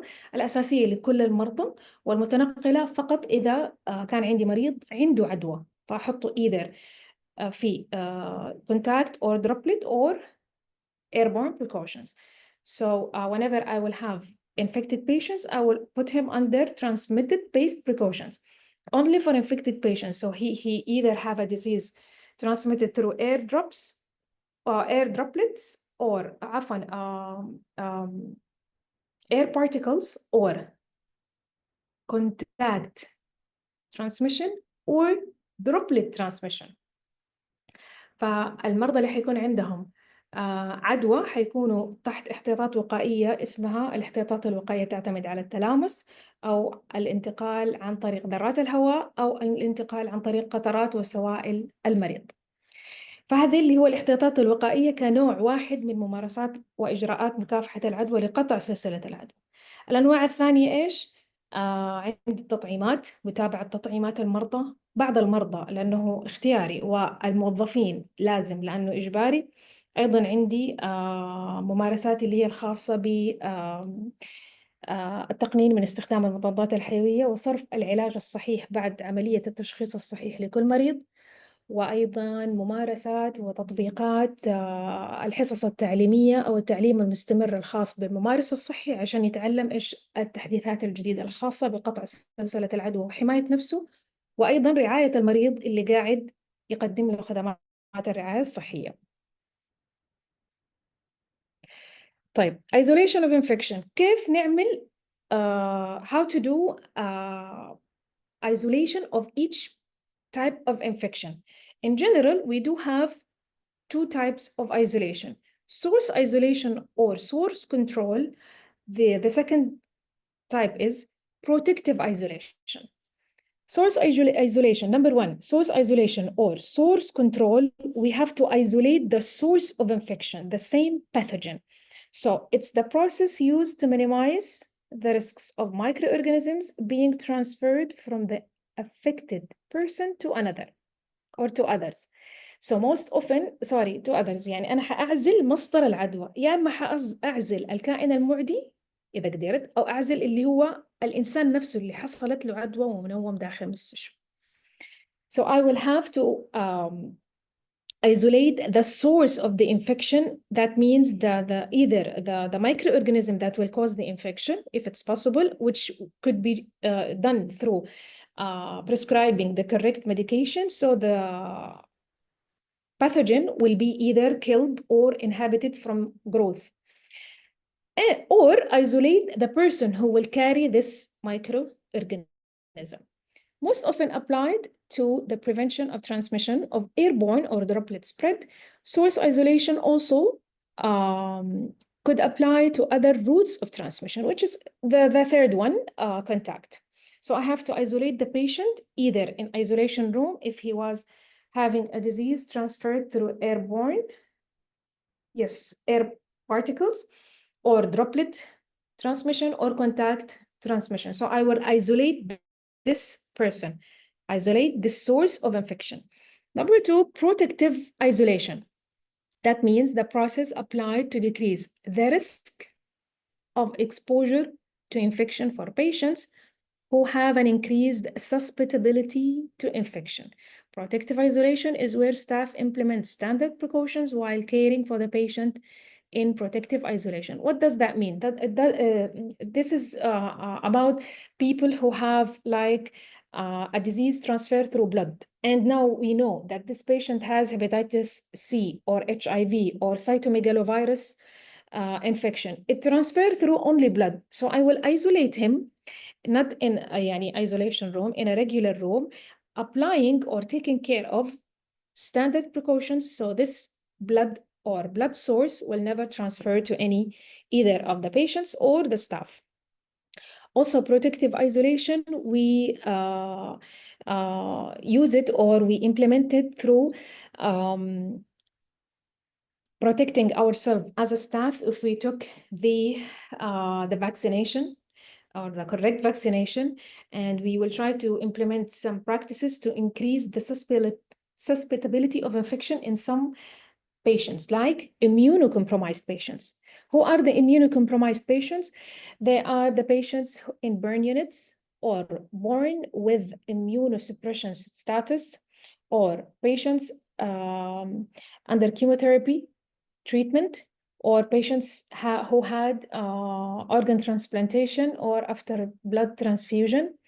Also, we have elderly people, newborn babies, pregnant women, women after delivery, and patients with chronic diseases. They are considered as a high-risk people of receiving or catching more infections. So you will apply protective isolation practices on them, which will make them protected against catching more chances of infections. The provision of specialized facilities to cater for patients requiring source and or protective isolation should be considered when designing new healthcare facilities and renovation existing buildings. So I have to take care of these type of patients that might be admitted in my hospitals. So either I will put for them a clear pathway or clear treatment or special departments or special requirements for their rooms. Current guidelines describes also 3 types of isolation facilities, either airborne, protective, and neutral pressure, which means that I might divide the patients who has infection either in negative pressure room, which they are considered under the category of patients who has infectious disease transferred through air particles. So the negative pressure means that I have to suck the air from inside the room through AC filters to outside the hospital.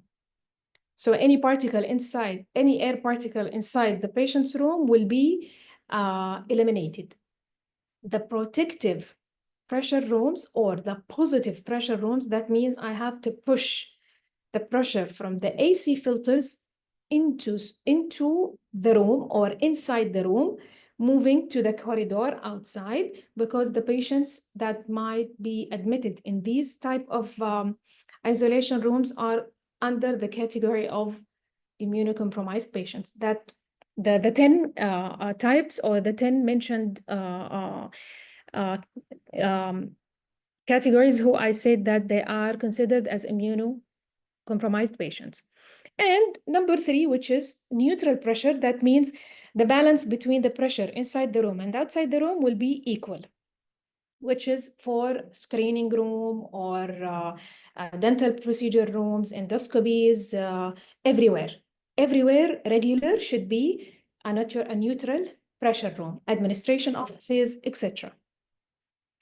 The airborne precautions or airborne isolation room, the pressure should be required for exactly by minus 2.5, and the protective or positive pressure room, the pressure should be positive 2.5. فعشان نعمل موضوع عزل العدوى من البداية مثلا كنوع من أنواع الوقاية، عندي نوعين، اللي هو إما إني أعزل مصدر العدوى اللي هو الكائن المعدي أو الإنسان اللي داخل جسمه الكائن المعدي، أو أطبق عزل احتياطي وقائي. النوع الأول عزل المريض أو عزل الكائن المعدي، يتم عزل الكائن المعدي عن طريق مثلا وصف العلاج الصحيح أو المضاد الحيوي اللي حيشتغل على قتل الكائن المعدي داخل جسم المريض، أو تثبيط نموه، فبالتالي حيخرج مع الفضلات الله يكرمكم، وحيكون بذلك إحنا عزلنا مصدر العدوى الأساسي. بالإضافة إلى إنه أقدر أعزل الكائن، أقدر أعزل الإنسان أو المريض اللي دخل في جسمه هذا الكائن المعدي وأحطه في أحد غرف العزل، أو أحطه في under اللي هي transmitted based precautions، إما عنده عدوى وداخل جسمه في كائن معدي ينتقل عن طريق ذرات الهواء أو قطرات السوائل، وأيضا سوائل الأنف أو الفم أو الجسم بشكل عام، أو عن طريق التلامس. فأنا كده عزلت مصدر العدوى، فما خلت أحد يكون قريب منه أو مريض تاني ممكن يتعرض للعدوى وانتقال العدوى منه. النوع الثاني اللي هو العزل الوقائي أو الأكثر حماية للمريض، وهو يقلل من فرص العدوى والتعرض للإصابة أو التقاط العدوى، ويشتغل على موضوع اللي أني هو أطبق الاحتياطات الوقائية الأساسية. هذا لما يكون عندي إيش مريض منوم في المستشفى، عنده مريض مثلا مرض ينتقل عن طريق مصادر الدم، فأنا خلاص عارف إنه عندي مريض منوم عنده HIV، فيروس الإيدز أو فيروس نقص المناعة البشرية، أو عنده مثلا بكتيريا السيتوميجالوفيروس، أو عنده كبد وبائي باء أو جيم. فأنا عارف إنه مصدر الدم حينقل العدوى، فأنا أحاول أطبق، أو يعني هو إجباري قدر المستطاع إني أطبق الستاندرد بريكوشنز. اللي هي ستاندرد بريكوشنز إيش؟ نظافة اليدين، هاند هايجين، لبس معدات الحماية الوقائية PPE، environmental cleaning، نظافة البيئة والأسطح والأدوات، waste management أو فصل النفايات. أيضا needle stick injury which is very important، العناية بحالات الطوارئ اللي تتضمن الإصابة بالأدوات الحادة. also safety injection practice، أعلم الممارس الصحي كيف يطبق ممارسات الحقن السليمة عشان ما تجيله نقطة دم إلى جسمه وتنتقل له العدوى. وأيضا تعليم الممارس الصحي والمريض كف اتيكيت أو respiratory hygiene، آداب العطاس.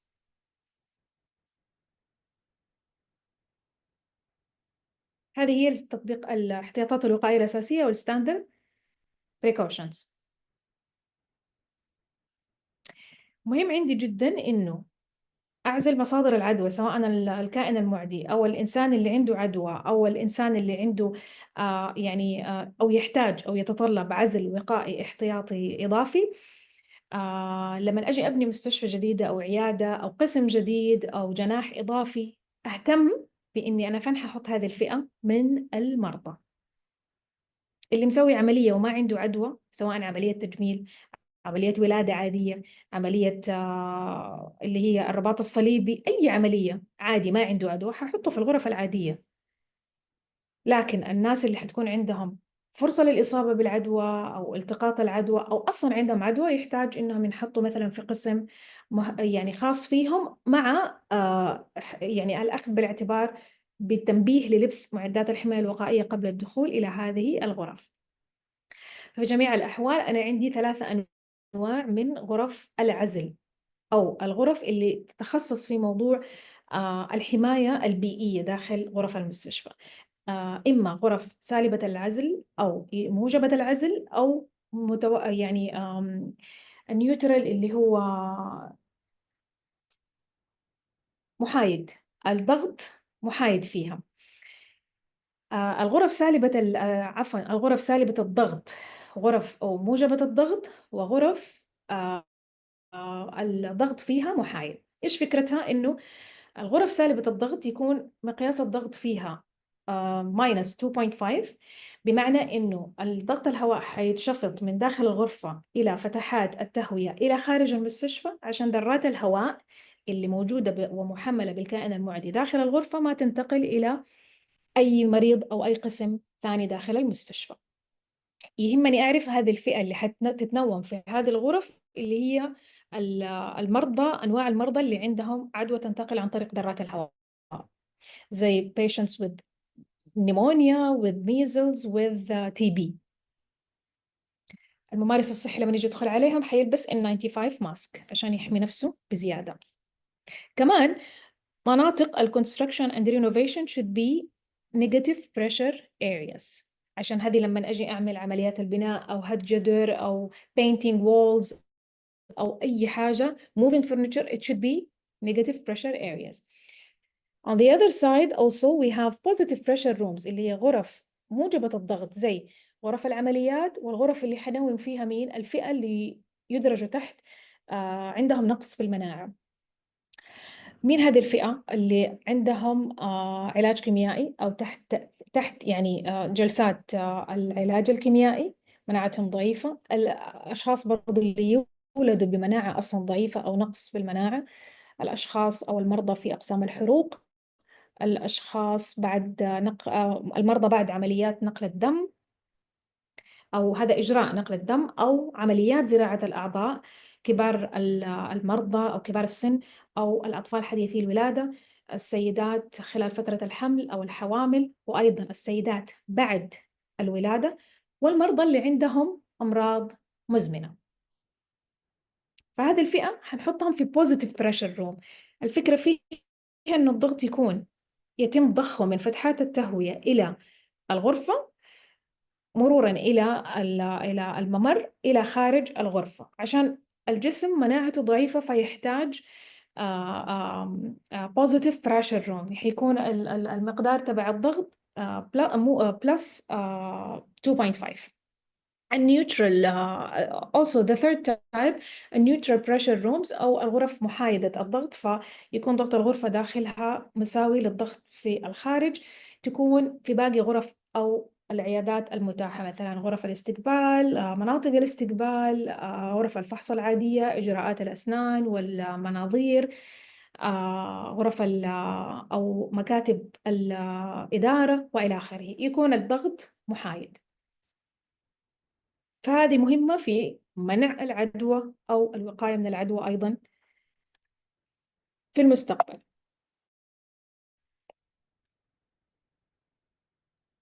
In the past, the healthcare facility design and function has been the exclusive concern of architects, engineers, construction contractors, environmental health scientists, and industrial hygienists.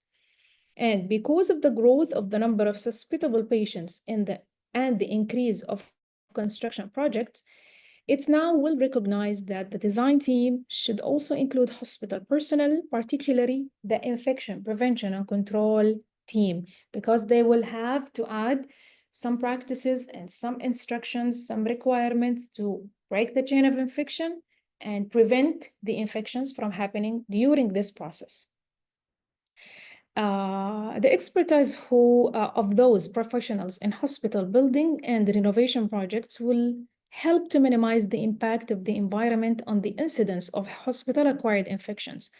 And there is also an economic benefit to this approach, as assessment of infection prevention and control risks in a timely and consistent manner throughout the project saves on expensive corrective work later in the process. So before the damage will happen or the infection will spread or one of the workers will catch some infection or some wrong procedures will lead to remove the sink from area A to area C or remove the patient from here to here.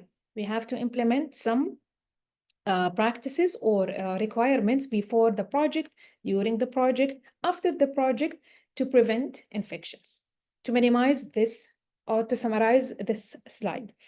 فسابقا كان تصميم منشآت الرعاية الصحية أو العيادات كان من ضمن تخصص المهندسين ومثلا ممثلي البناء المعماري، أيضا الشركات اللي بتشتغل على عقود الهد والبناء، وأيضا العلماء اللي مهتمين بصحة البيئة والمهتمين بتعقيم مثلا التعقيم الصناعي وتعقيم البيئة.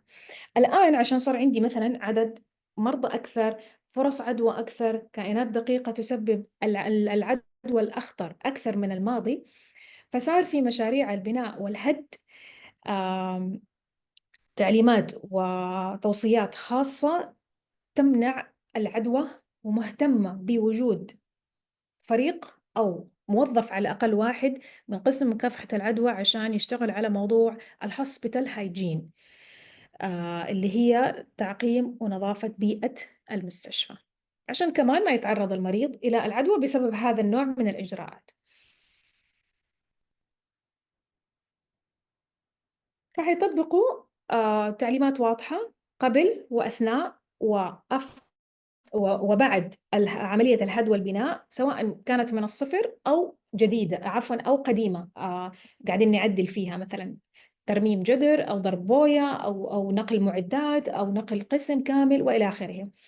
فهيكون في ثلاثة أوقات، اللي هو قبل المشروع، أثناء المشروع، بعد المشروع، تعليمات تجي من قسم مكافحة العدوى إنه حنعمل 1 2 3. فهذه عشان طبعا يصير هذا الموضوع لازم يكون موظف من قسم مكافحة العدوى جزء مهم جدا وجزء لا يتجزأ من الأفراد اللي حيدخلوا في لجنة المشروع، سواء مع الموافقات الإدارية أو المهندسين أو مكتب الدخول والخروج وإلى آخره.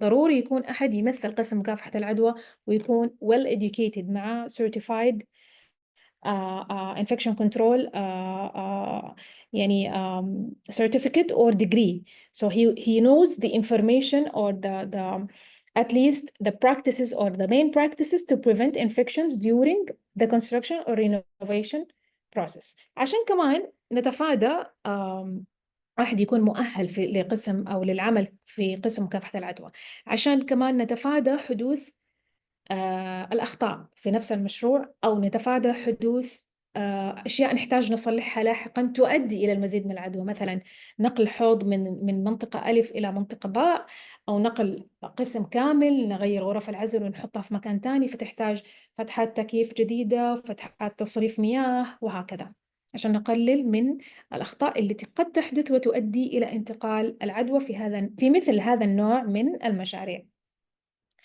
Infection prevention and control measures for any project involves, as I said before, prior the project start, during the specification phase, during the project, that means monitoring, following completion of the project, prior to the checklist of unfinished items, prior to commissioning, prior to final handover of the project to the facility. So infection control employee attendance is very important. National and international or local best practices guidelines should be used to inform the design and planning of a new healthcare facility, or the renovation of existing facility should be having a regular committee containing one of the infection control staff or one of the infection control employees. فإيش دور أو مقاييس وإجراءات مكافحة العدوى والوقاية منها في أي مشروع؟ حيكون زي ما قلنا قبل ما يبدأ المشروع، وضع خطة المشروع عشان حتى يكون هو له جزء في الموافقة على هذه الإجراءات، سواء بناء جدر، بناء دور كامل، أو هد جدر، أو ضرب بوية، أو إلى آخره. وخلال طبعا بدء المشروع وعمليات المشروع يوما بيوم، والمراقبة والمتابعة أيضا، وإعطاء التوصيات أيضا بعد انتهاء المشروع بشكل عام، وقبل تسليم المشروع يعني للمنشأة أو خلاص للمهندس كجزء من مهام المهندس والمتابعة معه.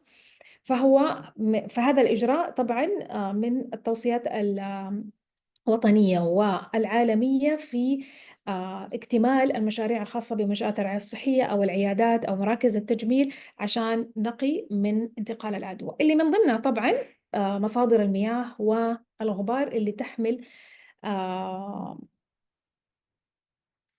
كائنات دقيقة تسبب عدوى للمستشفيات، للمرضى داخل المستشفيات وللموظفين أيضا داخل المستشفيات. طيب، المهم في هذا المحور إنه اللي هو waterborne infections in healthcare facilities، الأمراض المعدية التي تنتقل عن طريق مصادر المياه في منشآت الرعاية الصحية. فمن البداية كان لازم نتحدث عن الكونستركشن وعمليات البناء من الأساس. فلما تبنى صحيحة أو بطرق صحيحة يتحط لها أساسات صحيحة، سنتفادى وجود أو انتقال العدوى من مصادر المياه. فنخلي أو نغطي هذا الجانب عشان مصادر التلوث والعدوى الثانية يكون لها معلومات وتعليمات وممارسات أخرى.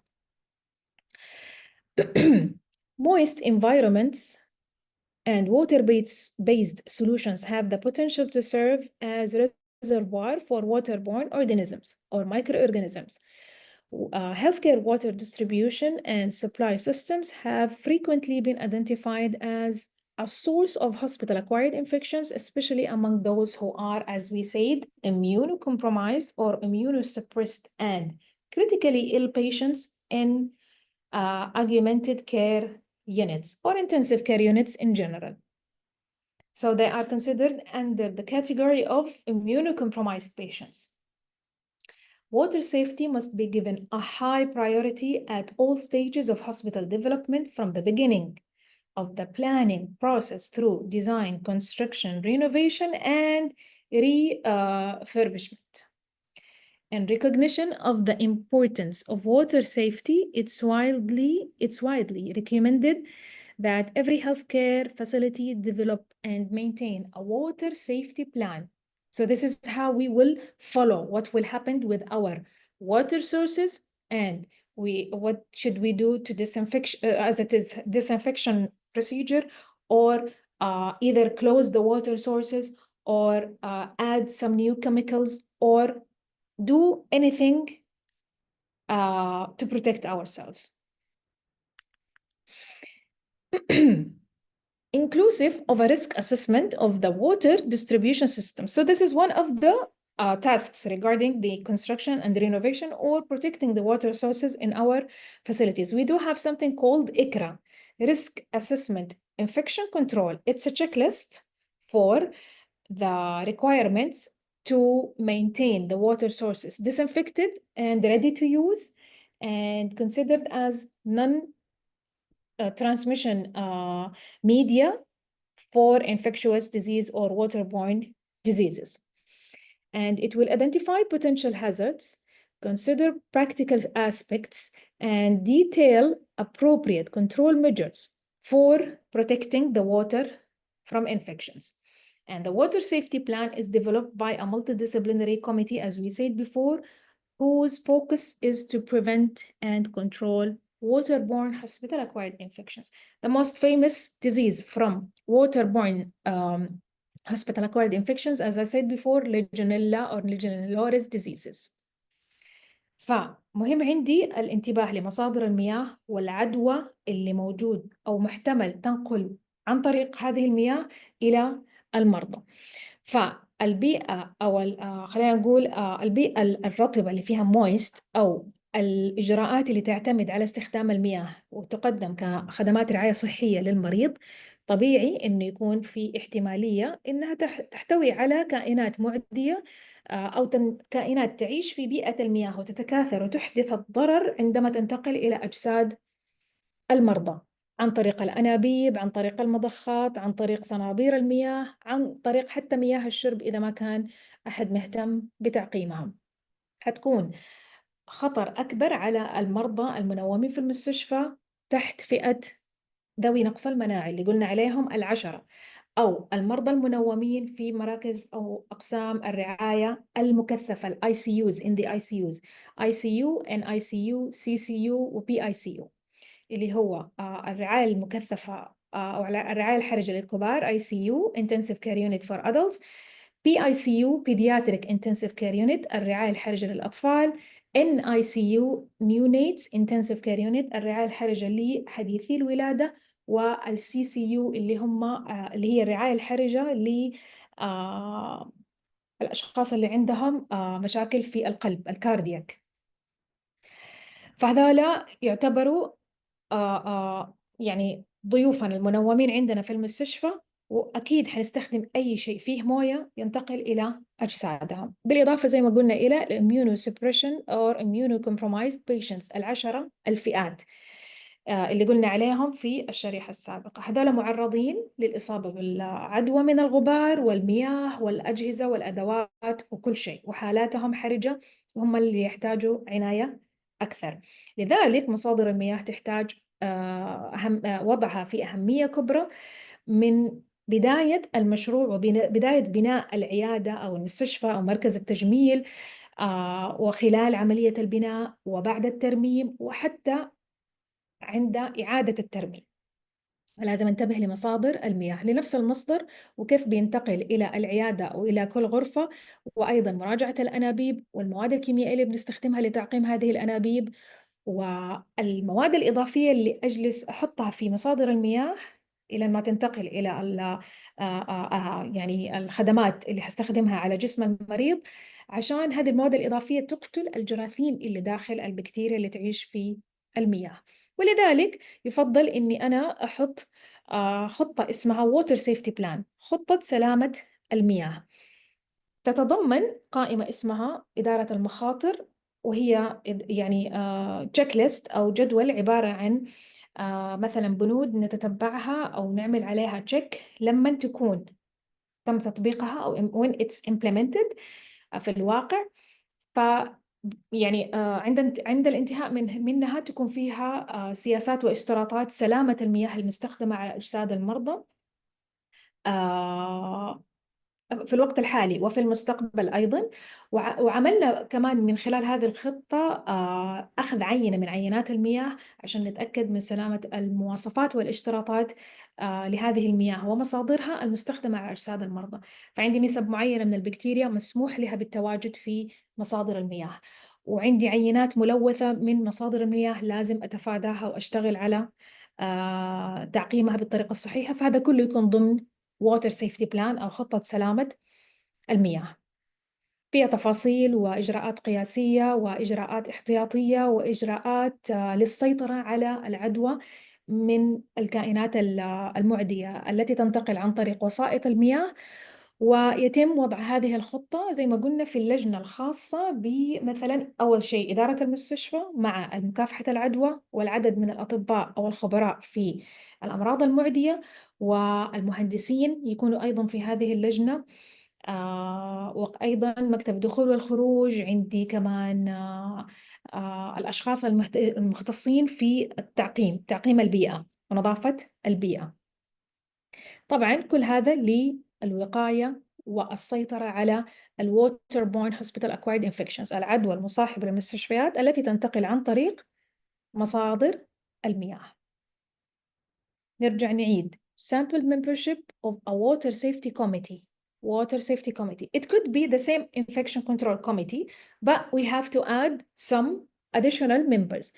Hospital manager or CEO، مدير المستشفى أو اللي هو المدير الطبي، أو بالإضافة إلى أيضا الجنرال دايركتور أو CEO. أيضا clinical microbiologist، لازم يكون معي موظف من المختبرات وخبير في هذه الكائنات المعدية التي تنتقل عن طريق المياه. Director of nursing، مدير التمريض أو الهيد نيرس. Infection prevention and control nurse specialist or practitioner or coordinator، موظف من قسم مكافحة العدوى سواء كانت ممرض أو ممرضة أو ممارس لمكافحة العدوى أو منسق لمكافحة العدوى أو either head of department of infection control. أيضا hygiene service manager، مدير خدمات التعقيم مدير خدمات التعقيم أو نظافة البيئة. health and safety officer، مدير السلامة والصحة. facilities management technical services، الخدمات التقنية وأيضا مدير الخدمات. Director of Public Health or Representatives، أحد يمثل الصحة العامة أو طبيب مثلا مختص في الأمراض المعدية زي ما قلنا، أو الصحة العامة أو الإبيديميولوجي الوبائيات، عشان نعرف ناخذ رأي شخص خبير وشخص مختص في هذا النوع من العدوى.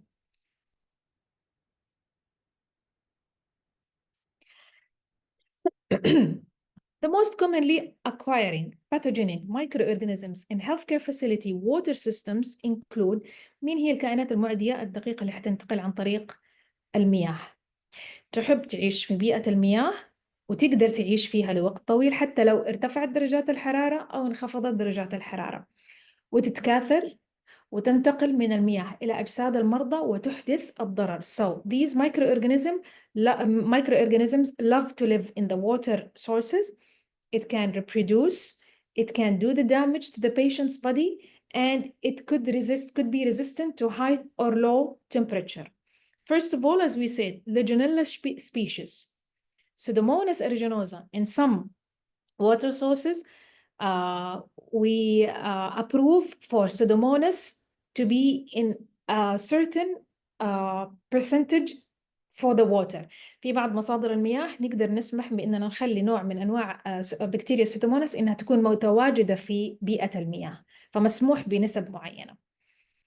Less frequently encountered microorganisms in the healthcare setting include، الأقل طبعا منها، النسبة الأقل منها اللي موجودة في مصادر أو مراكز منشآت الرعاية الصحية other Pseudomonas species and Acinetobacter species، لأنها تنتقل عن طريق البيئة، الأسطح، الأجهزة، المعدات، الأدوات الجراحية.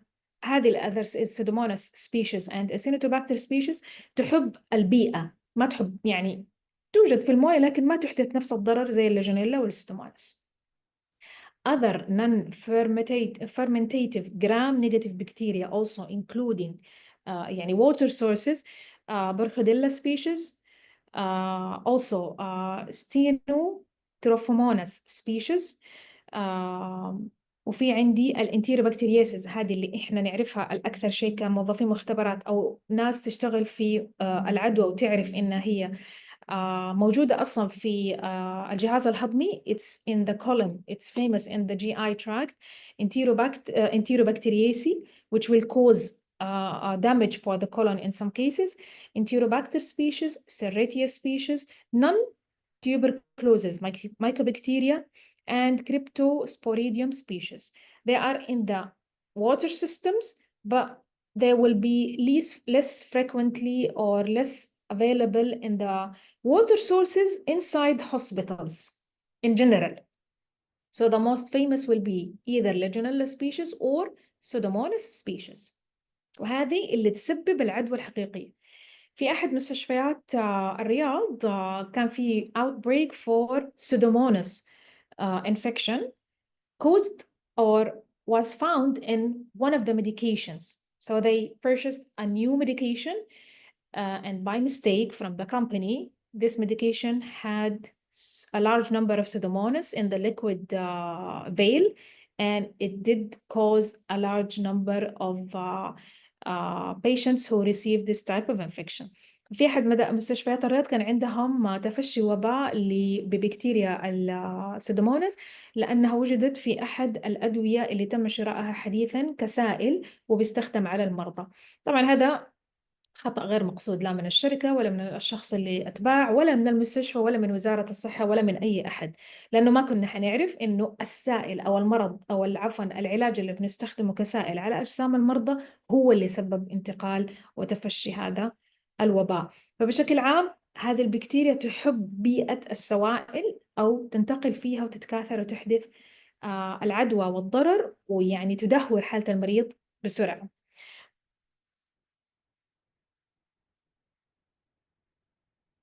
بالإضافة إلى إنه سودوموناس هذا النوع من البكتيريا سودوموناس species or Pseudomonas aeruginosa also نوع من البكتيريا it's a bacterial species يعني it could be transferred causing opportunistic infection.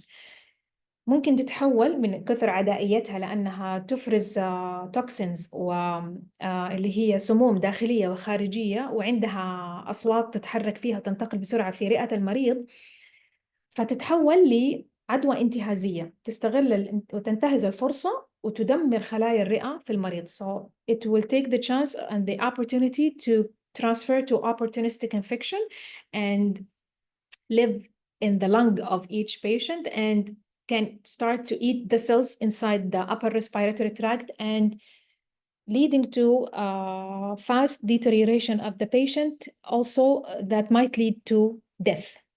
فتؤدي إلى وفاة المريض وتدهور حالته بسرعة إلى الوفاة، لأنها عدوى قوية وتصدر أو خلينا نقول بكتيريا تفرز وتستطيع تصنيع السموم الداخلية والخارجية، الإندوتوكسين والإكسوتوكسين. فطبعا كمان وجودها في هذا النوع من المصادر المياه خلينا نقول مصيبة إضافية إذا لم ننتبه لتعقيم وتطهير الأنابيب ومصادر المياه والصنابير وكل شيء بنستخدم فيه مياه على المرضى. طبعا الصورة اللي أمامكم أعتذر على إنها هي مقرفة ومقززة. تخيل إنك أنت مريض وفي أحد بيستعمل يعني أدوات جراحية أو إجراءات أسنان أو أي surgical instruments washed through this type of pipes.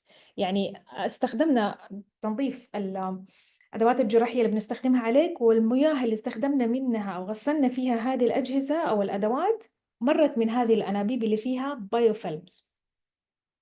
فضروري أنا أنتبه كممارس صحي لأنه سلامة مصادر المياه شيء مرة مهم ويحتاج نحطه كأولوية.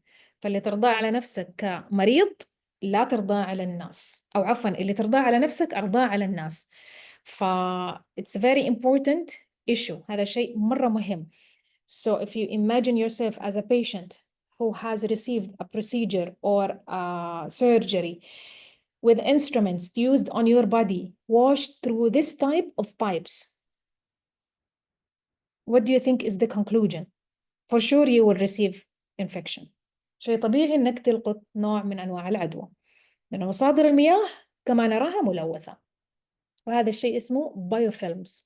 So these microorganisms inside the water can multiply in the water systems are badly maintained. These water systems or water pipes was badly maintained, and underused and or uncleaned water outlets provide favorable conditions for biofilms formation, which poses a particular huge risk. The biofilm can be defined as a complex layer of microorganisms and fungi that have attached and grown on a surface, and they love the iron or the filthy, or let's say the dirty area. A biofilm is a thin, slim layer of bacteria and fungi that attaches to an inert or living surface. It's the biofilm that allows the microorganisms to adhere to indwelling devices and the internal aspects of water pipes, especially in the curves. فالبايوفيلمز هي عبارة عن طبقات متعددة من تراكم الأوساخ والسوائل المتسخة والمواد الكيميائية والعديد من أنواع البكتيريا المختلفة اللي تحب التواجد في هذا البيئة، بالإضافة إلى الفطريات وكأنها تعفن تحب بيئة يعني المناطق المتسخة والالتواءات في الأنابيب، وأيضا تحب تلتصق بالمعدن وتلاقي أفضل بيئة مناسبة لها للتعايش والتكاثر والانتقال عن طريق طبعا أيضا مصادر المياه. فتلتصق بهذه مصادر المياه وتنتقل من 1 إلى 2 إلى 3 عن طريق زي ما قلنا الصنابير أو CSSD Department Water Source or Dialysis Water Source or everywhere in the hospital contain water source. فالبايوفيلمز تكون لما يكون مصادر المياه تمت صيانتها بشكل سيء، badly maintained، ما حد عمل لها صيانة كويس، ما حد حط فيها مواد كيميائية للتعقيم، ما حد متابع أساسا مصادر المياه سواء في أقسام الأسنان أو غسيل الكلى أو أي إجراء يخص فتحة تدخل إلى جسم المريض تنقل هذا النوع من مصادر العدوى وتسبب a huge risk، تؤدي إلى تدهور حالة المريض بسرعة، لأنه زي ما بنشوف هو عبارة عن منطقة ملوثة، هو شيء ملوث، فأي شيء حيجي عن طريقه حيؤدي إلى تدهور حالة المريض، وخاصة اللي قلنا في ICUs والimmunocompromised patients.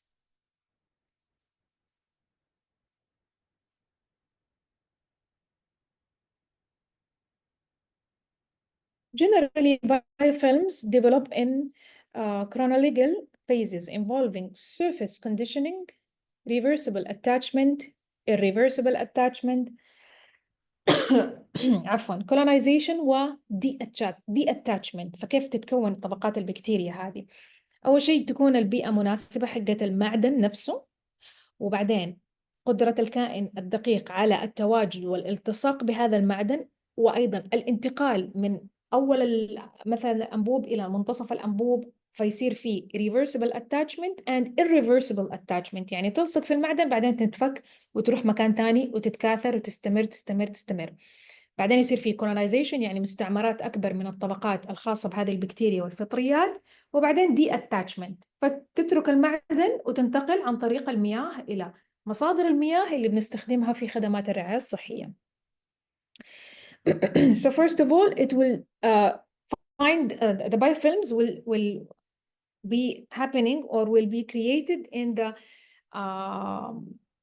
surface of the pipe or the water source, which is when it's ready for the biofilm to be created, and then the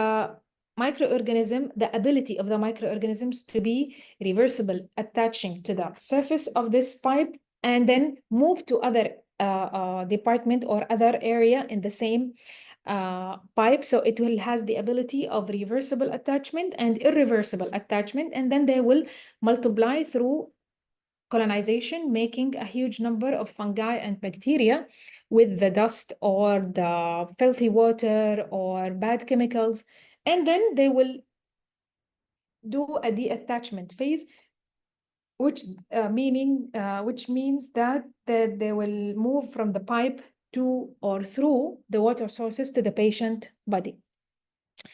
This form of growth provides a perfect environment for a wide range of microorganisms to interact and profiltrate. So they will be increased. They will never be decreased unless we do use the right disinfection for these pipes.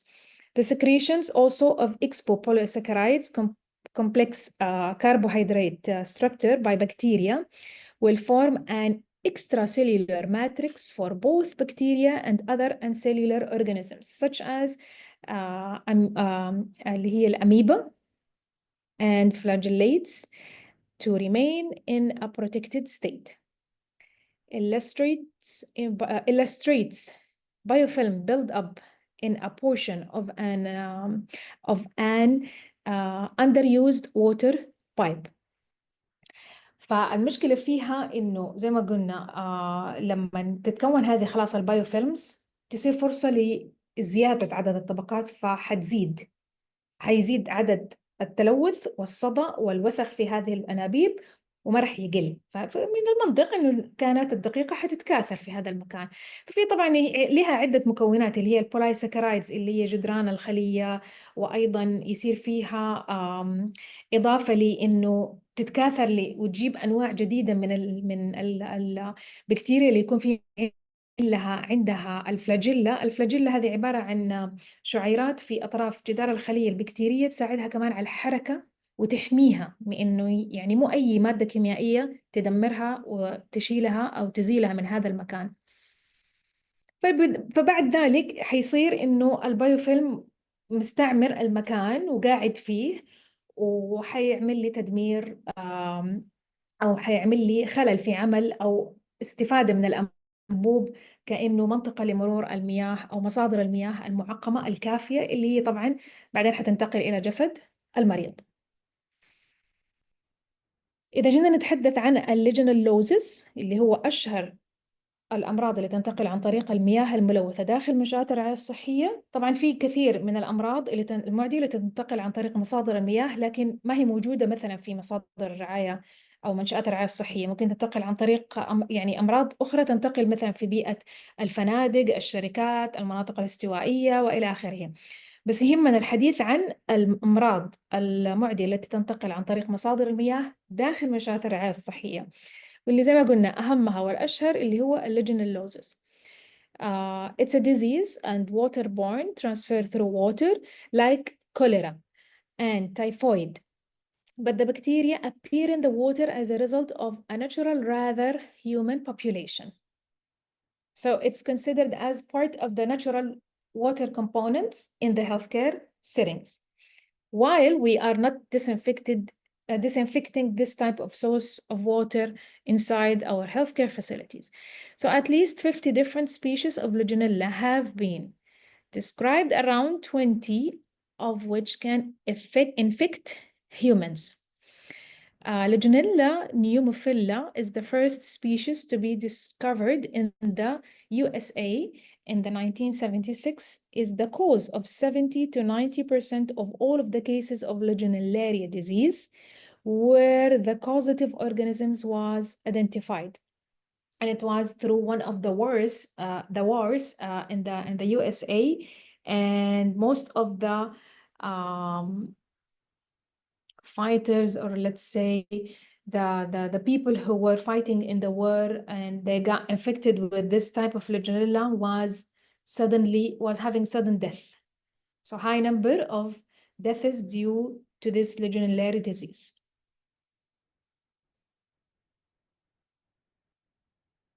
Legionella bacteria are abundant in nature and can be found in environmental water sources such as rivers, lakes, and reservoirs, usually in low numbers, but high numbers, as we said, in healthcare settings, water sources. So from these types of natural sites, the organisms pass into the sites that constitute an artificial reservoir, such as water systems in individual buildings, and piped water in towns and cities, and cooling water systems. So they love the corners of these pipes. The main danger in hospitals comes from the complex water supplies and cooling systems required for large buildings. Blind loop stagnation in water system and the hot and cold water pipes positioned side by side are all potential hazards. Blind loop stagnation, which is considered that there is no exit, only entry with no exit inside these pipes. Water temperature will make a difference in presenting and reproducing of the Legionella bacteria or not. So water temperature in the range of between 77 Fahrenheit or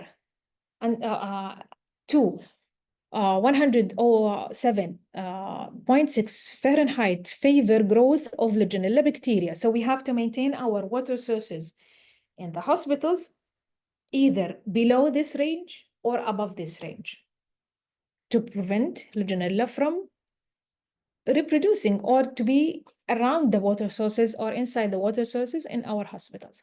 So Legionella bacteria have a robust ability to survive in adverse conditions such as the absence of nutrients or changes in temperature. Why? Because it eats the bacteria or fungi inside the water or inside these biofilms.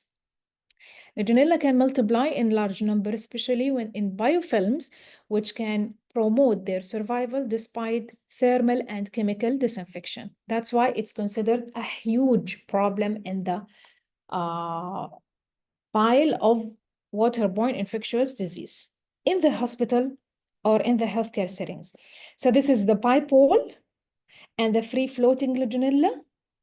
Legionella in biofilms will be multiplied more than usual and will eat the bacteria in the biofilms or the fungi is as one of the components of the biofilms. So whenever they will find the biofilms, they will live longer, resisting chemical and thermal disinfection and high or low temperature. فهشرح الليجونيلا. I will explain all of the Legionella in English and then repeat it in Arabic. Mode of spread of Legionella patients, it will be through or by inhalation of aspiration of aerosols contaminated with the Legionella bacteria. How can we say that this is a water source? We will explain it. The incubation period for Legionella disease is from 2 to 10 days. The host risk factors for Legionella disease include, as we said, age, patients aged 40 years or older, gender male, smoking, excessive using of alcohol intake, and immunocompromised patient systems like patients after organ transplantation or systemic steroid therapy or in burn units, as we said, the category of immunocompromised patients, or who has chronic underlying disease like chronic obstructive pulmonary disease or diabetic mellitus or mellitus or diabetic 1 or 2.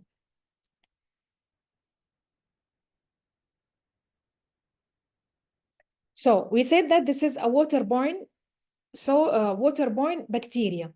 How does it transfer through inhalation of aerosols or aspiration of aerosols? Whenever we will have this type of patient who has these the characteristic, this type of patient, for sure he will use ventilator. Ventilator means a portal of entry to the patient's body or the patient's lung that will transfer the Legionella.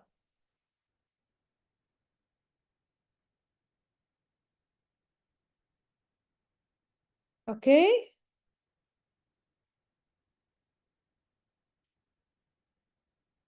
So Legionella هذا النوع من البكتيريا والمرض تنتقل عن طريق الماء وتحب تواجد في وتستخدم الماء كوسيط وبيئة تتواجد فيها زي مرض الكوليرا ومرض التيفويد.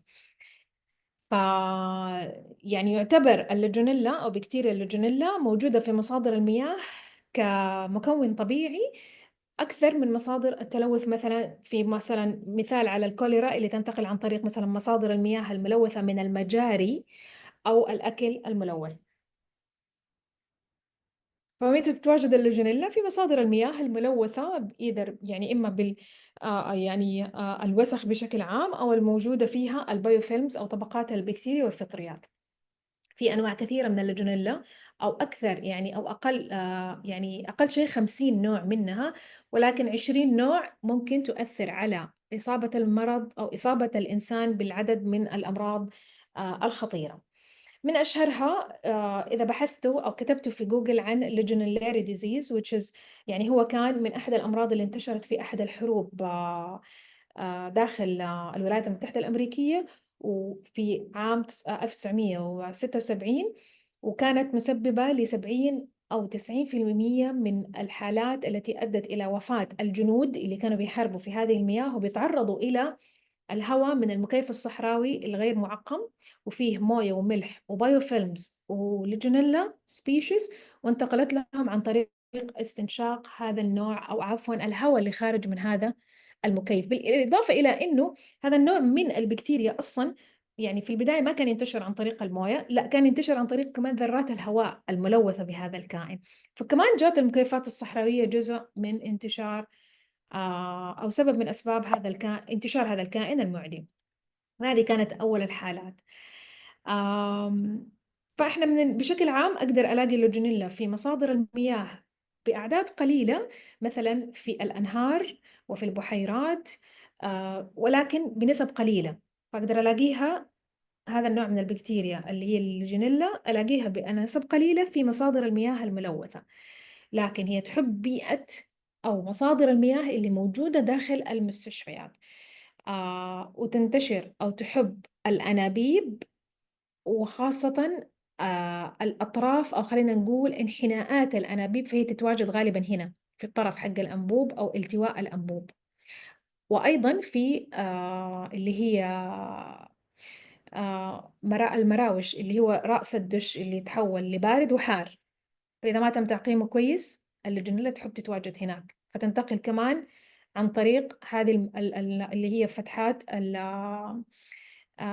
المروش نفسه.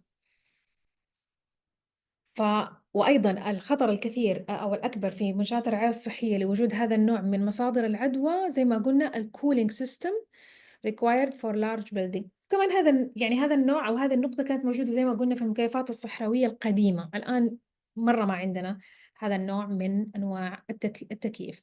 أيضا blind loop stigation، اللي هي تلاقي بعض الأنابيب فيها فتحة دخول وبعدين توقف، اسمها بلايند لوب، ما في خروج لهذا الأنبوب، فتنحبس الموية في هذا المكان، وإذا ما تلوث ما كانت معقمة بطريقة كافية أو المواد الكيميائية الصحيحة ينسد هذا المسار، ويعطي لي فرصة جيدة وممتازة جدا لتكوين البايوفيلمز.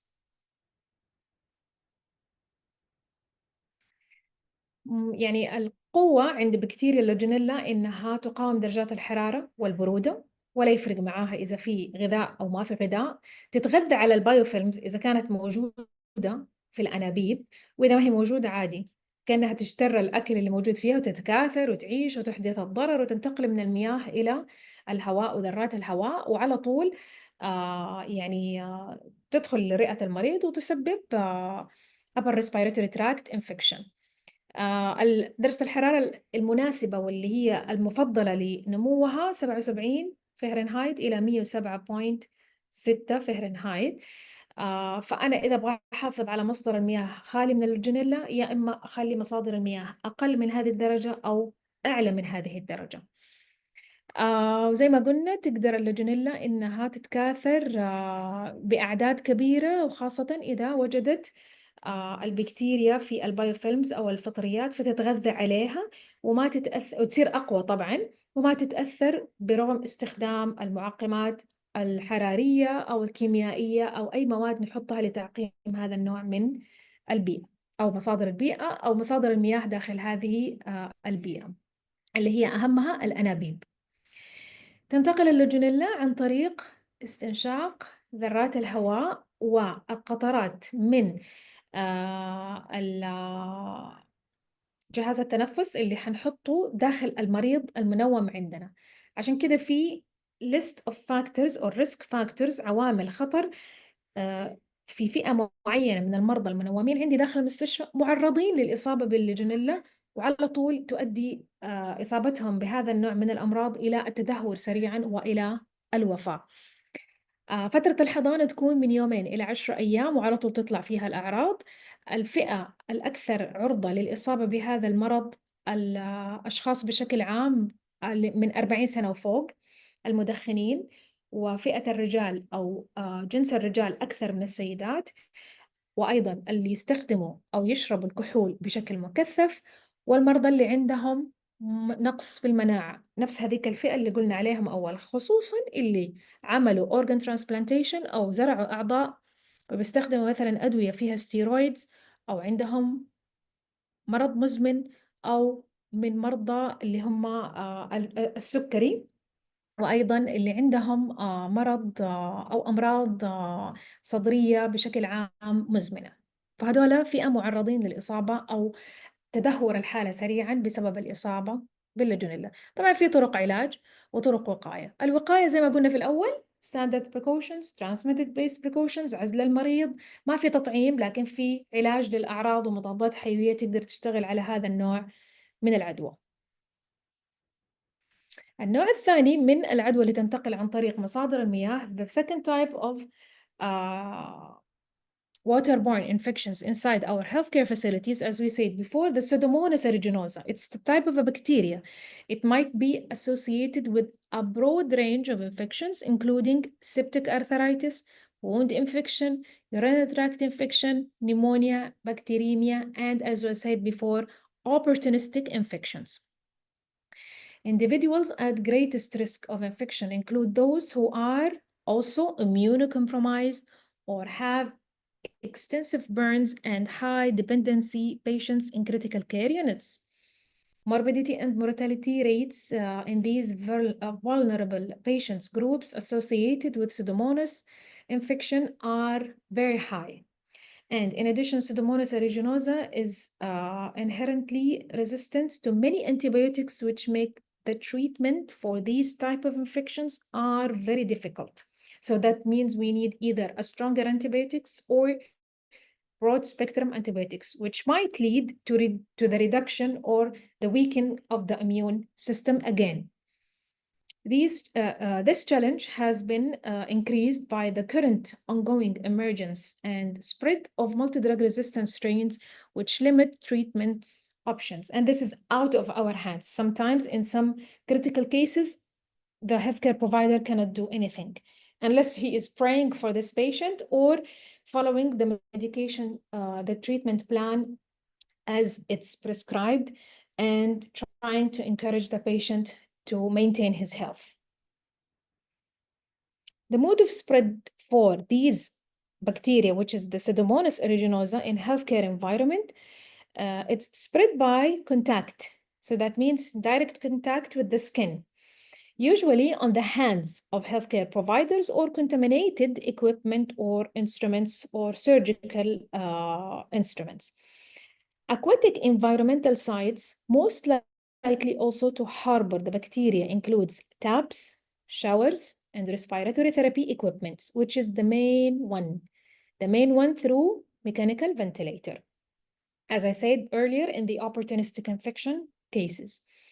An investigation following an outbreak of the infection in a number of neonatal units found that water from taps and sinks in all of the units were colonized with Pseudomonas aeruginosa, meaning reviewing the water safety plan, the water safety protection or disinfection process is very important to protect our patients, especially in ICUs and immunocompromised. Like Legionella, Pseudomonas aeruginosa has the ability to survive in adverse environmental conditions or temperatures and is inherently resistant to several disinfections. And also, in addition, as we said, it's resistant to some certain or a large number of antibiotics. So the Pseudomonas has the ability it has the ability to form also biofilms, helps in persist in aquatic environments such as we said, taps and pipes. It can also cause a chronic wounds in diabetic patients. So the wound will not be healed faster. So it will either take longer time, it will take an intensive care and broad spectrum antibiotics. So I hope that also Pseudomonas is very clear for you. Pseudomonas aeruginosa مشكلتها إنها بكتيريا مرة قوية. It can produce endotoxin and exotoxin, and it has some flagella and عندها زي الشعيرات تخليها تتحرك بسرعة وتنتقل بسرعة بين وسائط المياه والتلامس المباشر. فتسبب لي أمراض خطيرة جدا، وتواجدها في هي مرة تحب بيئة المستشفى، فتواجدها في بيئة المستشفى تسبب تدهور في حالة المرضى وتعرضهم للمزيد من فرص العدوى، وتدهور حالة المريض إلى أنه توصله إلى يصير عنده إصابة بسبتيك أرثرايتس أو عدوى في نفس الجرح مثلا اللي مفتوح بعد العملية، عدوى مصاحبة للجهاز البولي، أيضا نيمونيا وبكتيريميا. وزي ما قلنا opportunistic infection، أي عدوى أو أي فرصة انتهازية للدخول إلى رئة المريض لأكل وتدمير خلايا رئة المريض، وتعمل لي بعدين lung collapse وتؤدي إلى وفاة المريض. مشكلتها أنها حتكون زي ما قلنا خطرة على الفئتين اللي هم في العناية في أقسام العناية الحرجة كلها، والمرضى اللي عندهم نقص في المناعة. وعدد المرضى والوفيات مرتفعة جدا عندما يكون عندي مرضى منومين في المستشفى عندهم إصابة بالسودوموناس. مصيبتها الثانية أنها مقاومة للمضادات الحيوية، فعند وضع خطة للعلاج خاصة فيها لازم ننتبه لموضوع مقاومة بعض أنواع المضادات الحيوية، وبالتالي حنختار broad spectrum antibiotics، يعني مساحة أوسع من المضادات الحيوية القوية أو مجموعة أقوى، فأيضا هذه قد تؤثر على مناعة المريض في المستقبل وحسب طبعا حالته الحرجة. النقطة الثانية والمهمة في السودوموناس إنها تنتقل عن طريق التلامس المباشر للأجهزة والأدوات والأسطح أو أيدي الممارسين الصحيين، وبالإضافة إلى أنه تستطيع التواجد في بيئة المياه، وتنتقل عن طريق صنابير المياه وفتحات المياه أو المراوش زي ما قلنا، أو أجهزة التنفس. وأجهزة التنفس هي أكثر الأدوات أو الآلات الجراحية اللي تدخل جسم المريض اللي يكون في الحالة الحرجة عشان تساعده على إنه يعيش وتتحسن حياته، فبالتالي في يعني أسوأ الحظوظ تنتقل له السودوموناس إذا ما كانت أجهزة التنفس معقمة بالطريقة الصحيحة. ليش؟ لأنها تعتبر portal of entry، فتحة لدخول الكائن المعدي. وفي أحد الدراسات حصل تحقيق في موضوع انتشار سودوموناس كثير أو بعدد كبير جدا في قسم الرعاية الحرجة لحديثي الولادة، فوجدوا إنه بعد ما عملوا التحقيق وجدوا إنه صنابير المياه والأحواض ملوثة أو فيها استعمار لبكتيريا سودوموناس، وأدت إلى طبعا مشاكل في أجساد هؤلاء المرضى المساكين اللي لسه دوبهم مولودين. وفي عندها خصائص مشابهة لبكتيريا الليجونيلا اللي هي قدرتها على التعايش والتكاثر في ظروف حرارية يعني عالية أو منخفضة الحرارة، وظروف بيئية متعددة زي ما قلنا عن طريق التلامس أو الأسطح، وأيضا مقاومة لعدد من المعقمات أو المطهرات الكيميائية، ومقاومة لعدد كبير من المضادات الحيوية، تستطيع أنها تكون جزء تساهم في تكوين البايوفيلمز داخل الأنابيب وصنابير المياه. لذلك وجودها خطر جدا في مصادر المياه الخاصة بمنشآت الرعاية الصحية، فضلا عن كونها سبب رئيسي في عدم التئام الجروح في أجساد المرضى، وخاصة اللي عندهم سكر. نعرف إنه لو عندهم سكر يعني عدم انتظام السكر في داخل الدم، معناته الدم ما بيتوزع بالطريقة الصحيحة ومو قادر يوصل إلى الجرح عشان يعمل لي اللي هي الووند هيلينج بروسيس يعني انضمام مع عمل الجهاز المناعي، فيؤخر التئام الجرح لما يكون في جسم المريض ده مفتوح وعنده جرح وكمان عنده إصابة بالسودوموناس، فتسبب له إنه جرح مزمن مفتوح، فحيزيد فرص التقاطه للمزيد من العدوى. طيب إيش الحل؟ How to controls to prevent waterborne infections. إيش القصة اللي يحتاج أسويها أو الممارسات اللي يحتاج أسويها عشان أعمل وقاية للعدوى اللي من مصادر المياه في منشآت الرعاية الصحية.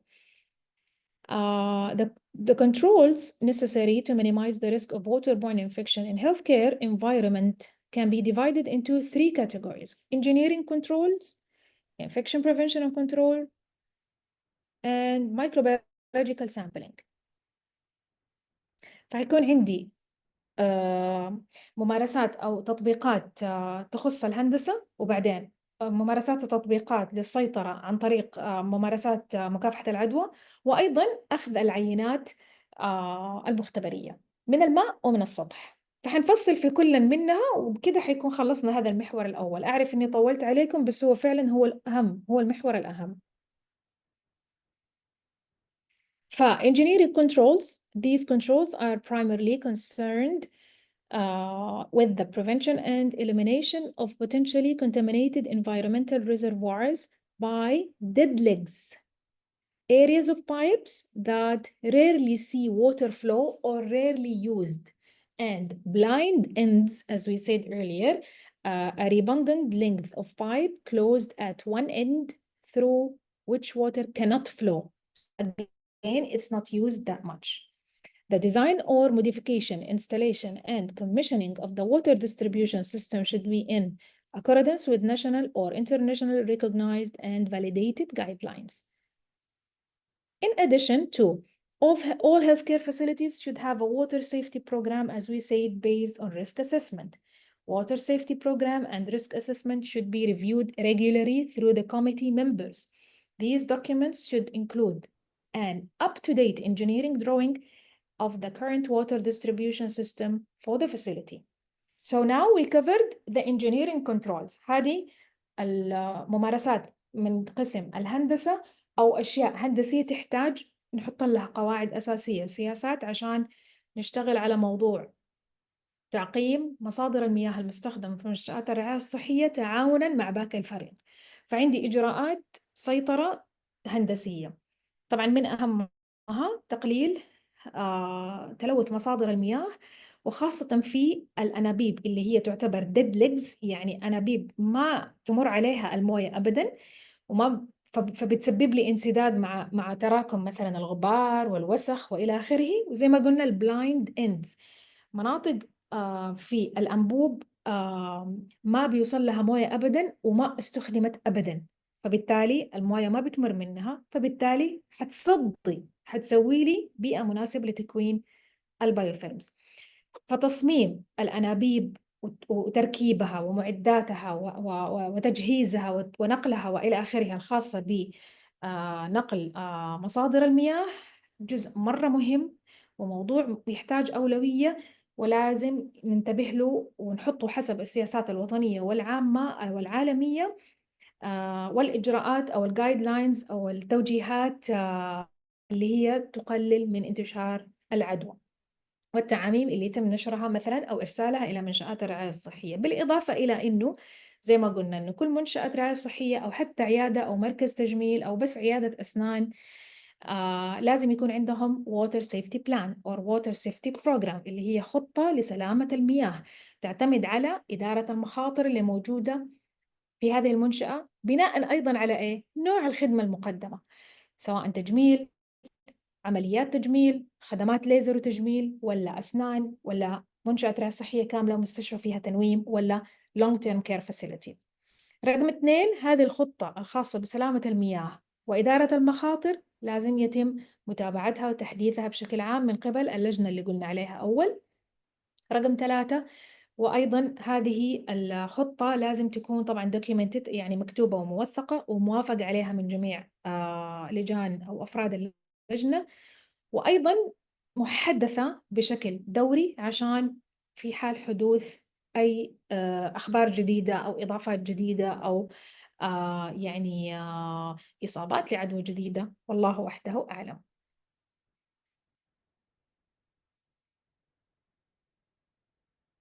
رقم 4 أو خلينا نقول in addition، هذه قلنا عليها 3 نقاط. هنا في عندي كمان عدد إضافي اللي هي risk assessment should examine. إدارة المخاطر في water safety plan should include contamination of the distal parts of the water system، تلوث المياه وقطرات، تلوث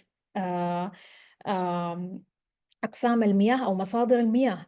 biofilm contamination of water system، إذا حصل عندي تلوث وتكون البايوفيلم. underused outlets such as sinks, showers and toilets، إيش الحمامات اللي ما بنستخدمها في المنشأة ولا المراوش أو الأحواض. water distribution system components such as or for example flexible hoses or thermostatic. مكونات المناطق اللي بيوزع منها مصادر المياه اللي هي الثرموستاتيك، اللي هي خلينا نقول مقاييس الحرارة اللي بستخدم فيها معايير الحرارة الباردة والحارة في مصادر المياه. والفليكسبل هوزز، الهوزز اللي هي فتحات اللي بستخدمها كصنبور المياه أو المراوش. هذه لازم أعرف فين أماكنها في المستشفى، فين الحمامات اللي فيها هذه المصادر، أو عيادات الأسنان أو غرف العمليات وإلى آخره. فهذه كلها موجودة في الريسك اسسمنت تشيت، إني أنا عارف إنه القسم ده أو الدور ده فيه 3-4 حمامات في هذه المصادر، فأروح أعمل تيست في كل واحد منهم.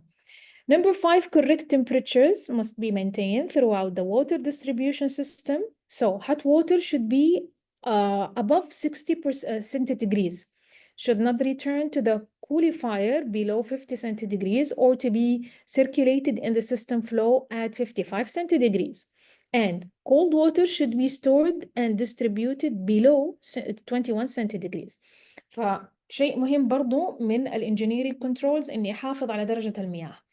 فإذا سخنا المياه واستخدمنا نظام الحرارة لرفع درجة حرارة المياه هتكون غالبا فوق 60 درجة مئوية، وإذا وصلت لهذه الحرارة ما تنزل عن 50 درجة مئوية، أو يتم إعادة استخدامها at 55 على درجة 55 درجة مئوية. والمياه الباردة لازم نحتفظ فيها أو نوزعها أو نستخدمها أقل من 21 درجة مئوية. رقم 6 pressure and flow throughout the distribution system must be maintained and monitored. يهمنا مراقبة ومتابعة مصادر المياه وخلينا نقول الكمية اللي بتخرج منها المياه. How much the flow of the water, is it little, is it too much, or is it normal? So we have to follow and monitor and maintain the water flow and the pressure of the water flow.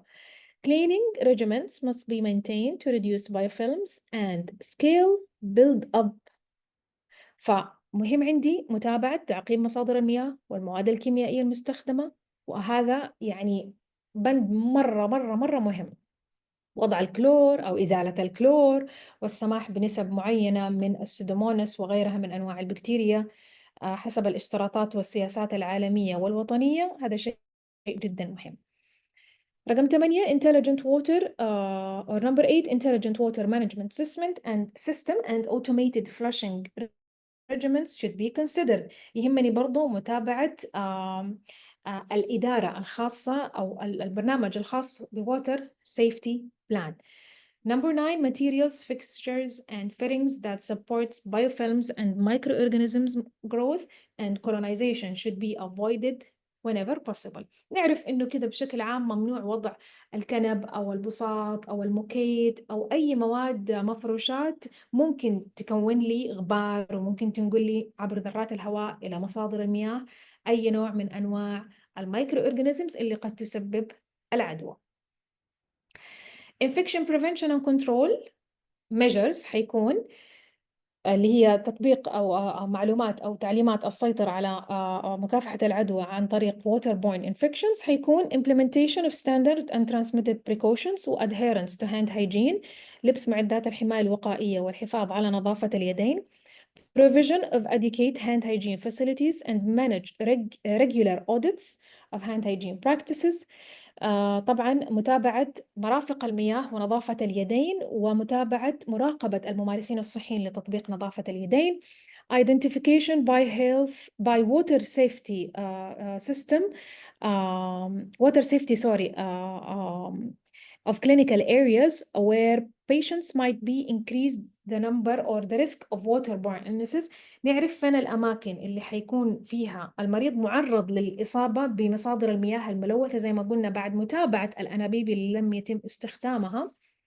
hygiene service staff اللي هم عمالة النظافة should clean clinical hand basins اللي هو تعقيم وتنظيف نظافة مرافق نظافة اليدين بشكل عام.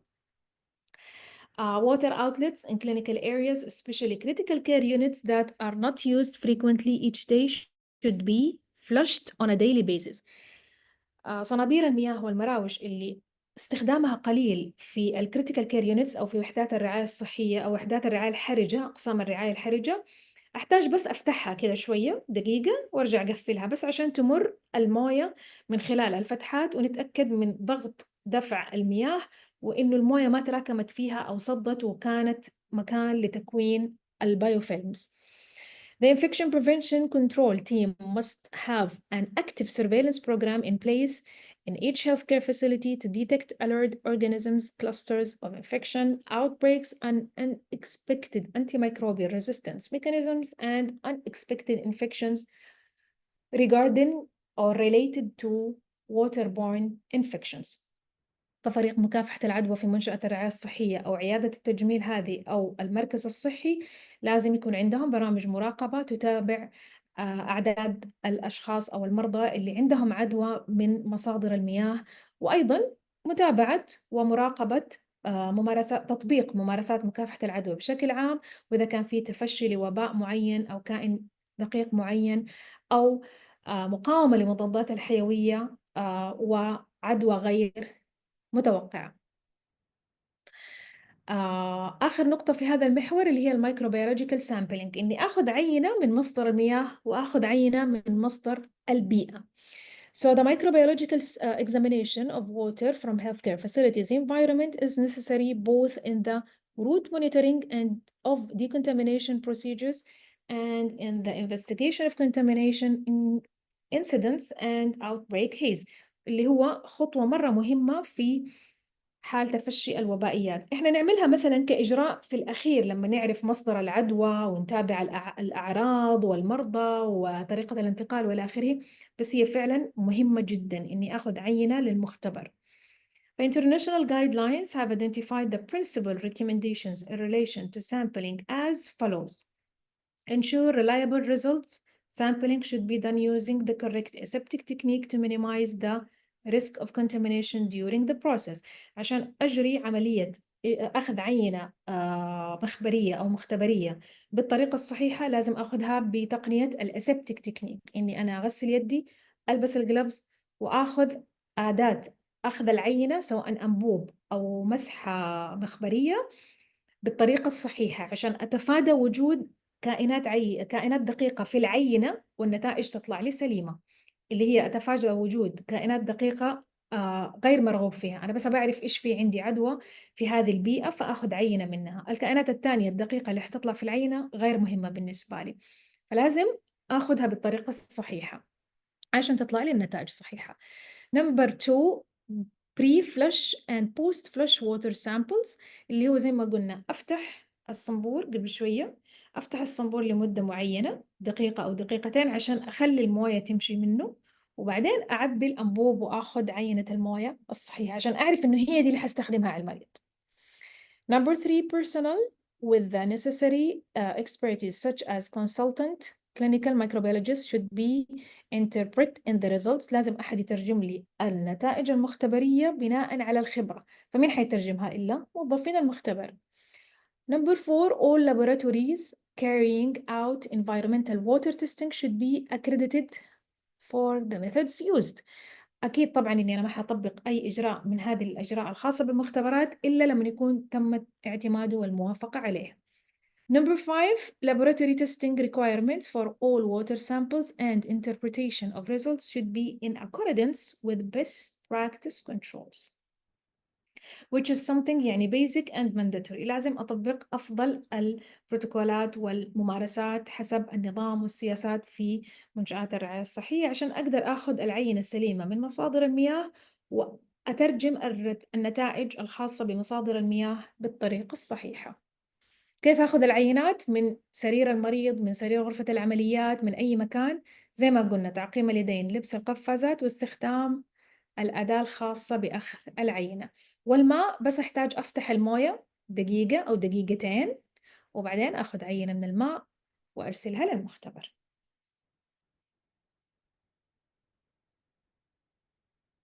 أعرف أني طولت في هذا المحور بس هو جدا مهم وجدا أساسي. الآن اللي عنده أي سؤال بس من فضلكم اكتبوا لنا السؤال على الشات. افتحوا الشات واكتبوا الأسئلة. If you have any questions, you can ask me now or you can write it now. Write your whole question clearly so I can answer you clearly. اكتب سؤالك كامل في الشات عشان أقدر أرد عليك كده بوضوح. لسه هذا بس المحور الأول. المحاور الثلاثة الأخرى قصيرة إن شاء الله وحنخلص منها في الوقت المناسب.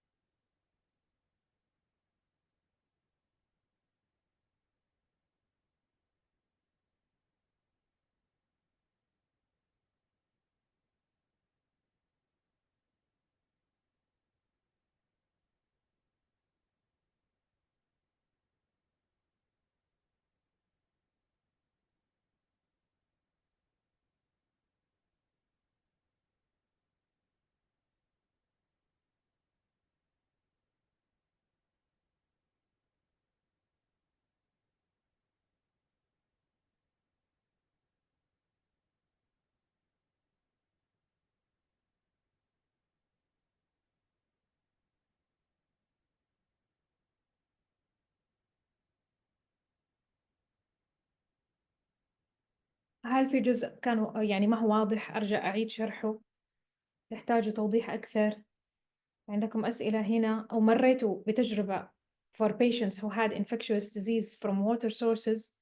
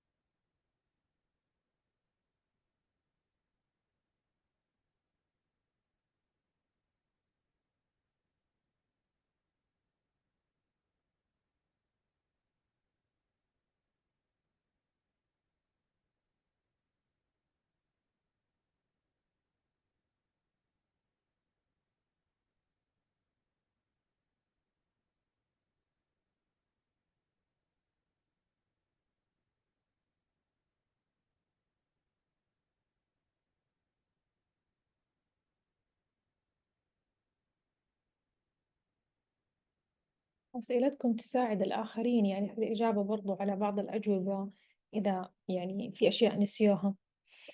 ف you are welcome to ask any question.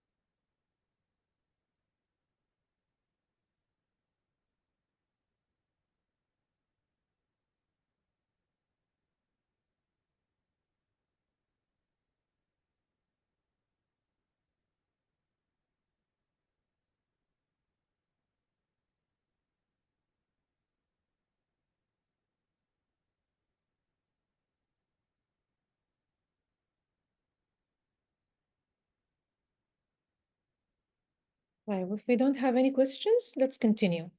ما عندنا أسئلة نكمل. المحور الثاني hand hygiene facilities. How to finish the requirements, how to finish the checklist of the hand hygiene facilities to approach the perfect compliance for hand hygiene, which is one of the elements that will lead to perfect or 100% compliance for hand hygiene. يهمنا في مرافق نظافة اليدين إنه كل شيء نوفره من ناحيتنا عشان نساعد الممارس الصحي إنه يطبق نظافة اليدين، وبإذن الله تبيضوا وجيهنا وتطبقوا نظافة اليدين دائما وبالطريقة الصحيحة وفي الأوقات الصحيحة. hand hygiene is the most important factor in preventing the spread of hospital-acquired infections. Therefore, the facilities for hand hygiene in clinical areas are top important, high priority. Hand hygiene facilities include alcohol-based hand rub, ABHR, and hand washing facilities, clinical hand basins.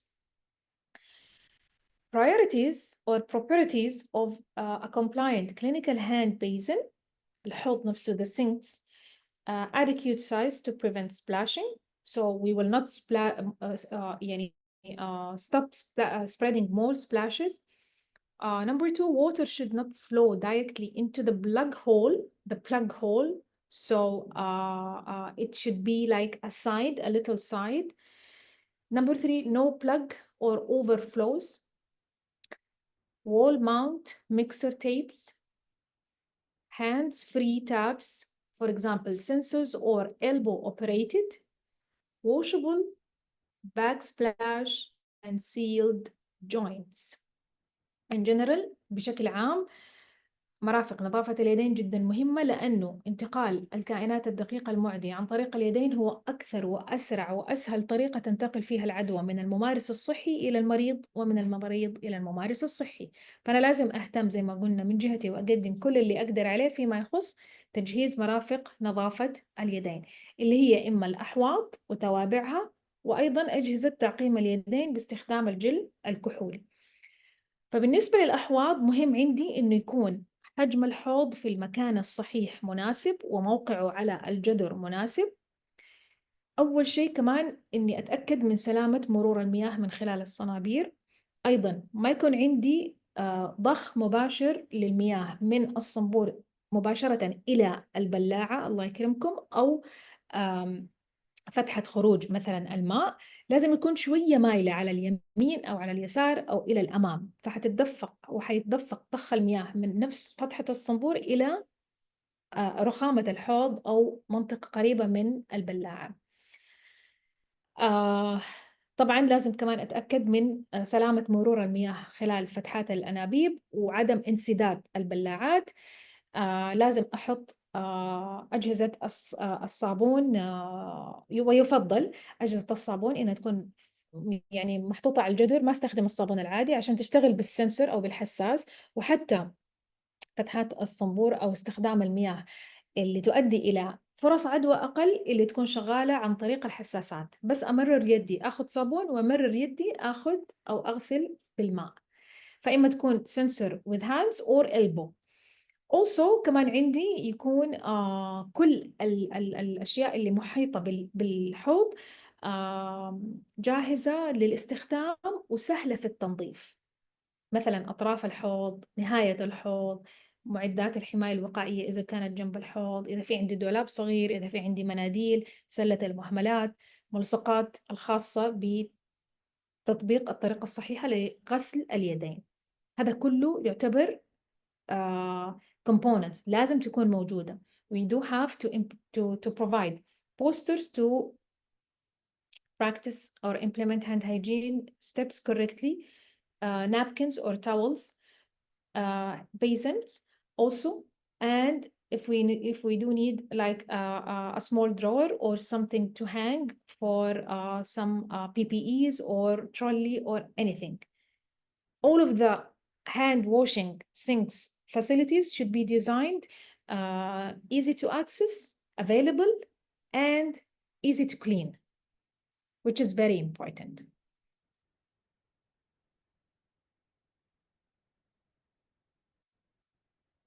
In order to promote good practice, hand hygiene facilities should be readily available and, as I said, easily to access and available to staff by in clinical areas. مهم إنها تكون موجودة وسهلة، يعني سهل أوصل لها، ما يكون في حائط ولا يعني خلف حائط ولا في منطقة طعام أو غرف مرضى. and available، موجودة، عندي أحواض كثير متاحة. It's important also to avoid oversupply of hand basins, which can lead to frequently used water outlets and low water throughput.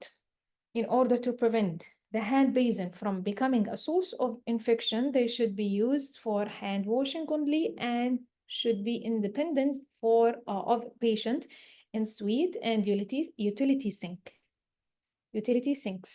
Liquid or foam soap and disposable water towels and a bin will be needed to provide in each hand basin or beside each basin, as I said before. In areas where equipment is cleaned, a separate decontamination deep sink will be needed. In some areas, not all of the hospital or rooms areas. Disposal of any fluids or human waste should be into the unit designed to minimize the risk of splashback onto the healthcare workers. It's the same point as I said before. لازم تكون كل الأدوات أو الملحقات الخاصة بالأحواض موجودة. لازم يكون عندي easy to access، الحوض سهل الوصول له وسهل الاستخدام ومتوفر في بعض أو في أغلب المناطق للممارس الصحي وللمريض وأيضا للعوائل والزوار. إذا في أدوات أحتاج أعقمها غالبا ما راح تكون موجودة جنب غرفة المريض، ولكن في القسم لازم يكون في لها حوض مختلف تماما وأعمق وله تفاصيل وتعليمات معينة. يفضل يكون في حوض في غرفة كل مريض وكل عيادة وغرفة فحص. وكمان زي ما قلنا أزوده بالأدوات، أزود الحوض وأحط حوله الأشياء اللي بستخدمها زي ما قلنا مناشف أو مناديل وسلة مهملات وملصقات لتطبيق نظافة اليدين بالطريقة الصحيحة. الصابون يكون جهاز، يفضل إنه يكون جهاز يشتغل عن طريق الحساس، وأيضا نفس صنبور الموية يكون عن طريق جهاز يشتغل عن طريق الحساس. وإذا كان في عندي دولاب أو عربية أحط فيها معدات الحماية الوقائية، بس هذه ما هي من متطلبات الأحواض، يعني هذه شيء إضافي. بس إذا أوجدتها أو حطيتها لازم تكون معقمة وجاهزة ومغلفة في دولاب مغلق عليه checklist for cleaning or checking the expiration date and sizes and everything. For hand dispensers or using the alcohol-based hand rub, the WHO also give advice on where to place these dispensers, alcohol-based hand rub dispensers. First, alcohol-based hand dispensers devices should be made available at the point of patient care. أي منطقة حستخدم أو حلمس فيها المريض أو أقدم له خدمة patient care لازم يكون جنبها معقم، لازم.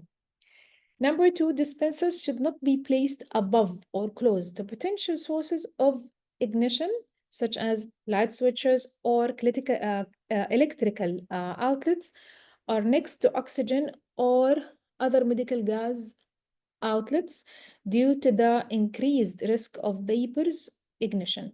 يفضل إني ما أحط أجهزة التعقيم اليدوية أو أجهزة التعقيم الكحولي جنب أي منطقة قابلة للاشتعال أو قابلة ل يعني عمل اللي هو ماس كهرباء زي مقابض اللمبات أو أي حاجة من فتحات الكهرباء أو أنابيب الأكسجين أو مواد كيميائية أو غازية وإلى آخره، عشان أقلل من خطر الاشتعال. ليه؟ لأنه في جيل كحولي، فالكحول حيولع للدنيا.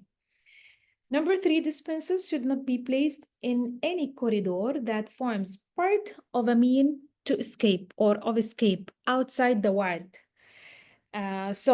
And if so, it's recommended that they are at least 1 to 1.2 meters apart and the circulation area is at least 2 meters wide and the maximum container size is 1 liter.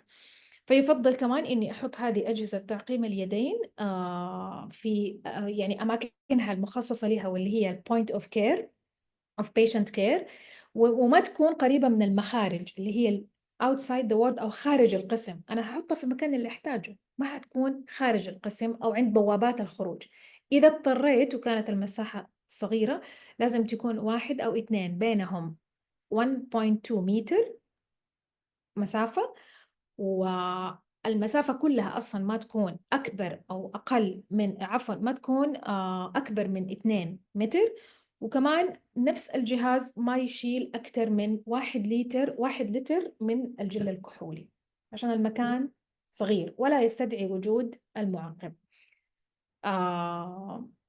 So this is number 3. Number 4, it should be, yes, beside or instead of 5. The setting of dispensers above carpets is not recommended due to the risk of damage of the lifting warping up of the carpets. احنا قلنا إنه المفروشات والسجاد والموكيت وأي شيء on the floor is prohibited in the hospital area.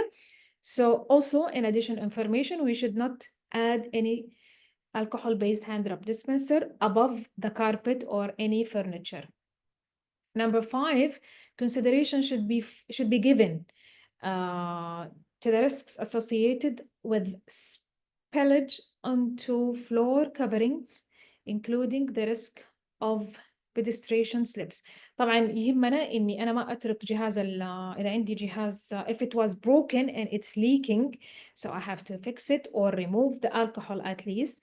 فإذا كان عندي جهاز تعقيم اليدين معطل وقاعد يعني علق أو ما قدرت أعمل سيطرة على انسكاب السائل الكحولي، فعلى طول لازم أفكه أو أغيره أو أشيله من مكانه عشان ما يسبب لي انزلاقات للزوار، للناس اللي بتمر، للمرضى، للموظفين، لأي أحد، لأن المادة الكحولية لزجة جدا. مهم عندي إني أحط ملصقات تعقيم اليدين جانب كل حوض وجانب كل جهاز لتعقيم اليدين. فأنا عندي شيء جدا مهم من أساسيات اشتراطات اللي هو مرافق نظافة اليدين، إني أحط الملصقات. إذا ما هي عندكم أطلبوها من قسم مكافحة العدوى أو الجودة أو قسم الإعلام أو الإدارة، ضروري تحطوها بس عشان الممارس الصحي والمريض يطبق نظافة اليدين بالطريقة الصحيحة ويغطي كل يدينه وما المنطقة كل اليد من جميع النواحي بحيث إنه ما يتعرض لالتقاط العدوى أو ينقل العدوى لغيره. فالخطوات كلها زي بعض تقريبا في نظافة اليدين وفي تعقيم اليدين. الفرق بينها في الخطوة الأخيرة. في غسل اليدين أنا أحتاج أستخدم منديل أو منشفة عشان أنظف يدي، وفي تعقيم اليدين أحتاج أترك الجل الكحولي ينشف وبس. باقي الخطوات كلها زي بعض. So I was saying in one of the most important elements in the hand hygiene facilities is hanging the posters of hand washing and hand rubbing beside each sink and beside each alcohol-based hand rub dispensers, just to encourage the healthcare provider and the patient and the visitors, and also family members to practice the correct method of washing or sanitizing the hands in the correct way to cover all of the areas in the hands, so it will be ready to use and it will not transfer or transmit any type of infections. The steps are the same, mostly the same, except that in the hand washing, in the last step, we need to use a towel or a napkin for drying the hands. And the hand rubbing procedure, we just have to wait for the gel to dry. Nothing to do more. So if you don't have these posters, ask for it from the infection control department, from quality department, from administration department, or from the media department. They have to provide these posters. Also, this important poster is when to perform hand hygiene. It's very important to add it beside the patient bed.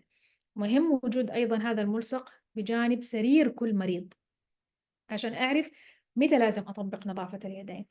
So we have 5 important moments to practice or implement hand hygiene. We have 2 moments before to protect the patient from the staff. So before touching the patient and before any aseptic technique considered as a portal of entry to the patient's body. And so in these 2 moments, we have to implement or perform hand hygiene. And then we have 3 important moments after to protect the staff from the patient's body or the patient hands. So after exposure to blood and body fluids from the patient, and after touching the patient in general, and after touching the patient's surroundings, to protect the staff from the patient's infections. So you should ask also for this poster to remind the healthcare provider or the staff when to perform hand hygiene. فمهم أيضا جدا إنكم تسألوا وتطلبوا عن هذا الملصق، لأنه لازم نحطه جنب سرير كل مريض أو غرفة فحص عشان نعرف متى الأوقات الأفضل واللي ضروري نطبق فيها نظافة اليدين. فنسميها 5 لحظات لتطبيق نظافة اليدين. فعندي لحظتين مهمة جدا لحماية المريض من يدين الممارس الصحي. فقبل لمس المريض لازم يطبق نظافة اليدين، وقبل أي إجراء فيه شاربس أو مواد حادة مثلا أو آلات وأدوات حادة زي الإبرة أو القسطرة، اللي هو before any aseptic procedure لازم الممارس الصحي يطبق نظافة اليدين. هذا لسلامة المريض. بعدين عندي 3 لحظات لسلامة الموظف، للحفاظ على سلامة الموظف وحمايته من انتقال العدوى من جسم المريض إليه، اللي هي رقم 3 بعد التعرض إلى سوائل من جسم المريض أو دم من المريض لازم يغسل يدينه أو يطبق نظافة اليدين. ورقم 4 بعد لمس المريض وتقديم خدمات الرعاية الصحية له بشكل عام، وبعد لمس المريض أو الأدوات والمنطقة اللي حول المريض أو أدواته الشخصية زي the remote control or his mobile phone or personal items، أدوات شخصية. فتعتبر هذه من بنود hand hygiene facilities. مرافق نظافة اليدين مرة مهمة. كده خلصنا هذا المحور الثاني كده بكل بساطة، هو جدا بسيط بس نحتاج تذكير فيه. إذا عندكم أسئلة. Someone is raising the hands، مش عارفة ليه. إذا عندكم أي سؤال بس اكتبوه في الشات فيما يخص نظافة اليدين أو المحور الأول. فالمحور الثاني بسيط وقصير بس عشان أذكرك كممارس صحي كيف تشتغل على موضوع الوقاية من العدوى داخل المستشفى في قسمك أو كلا في عمله، لأنه أنت حتى لو كنت في الإدارة غسل اليدين يفرق معك. ممكن تستخدم قلم زميل عنده عدوى أو عطس وما غسل القلم أو ما غسل يده وانتقل لك هذا النوع من العدوى. طيب إلى الآن أنا الآن عندي سؤال، إذا أنتم ما عندكم أسئلة، إيش التحدي اللي واجهتوه في اللي هو العدوى كلا في قسمه، كل واحد في قسمه. What type of challenges have you faced regarding infections in your department? So you can tell us some stories. شاركونا بعض يعني your concerns ولا الأشياء اللي مثلا يعني خايفين منها أو انتقال العدوى عن طريقها يكون في قسمكم. تقدروا تكتبوا برضو في الشات.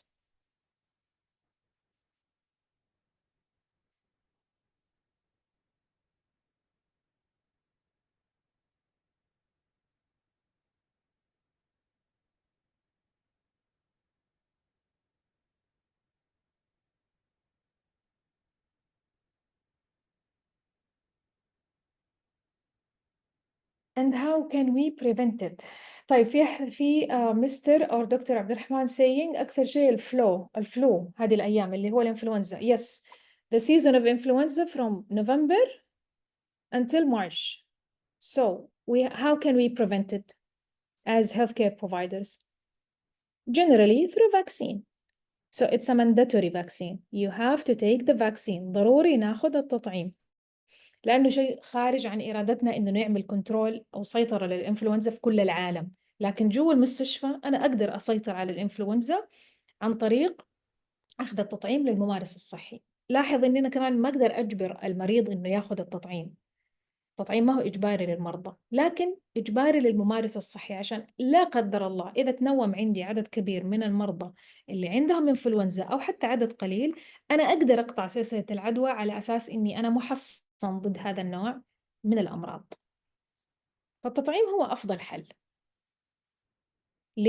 لمواجهة تحدي الإنفلونزا، لأنه هو موسم ما هو طول السنة. طيب مس أو دكتور نورة saying أكثر شيء خاف منه الكبد الوبائي لأنه ينتقل بالسطوح الملوثة بالدم والمستشفى مكان آهل لها ومو كل عنده توعية. the same يا مس أو دكتور نورة. hepatitis أو الكبد الوبائي B و C و D ينتقل عن طريق الدم. how can we prevent it؟ أول شيء standard precautions اللي هو hand hygiene, PPE, environmental cleaning, safety injection practices, needle stick injury, waste segregation and cough etiquette or respiratory hygiene. تاني شيء أنا عندي تطعيم لهيباتيتس B و D. أصلا هو D أحد مضاعفات الإصابة بهيباتيتس B. فإذا اتطعمت ضد هيباتيتس B هأحمي نفسي من النوع D. أما الكبد الوبائي C أو اللي هو جيم ما له تطعيم، بس نحاول قد ما نقدر ما نتوصل أو نلمس قطرات الماء عفوا قطرات الدم أو أدوات حادة ملوثة بهذا الدم أو إجراءات أسنان ملوثة بهذا الدم، خاصة إذا عرفت مصدر الدم وعرفت إنه هذا المريض عنده هذا النوع من الأمراض، لأن الإصابة ب هيباتيتس بي عفوا هيباتيتس سي أو جيم إذا حصلت أنا ما أقدر أتفاداها، لكن أقدر أخذ immunoglobulin في عيادة الموظفين وأحمي نفسي على الأقل إلين أتأكد إذا أنا أصبت بهذا النوع من الأمراض أو لا. ولا قدر الله في أسوأ الأحوال هناك علاج للكبد الوبائي جيم. There is a treatment for hepatitis C. So we don't have vaccine for C, but we have treatment. And the treatment has proven that all of the patients who received the full course was fully recovered. فإذا تخاف منه أعمل وقاية. أي شيء تخاف منه أعمل وقاية. Standard precautions for hepatitis infections and vaccine. إذا ما عندي vaccine, there is a treatment for hepatitis C. لكن B و D mandatory for healthcare providers. هذه مرة ضرورية. كل الممارسين الصحيين بشكل عام إنهم ياخذوا سنويا 3 جرعات from hepatitis B vaccine.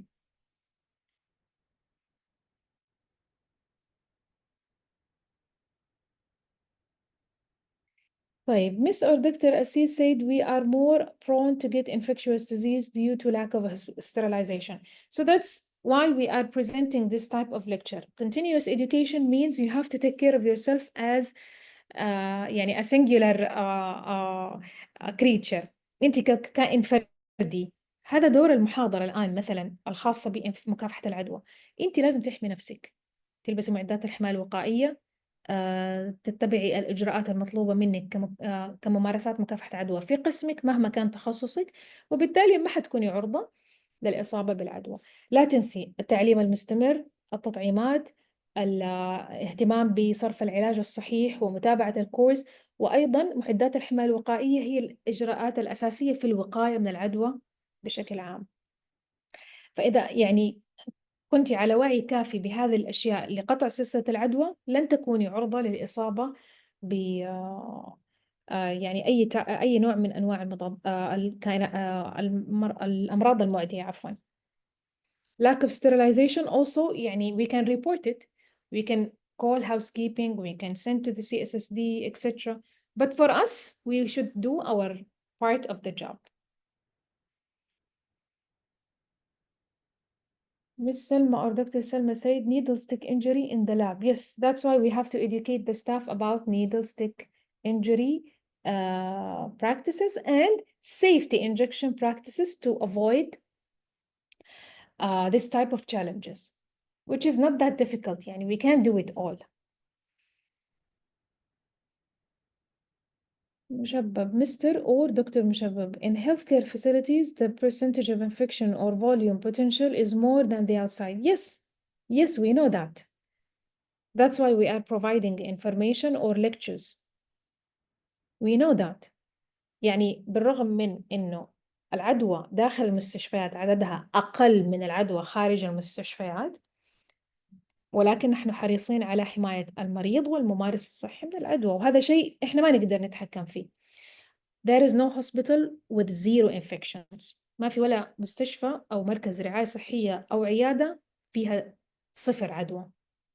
هناك كائنات دقيقة ما تعيش إلا في بيئة المستشفى، فلا بد يكون عندي عدوى على الأقل واحدة حالة، يعني أضعف الإيمان. There is no hospital with 0 infections. فالممارس الصحي هذا جزء من شغله، إنه يكون إيش؟ معرض للخطر، الإصابات العمل أو العدوى أو انتقال العدوى أو أي حاجة أخرى، زيه زي أي موظف في أي قطاع تاني. فإحنا نعرف إنه جزء من الشغل على أمراضنا إنه الوقاية من العدوى. فإيش الشيء اللي نقدر نتحداه أو نقدر نحله في هذا التحدي؟ إنه نعمل protection أو prevention of infections بالتطعيم، بالتعليم المستمر، بصرف العلاجات والمضادات الحيوية الصحيحة وفي مكانها للمريض الصحيح وبالجرعة والتوقيت الصحيح، وأيضا بلبس معدات الحماية الوقائية. فالوقاية دائما خير من العلاج.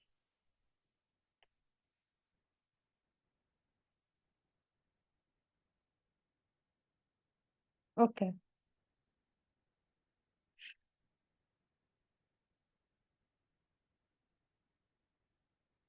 excellent. هذا تعاون مميز منكم، ممتاز. طيب، يصير متبقى لنا محورين بسيطة إن شاء الله نخلصها كده في نص ساعة ماكسيموم. Third objective will be ancillary supports and medical storage. المستودعات وأقسام الخدمات المساندة. حنقولها إيش هي الآن. ancillary supports، إيش هي الخدمات أو قسم الخدمات المساندة؟ Ancillary services are supportive or diagnostic measures that supplement and support a primary physician, nurse, or other healthcare provider in treating a patient. Ancillary services are typically found in medical offices, hospitals, or freestanding diagnostic testing facilities. Additionally, a patient may have to go to a separate facility to receive ancillary services like the lab requests from some certain procedures from the physician. Some examples of ancillary services include imaging testing like X-ray, MRI, CT scan, ultrasound, or lab tests, or pharmacies, or physical therapy, physiotherapy department, or centers. الخدمات المساندة هي عبارة عن يعني أقسام بنقدم فيها خدمات إضافية تساعد الطبيب اللي صرف لي علاج أو طلب مني فحوصات أو طلب مني تحاليل معينة، ألاقي نفسي فيها، أقدر أخدم نفسي فيها. يعني أروح القسم المختبر ألاقي إنه عندي تحاليل نزلت لي في النظام، يلا حسويها. فأنا ما أقدر أعمل تحاليل في نفس العيادة، ما أقدر أعمل أشعة في نفس العيادة أو غرفة الفحص أو في الطوارئ. فهذه اسمها الخدمات المساندة لتقديم خدمات الرعاية الصحية. So these are supporting our diagnostic plan. ممكن ألاقي جزء منها زي ما قلنا داخل المستشفى أو خارج المستشفى. ممكن المستشفى يطلب مني فحص جين أو فحص مختبر ما هو موجود ويقدم عندي في نفس المنشأة، فاضطر أروح لبرا أحد المختبرات ويسوي لي هو. أمثلة عليها زي ما قلنا الإيميجينج تيستينج، اللي هي المراكز اللي هو الخاصة بالأشعة، الأشعة المقطعية، والتصوير اللي هو الألتراساوند، أو المختبرات، الصيدليات الخارجية، أو مراكز العلاج الطبيعي والوظيفي. How are ancillary services important in healthcare? ليه هي مهمة؟ Ancillary services are services that physicians may request to help diagnose or treat a patient without ancillary services. So physicians would be unable to diagnose many health conditions or provide treatment to improve patient well-being without using these, as we said, lab tests or results or diagnostic tools. So the 3 categories ancillary services fall into include, so we have 3 categories: diagnostic, therapeutic, و custodial.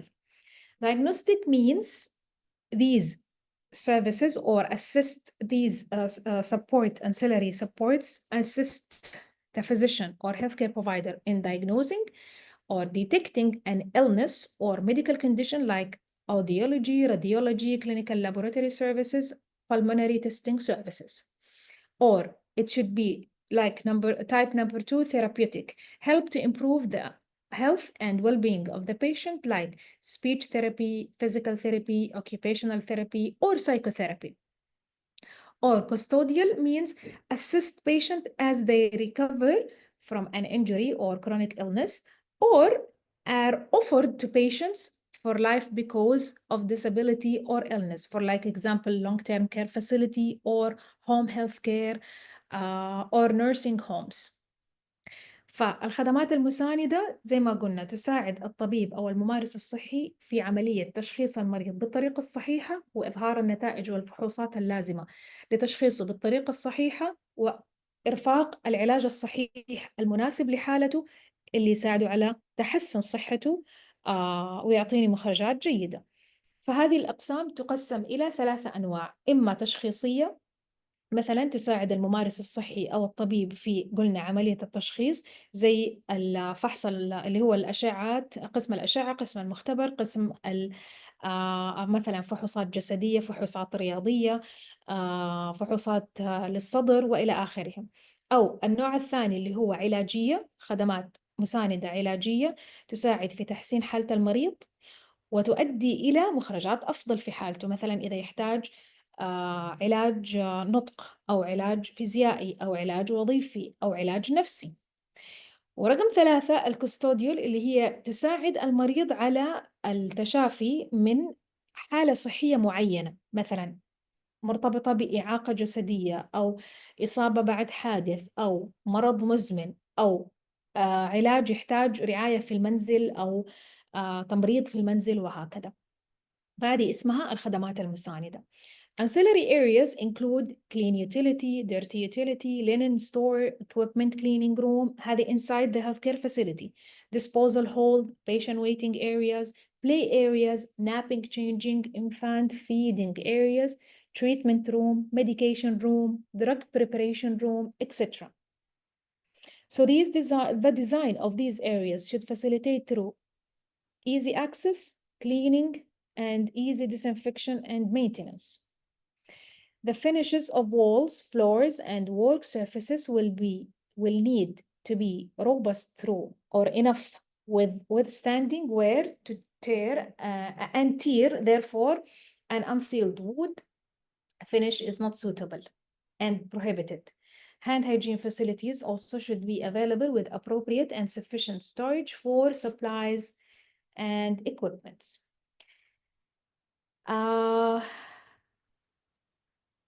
أقسام الخدمات المساندة في منشآت الرعاية الصحية زي ما قلنا ممكن تشمل المختبرات والصيدلة والصيدلية والأشعة، وأيضا من ضمنها غرفة اللينن النظيفة وغرفة اللينن المتسخة، غرفة تنظيف أدوات التنظيف، وغرفة أو خلينا نقول مناطق انتظار المرضى، الاستقبال، مناطق ألعاب الأطفال، مناطق اللي يكون فيها napping changing أو اللي هي تغيير ملابس أو حفاضات الأطفال أيضا، وأيضا منطقة الرضاعة الخاصة بالنساء، منطقة العلاج أو غرفة العلاج أو غرفة تحضير العلاج، هذه كلها تعتبر من ضمن الفئة الخاصة بالخدمات المساندة. فيفضل إنه تصميم هذه المناطق تكون سهلة الدخول والتنظيف والتعقيم والصيانة، والجدران مع الأسقف والأراضي لازم تكون كلها كمان سهلة الدخول والتنظيف والتعقيم والصيانة، وممنوع يحط فيها أي نوع من المفروشات والخشب. كمان يفضل إن نضيف لها مرافق نظافة اليدين سواء الأحواض أو أجهزة التعقيم الطبي، أجهزة التعقيم اليدوي اللي هو alcohol based hand rub dispensers. Ancillary supports and medical storage بالنسبة للمستودع. The storage the storage unit shall provide for the following functions. كمان في عندي اشتراطات معينة داخل مستودعات الأدوية والأدوات والأجهزة زيها زي الخدمات المساندة، تساعدني إذا أنا طبقت فيها الاشتراطات إنها تقطع سلسلة العدوى منها وإليها. So the storage of bulk dry goods or consumables or intravenous fluids and drugs, storage of emergency stock for the facility, storage of surplus hospital equipment awaiting repairs and surplus furniture stationery, deliveries to hospitals units for regular stocking of unit-based supplies. إيش المهم في نقطة هنا بنقول اللي هي أنواع المستودعات. يا إما يكون في عندي مستودع للأدوية كامل بس للأدوية والإبر الصغيرة والتغيير أدوات تغيير الجروح واللصقات وأجهزة التنفس والماسكات أو الأقنعة، أو عفوا مستودعات فقط للأجهزة والأدوات لوحدها، أو مستودعات للأدوات الجراحية لوحدها. فعندي طبعا أنواع مختلفة من الميديكال ستورج أو المستودعات الطبية. الاشتراطات المهمة في غرف المستودعات إنه storage areas should be sufficient and appropriate for the operational requirements for each clinical area. يفضل إذا إنه عندي مستشفى كبيرة وكل منطقة فيها تحتاج مستودع، مثلا قسم الاي سي يو بعيد عن النيرسري، بعيد عن الاو ار اند ديليفري، لازم كل قسم يكون له فيه مستودع ينحط فيه ادواته، وهذا القسم مجهز ونظيف وكامل وجاهز، يعني بوجود أرفف معينة باشتراطات معينة لوجود هذه الأدوات والمعدات اللي تساعد. Number 2, cleaning equipment and laundry and healthcare waste should be held in separate purpose-designed areas to minimize the risk of cross-contamination. إذا أخذت من هذا المستودع أو نقلت أدوات وأجهزة استخدمتها وبعدين استخدمتها على جسم المريض، ما أرجعها للمستودع، يعني ما أطلعها في الميديكال ويست أو أحطها في المكان المناسب لها عشان نعمل عليها إيش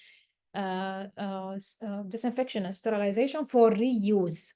فلو كان في equipment أو surgical equipment or anything ما ترجع المستودع، استخدمتها فتحتها تروح مسار ثاني. Cabinets, number 3, cabinets for the safe and secure storage for chemicals such as detergents and disinfectants will need to be provided as necessary, following local guidelines for recommended heights and distance from ceilings and walls. طبعا في كل مستودع في عندي زي الدواليب أو أرفف بها اشتراطات معينة بحيث إنها تكون 2 inches from the wall, 8 inches from the floor, and I think about 10 inches from the ceilings. وتكون مرتبة حسب الأولوية والاحتياج في كل قسم أو في مستودع كل قسم من ناحية المواد الكيميائية أو المطهرات أو المعقمات، فلها مواصفات معينة لازم أتبعها عشان ما تكون غبار من الكراتين أو من المعدات والأدوات والمواد الكيميائية اللي تكون تاريخها خلص، ما تسوي لي عدوى، ما تسوي لي مشاكل في انتقال اللي هي تعمل لي risk of cross contamination، انتقال أو خطر انتقال العدوى. Number 4, all healthcare facilities will require a storage area for large pieces of equipment that are not currently in use, such as beds and cots, hoists, wheelchairs, and trolleys. So storage area should be designed to protect equipment from the damage, contamination, and dust, and should allow easy access to floors and shelves for cleaning. في بعض أنواع منشآت الرعاية الصحية تحتاج تخزين لبعض أنواع الأسرة والعربيات لتنقل المريض، وأيضا العربيات لتنقل المعدات والأدوية ومعدات الحماية الوقائية. فلازم تصميم المنشأة أو العيادة أو المستشفى يكون ملائم لتواجد مستودعات أحتفظ فيها بهذه الأدوات، بحيث إنه في لها اشتراطات معينة زي ما قلنا وسياسات وممارسات للمتابعة والمراقبة، وأحتفظ فيها برضو بالتشيك ليست تبع الريجولار كلينينج، يعني التنظيف الدوري، عشان أحمي هذه الأدوات والأجهزة من تراكم الغبار أو وجود مصادر مياه ملوثة تدخل لها، وكمان تكون سهلة الدخول والوصول والتعقيم والتنظيف فيما بعد، يعني عشان حتى في المستقبل، يعني مو بس في الفترة الحالية، لا كمان في المستقبل. طيب what are the infection control instructions for storage؟ إيش في عندي تعليمات خاصة بممارسات مكافحة العدوى فيما يخص المستودعات. clean and disinfection store room regularly، تنظيف وتعقيم غرف المستودعات بشكل دوري. store supplies in dry, well and well ventilated store room out of direct sunlight. لازم أحتفظ هو اسمه مستودع فما في المفروض يكون فيه شبابيك، فلذلك يكون في منطقة جافة وفيها تهوية جيدة وبعيدة عن ضوء الشمس. secure the store room from water penetration، زي ما قلنا قبل شوية ما يكون عندي اختراق لمصادر المياه تجيني على أدوات أو المواد اللي موجودة في المستودع وتتلفها. ensure that fire safety equipment is available and accessible and that personnel are trained to use it. في حال وجود مواد كيميائية قابلة للاشتعال لازم يكون عندي fire safety equipment اللي هي أدوات طفاية الحريق وأي أدوات ملحقات خاصة فيها، ويكون في موظفين حولها قريب من التمريض أو العمالة النظافة أو أي أحد متدربين على استخدامها. Maintain cold storage including cold chain for commodities that require it. إذا عندي مواد أو أدوية أو أجهزة أو إبر أو تطعيمات تطلب ثلاجة لازم أحط في المستودع ثلاجة. Store flammable products separately using appropriate safety precautions. يعني إذا كان عندنا زي ما قلنا مواد قابلة للاشتعال لازم أحطها مثلا في جهة معينة وأحط عليها label this is flammable products قابلة للاشتعال. فلما أستخدمها وأنا لابس معدات الحماية الوقائية الجيدة أو المناسبة. Stack cartons at least زي ما قلنا 4 inches off the floor, 1 feet away from the wall or 2 inches from the wall and other stacks and no more than 2.5 height. Store medical supplies separately away from insecticides and chemicals, old files, office supplies and other materials. زي ما قلنا الاشتراطات حقت الرفوف إيش المفروض تكون. هنا بيقول لك at least 10 inches off the floor. ما طلعت 8 زي ما أنا قلت. 10 إنشات أعلى من الأرض. 1 feet away from the walls. اللي أنا أعرفه إنه 2 inches at least from the wall عشان ما تكون لاصقة في الجدر.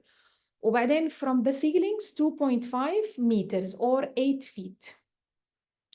إذا في عندي كمان مبيدات حشرية، مواد كيميائية، ملفات أو مستندات من المكتب، keyboards, mouses or anything, any other materials، هذه أحطها في مكان تاني ومستودع تاني، مو مستودع طبي. Arrange cartons so that arrows point up and ensure that identification labels expiry dates and manufacturing dates are visible. هذه مرة نقطة مهمة. أول شيء no boxes are allowed in the stores. ما في ولا كرتون مسموح به بالمستودع لأنه إذا وصل لمنطقة أو بيئة رطبة حيكون لي بكتيريا، وممنوع وجود الكرتونات أو البوكسز الكرتونية من الورق لأنها أصلا بيئة مناسبة لتكون البكتيريا. فإذا وجدت ومرة اضطرينا لازم أحط عليها identification label، أحط عليها label أو ورقة توضح إيش نوع المنتج اللي أنا حاطه جوا هذا الكرتون مع تاريخ الانتهاء وتاريخ انتهاء الاستخدام وإرشادات المصنع وتاريخ المصنع اللي يقول لك هتستخدمه قبل هذا التاريخ. Separate and dispose of damaged or expired products without delay. طبعا مرة شيء ضروري مهم إنه لا شفت any expiration date on any product inside the storage that means I have to remove it now يعني دحين أشيله، دحين لازم أشيله هذا المنتج اللي يكون إيش موجود داخل المستودع ولازم أتخلص منه. طيب متبقي لنا محور واحد اللي هو الأخير الخاص بالCSSD التعقيم الطبي. قبل ما نروح يعني الأسئلة، إذا عندك أي سؤال بس اكتبه على جنب عشان ما نأخركم على إنهاء المحاضرة. Last objective will be Central Sterilization Services Department which is the CSSD قسم التعقيم الطبي. وإيش التعليمات الخاصة بالتعقيم الطبي regarding the infection control. So the Central Sterile Services Department is an integrated activity of the most important in the healthcare facilities. مرة قسم مهم جدا داخل منشآت الرعاية الصحية أو المستشفيات بشكل عام، حتى في عيادات التجميل وعيادات الأسنان يكون في أصلا CSSD خاص بالأسنان. The purpose of the CSSD is infection control and safeguarding the health of patients undergoing diagnostic investigations or surgery and therapy. CSSD plays a vital role in all procedures and processes related to the activity of the operating theaters and wards of any hospital. قلنا إنه هو قسم جدا مهم والغرض منه اللي هو الحفاظ والحماية على أو خلينا نقول التركيز على قطع سلسلة العدوى والتعقيم الضروري الملائم لحماية المريض، وكأنه طوق النجاة الخاص إكمال عملية التشخيص الصحيح وصرف العلاج الصحيح أو حماية المريض حتى بعد العمليات والعلاج الصحيح. فقسم التعقيم الطبي يلعب دور مرة مهم في الإجراءات والعمليات الخاصة بنشاط العمليات أو غرف العمليات وأقسام المستشفيات. A large number of reusable medical devices and surgical sets from operating theaters and surgeries are processed daily in CSSD department, even in the dental procedures or dental CSSD.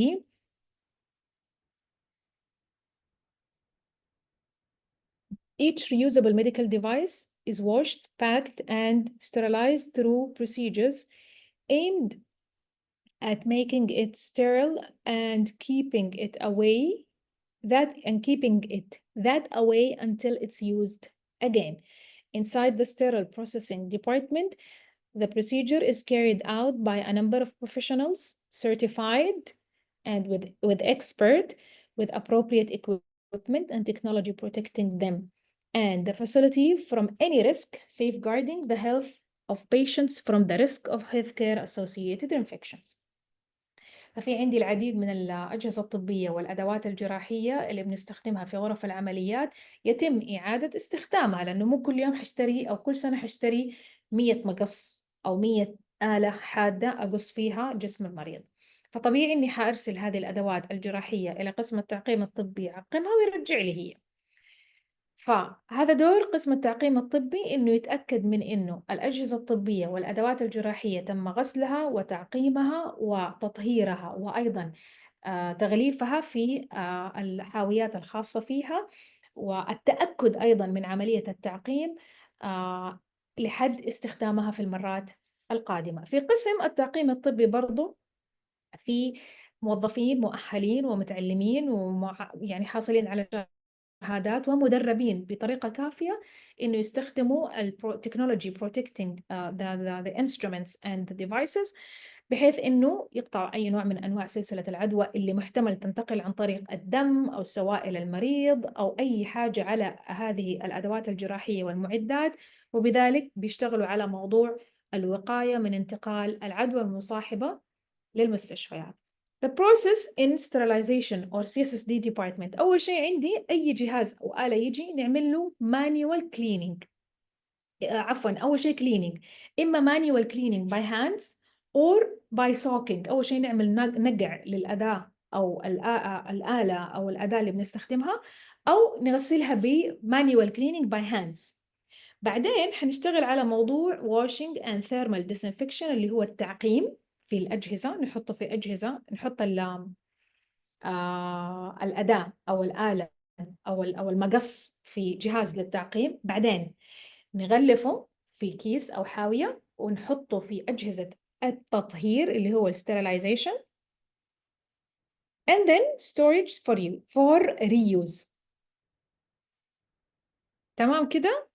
طبعا هي فيها تفاصيل مرة كثيرة وما يحتاج ندخل فيها لأنه ما هو تخصص أغلب الحاضرين معانا، بس كده بشكل عام in each process there is a instruction from infection control department. معلش عقدناكم شوية من قسم مكافحة العدوى بس عشان أتأكد من قطع سلسلة العدوى هنا وهنا وهنا وهنا. I have to implement infection control practices. So CSSD departments may have all or some of the following responsibilities: decontamination of instruments for surgery, the delivery room, emergency department, nursing divisions, clinics, and off-site urgent care facilities. Instrument set assembly and packing, sterilization surface. These are the responsibility of CSSD department. Patient equipment handling, cleaning, distribution, and billing. Case card system for surgery or the delivery room. Removing, receiving, and delivering. Managing loaner instrumentation and implants. OR scheduling or billing for these instruments. Cardiac arrest card processing, stocking, and distribution. Staffing surgical core areas. Acquisition of special order implants and supplies. Instrument processing whilst within surgery. Also monitoring operating budgets for other departments with the facility. فهذا جزء من مهام قسم التعقيم الطبي، عشان كذا لا تتهاونوا فيه أو لا تستقلوا من موظفينه هناك، لأنهم كمان هم بيتعبوا جسديا مرة كثير. فهم قاعدين يشتغلوا على موضوع استلام الأدوات والأجهزة، تسجيل البيانات، لبس معدات الحماية الوقائية يحموا نفسهم، يدخلوا القسم ويتعقموا، يبدأوا يشتغلوا على البري كلينينج أو واشنج أو مانيوال كلينينج، وينتقلوا بين الأقسام. فهذا ما هو جزء من العمل السهل البسيط. يشتغلوا على عمليات التعقيم ويتابعوها ويشوفوا الأجهزة، يختبروا الأجهزة، إذا حصلت عملية التعقيم بطريقة صحيحة، يتابعوا وجود ويعدوا الأدوات الجراحية اللي تستخدم في كل عملية كلا حسب قسمه. يشتغلوا على موضوع النقل واستلام وتوصيل المعدات الحماية، عفوا الأدوات الجراحية. حتى الكاردياك أرست كارد بروسيسنج برضو بيشتغلوا فيها. فلذلك يعني نرجو منكم التعاون معهم، خاصة إذا أنتم بتشتغلوا في مهام مباشرة في اتصال مع هذه الأدوات الجراحية اللي تحتاج تنتقل إلى التعقيم الطبي. So we will start by cleaning, and this also start the acquisition or purchasing or loan, cleaning, disinfection, inception for the instruments, and then packaging. If it was damaged, we will dispose it or return to the first. If it wasn't processed well, so we will recall the process again from the cleaning, or we will dispose it. If it was single use, discard it directly. So after packaging, we will do sterilization, transport to the department, or transport to the storage, and then use it again, transport it again to the CSSD, and we will repeat the cycle. كمان عندي نقطة مرة مهمة, very important point to be mentioned in the infection control practices of CSSD department is the pathway. So we have to start the CSSD department from a small anteroom or small space for wearing precaution or practicing hand hygiene, and then enter the department, starting from cleaning area, then disinfection area, then sterilization and packaging area, then the storage area. المسار لازم يكون زي كده, مكان صغير في قسم التعقيم الطبي أو مدخل نغسل فيه يدينا ونلبس معدات الحماية الوقائية, ثم ننتقل إلى منطقة التنظيف والغسل, ثم منطقة التعقيم, ثم منطقة التطهير, وبعدين منطقة المستودع. لازم يكون المسار زي كده. فحسب المسار أنت حتمشي على قدام, ما تقدر ترجع على وراء خطوة إلى الوراء, أو تروح من القسم الأول من القسم الثاني ترجع إلى القسم الأول. كمان هذه من أحد سياسات مكافحة العدوى. هذه اسمها the decontamination life cycle, دورة حياة التعقيم الطبي. الآن نهتم بس شوية بالممارس الصحي وإيش الأشياء اللي يحتاج يلبسها عشان يحمي نفسه داخل قسم التعقيم الطبي. So the CSSD technicians should wear clean surgical artery or scrubs, dedicated shoes, head and facial hair cover, except eyebrows and eyelashes. يعني هذه ما يحتاج, يعني eyelashes مستحيل يعني, ويفضل إنه ما حد يلبسها. Artery or scrubs should be changed daily or as needed if visibly contaminated with blood or other potentially infectious materials or products, and must change their surgical apron or artery upon leaving the department. Scrubs should be also laundered appropriately after each use in healthcare accredited laundry facilities, and remove all of the jewelries like rings, watches, bracelets during the duty hours. He should wear shoe cover, gown, preventative wear, surgical mask or N95 masks, hair cover or hair net, and face shield. فالممارس الصحي أو التقني داخل قسم التعقيم الطبي لازم يكون لابس معدات الحماية الوقائية كاملة, وينتبه إلى تلوث هذه المعدات بأي مصدر من مصادر السوائل من الأجهزة أو من المواد على الأدوات الجراحية أو دم على الأدوات الجراحية, لازم يغيرها على طول. وكمان لازم يتم غسل هذه المعدات الحماية الوقائية في مسار لوحده لما نيجي نغسلها, وشيء طبيعي إنه نشيل أو نتخلص من كل الإكسسوارات والخواتم والساعات أو الأساور في اليدين، لأنه حنلبس قفازات خاصة بالسيرجيكال بالCSSD ديبارتمنت. في كمان نقطة مهمة عندي في الCSSD ديبارتمنت، إنه الانفايرمنتال كلينينج ميثود يكون داخل هذا القسم مرة مهم، مرة مهم. يعني أنا هذا عندي قسم عشان أغسل وأعقم الأدوات الجراحية، تخيل إني أغسلها وأعقمها في مكان مو نظيف، فتصير الدنيا سلطة. So floors are swept and wet mopped at least after each decontamination procedure in the decontamination area. Floor are swept and wet mopped at least after each shift in the cleaning area. All areas must be free of dust and insects. وشيء طبيعي. So we should have a clear contract with pest control. The process of cleaning should be from clean areas to dirty areas, from high areas to low areas, and from least contaminated to most contaminated, which is يعني هذه mandatory for terminal cleaning in each patient room also, or each infected patient room, and in the CSSD and the OR department. In case of hazardous chemicals spills, disinfection must be performed immediately using a spill kit or a spill wipe according to the steps of spill management and according to the policy in the hospital administration files. High-touch horizontal surfaces must be cleaned and disinfected at the beginning and at the end of each shift, and most frequently during the shifts, for example, tabletops, countertops, and etc. Decontamination sinks should be cleaned after each shift and more frequently as needed, and work tables preferably cleaned before starting the sorting process in the decontamination area and inception process in the IAP area اللي هي preparation تقريبا area. فيهمني كمان نظافة القسم هذا حق التعقيم الطبي، فلازم أمسح الأراضي والجدران بعد كل عملية تعقيم، أو على الأقل مرة يوميا بعد انتهاء الشفت. المناطق هذه أو القسم كامل لازم يكون خالي من الغبار والحشرات والأوساخ بشكل عام. تتم عملية التعقيم لهذه البيئة أو هذا القسم بداية، وهي تقريبا هذه الآلية أو التقنية في كل أقسام وغرف المستشفى وغرف عزل المرضى اللي عندهم عدوى، وأيضا غرف العمليات. كيف نبدأ عملية التعقيم والتنظيف؟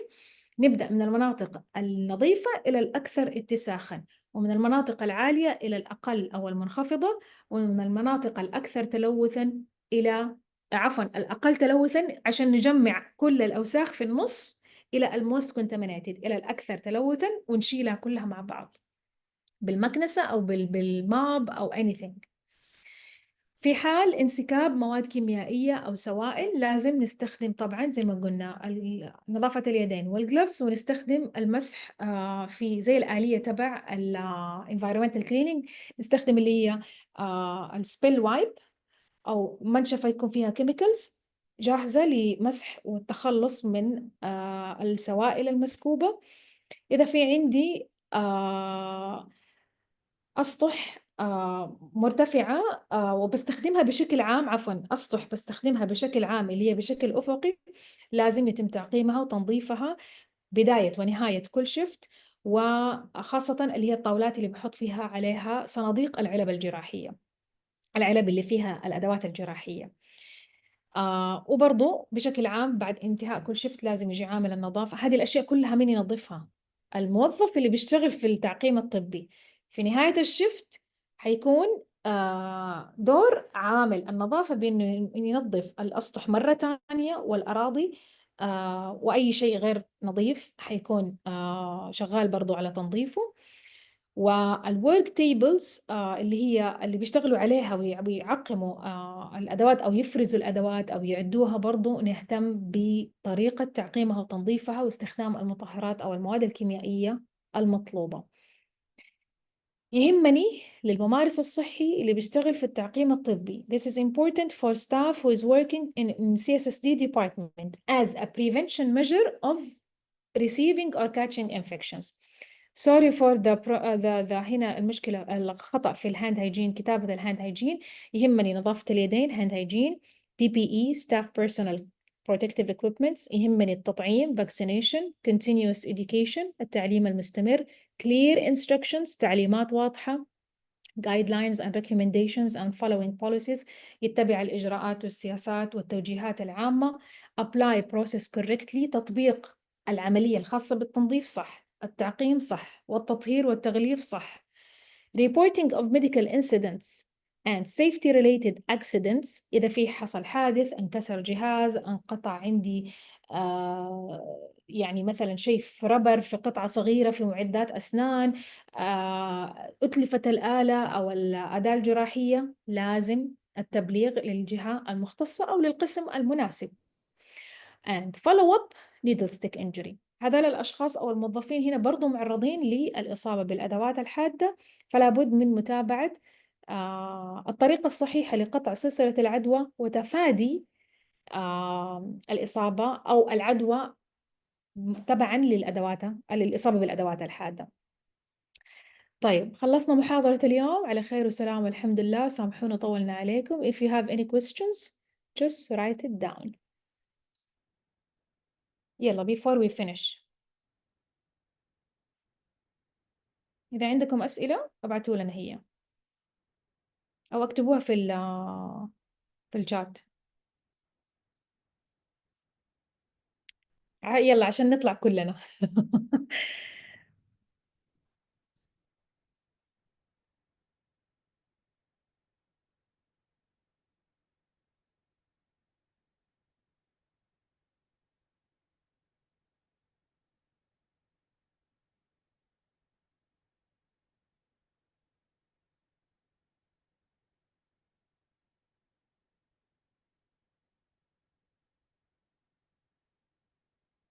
Any recommended books as a reference for يعني مرافق المستشفى.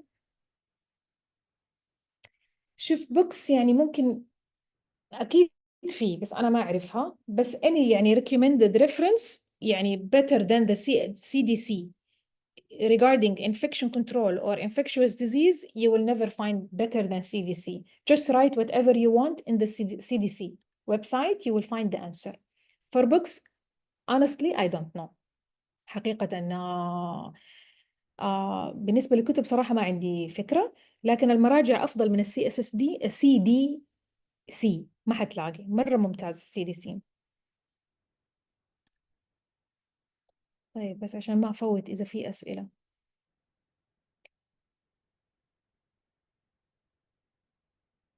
زي ما قلت لكم تسجيل المحاضرة حتلاقوه في قناة اليوتيوب الخاصة بفيوتشر فيجن. The recording of this lecture will be found or submitted later in the YouTube channel of Future Vision. The presentation of my lecture will be found on the Telegram channel. It's free channel for everyone. You can join it. I will send the link now on the chat. You can see it and you can share it with everyone. If you don't have any questions, thank you for attending. You can also contact me directly on one of the يعني social media accounts or through emails. إذا تحتاجوا أي معلومة أو تواصل أو استفسار يخص مكافحة العدوى، هذه معلومات التواصل معايا. الله يحييكم. إذا ما عندكم أسئلة سامحونا بس طولنا عليكم. شكرا على حضوركم واستماعكم وإنصاتكم. إن شاء الله تكون الدورة والمؤتمر أو محاضرة اليوم مناسبة لكم وأفادتكم بالطريقة اللي يعني كنتوا تبحثوا عنها. Thank you for attending. Thank you for sharing or for asking any questions. I hope that you did enjoy the lectures today. I know it's not that easy and it's heavy, but I know that you will have the correct information that you need to know about the challenges that you will face regarding the infections or the spread of infections. Have a good night. استمتعوا ببقية اليوم وإن شاء الله نشوفكم في مؤتمرات ومحاضرات قادمة. بس أبغى أتأكد إذا ما عندنا بوستر.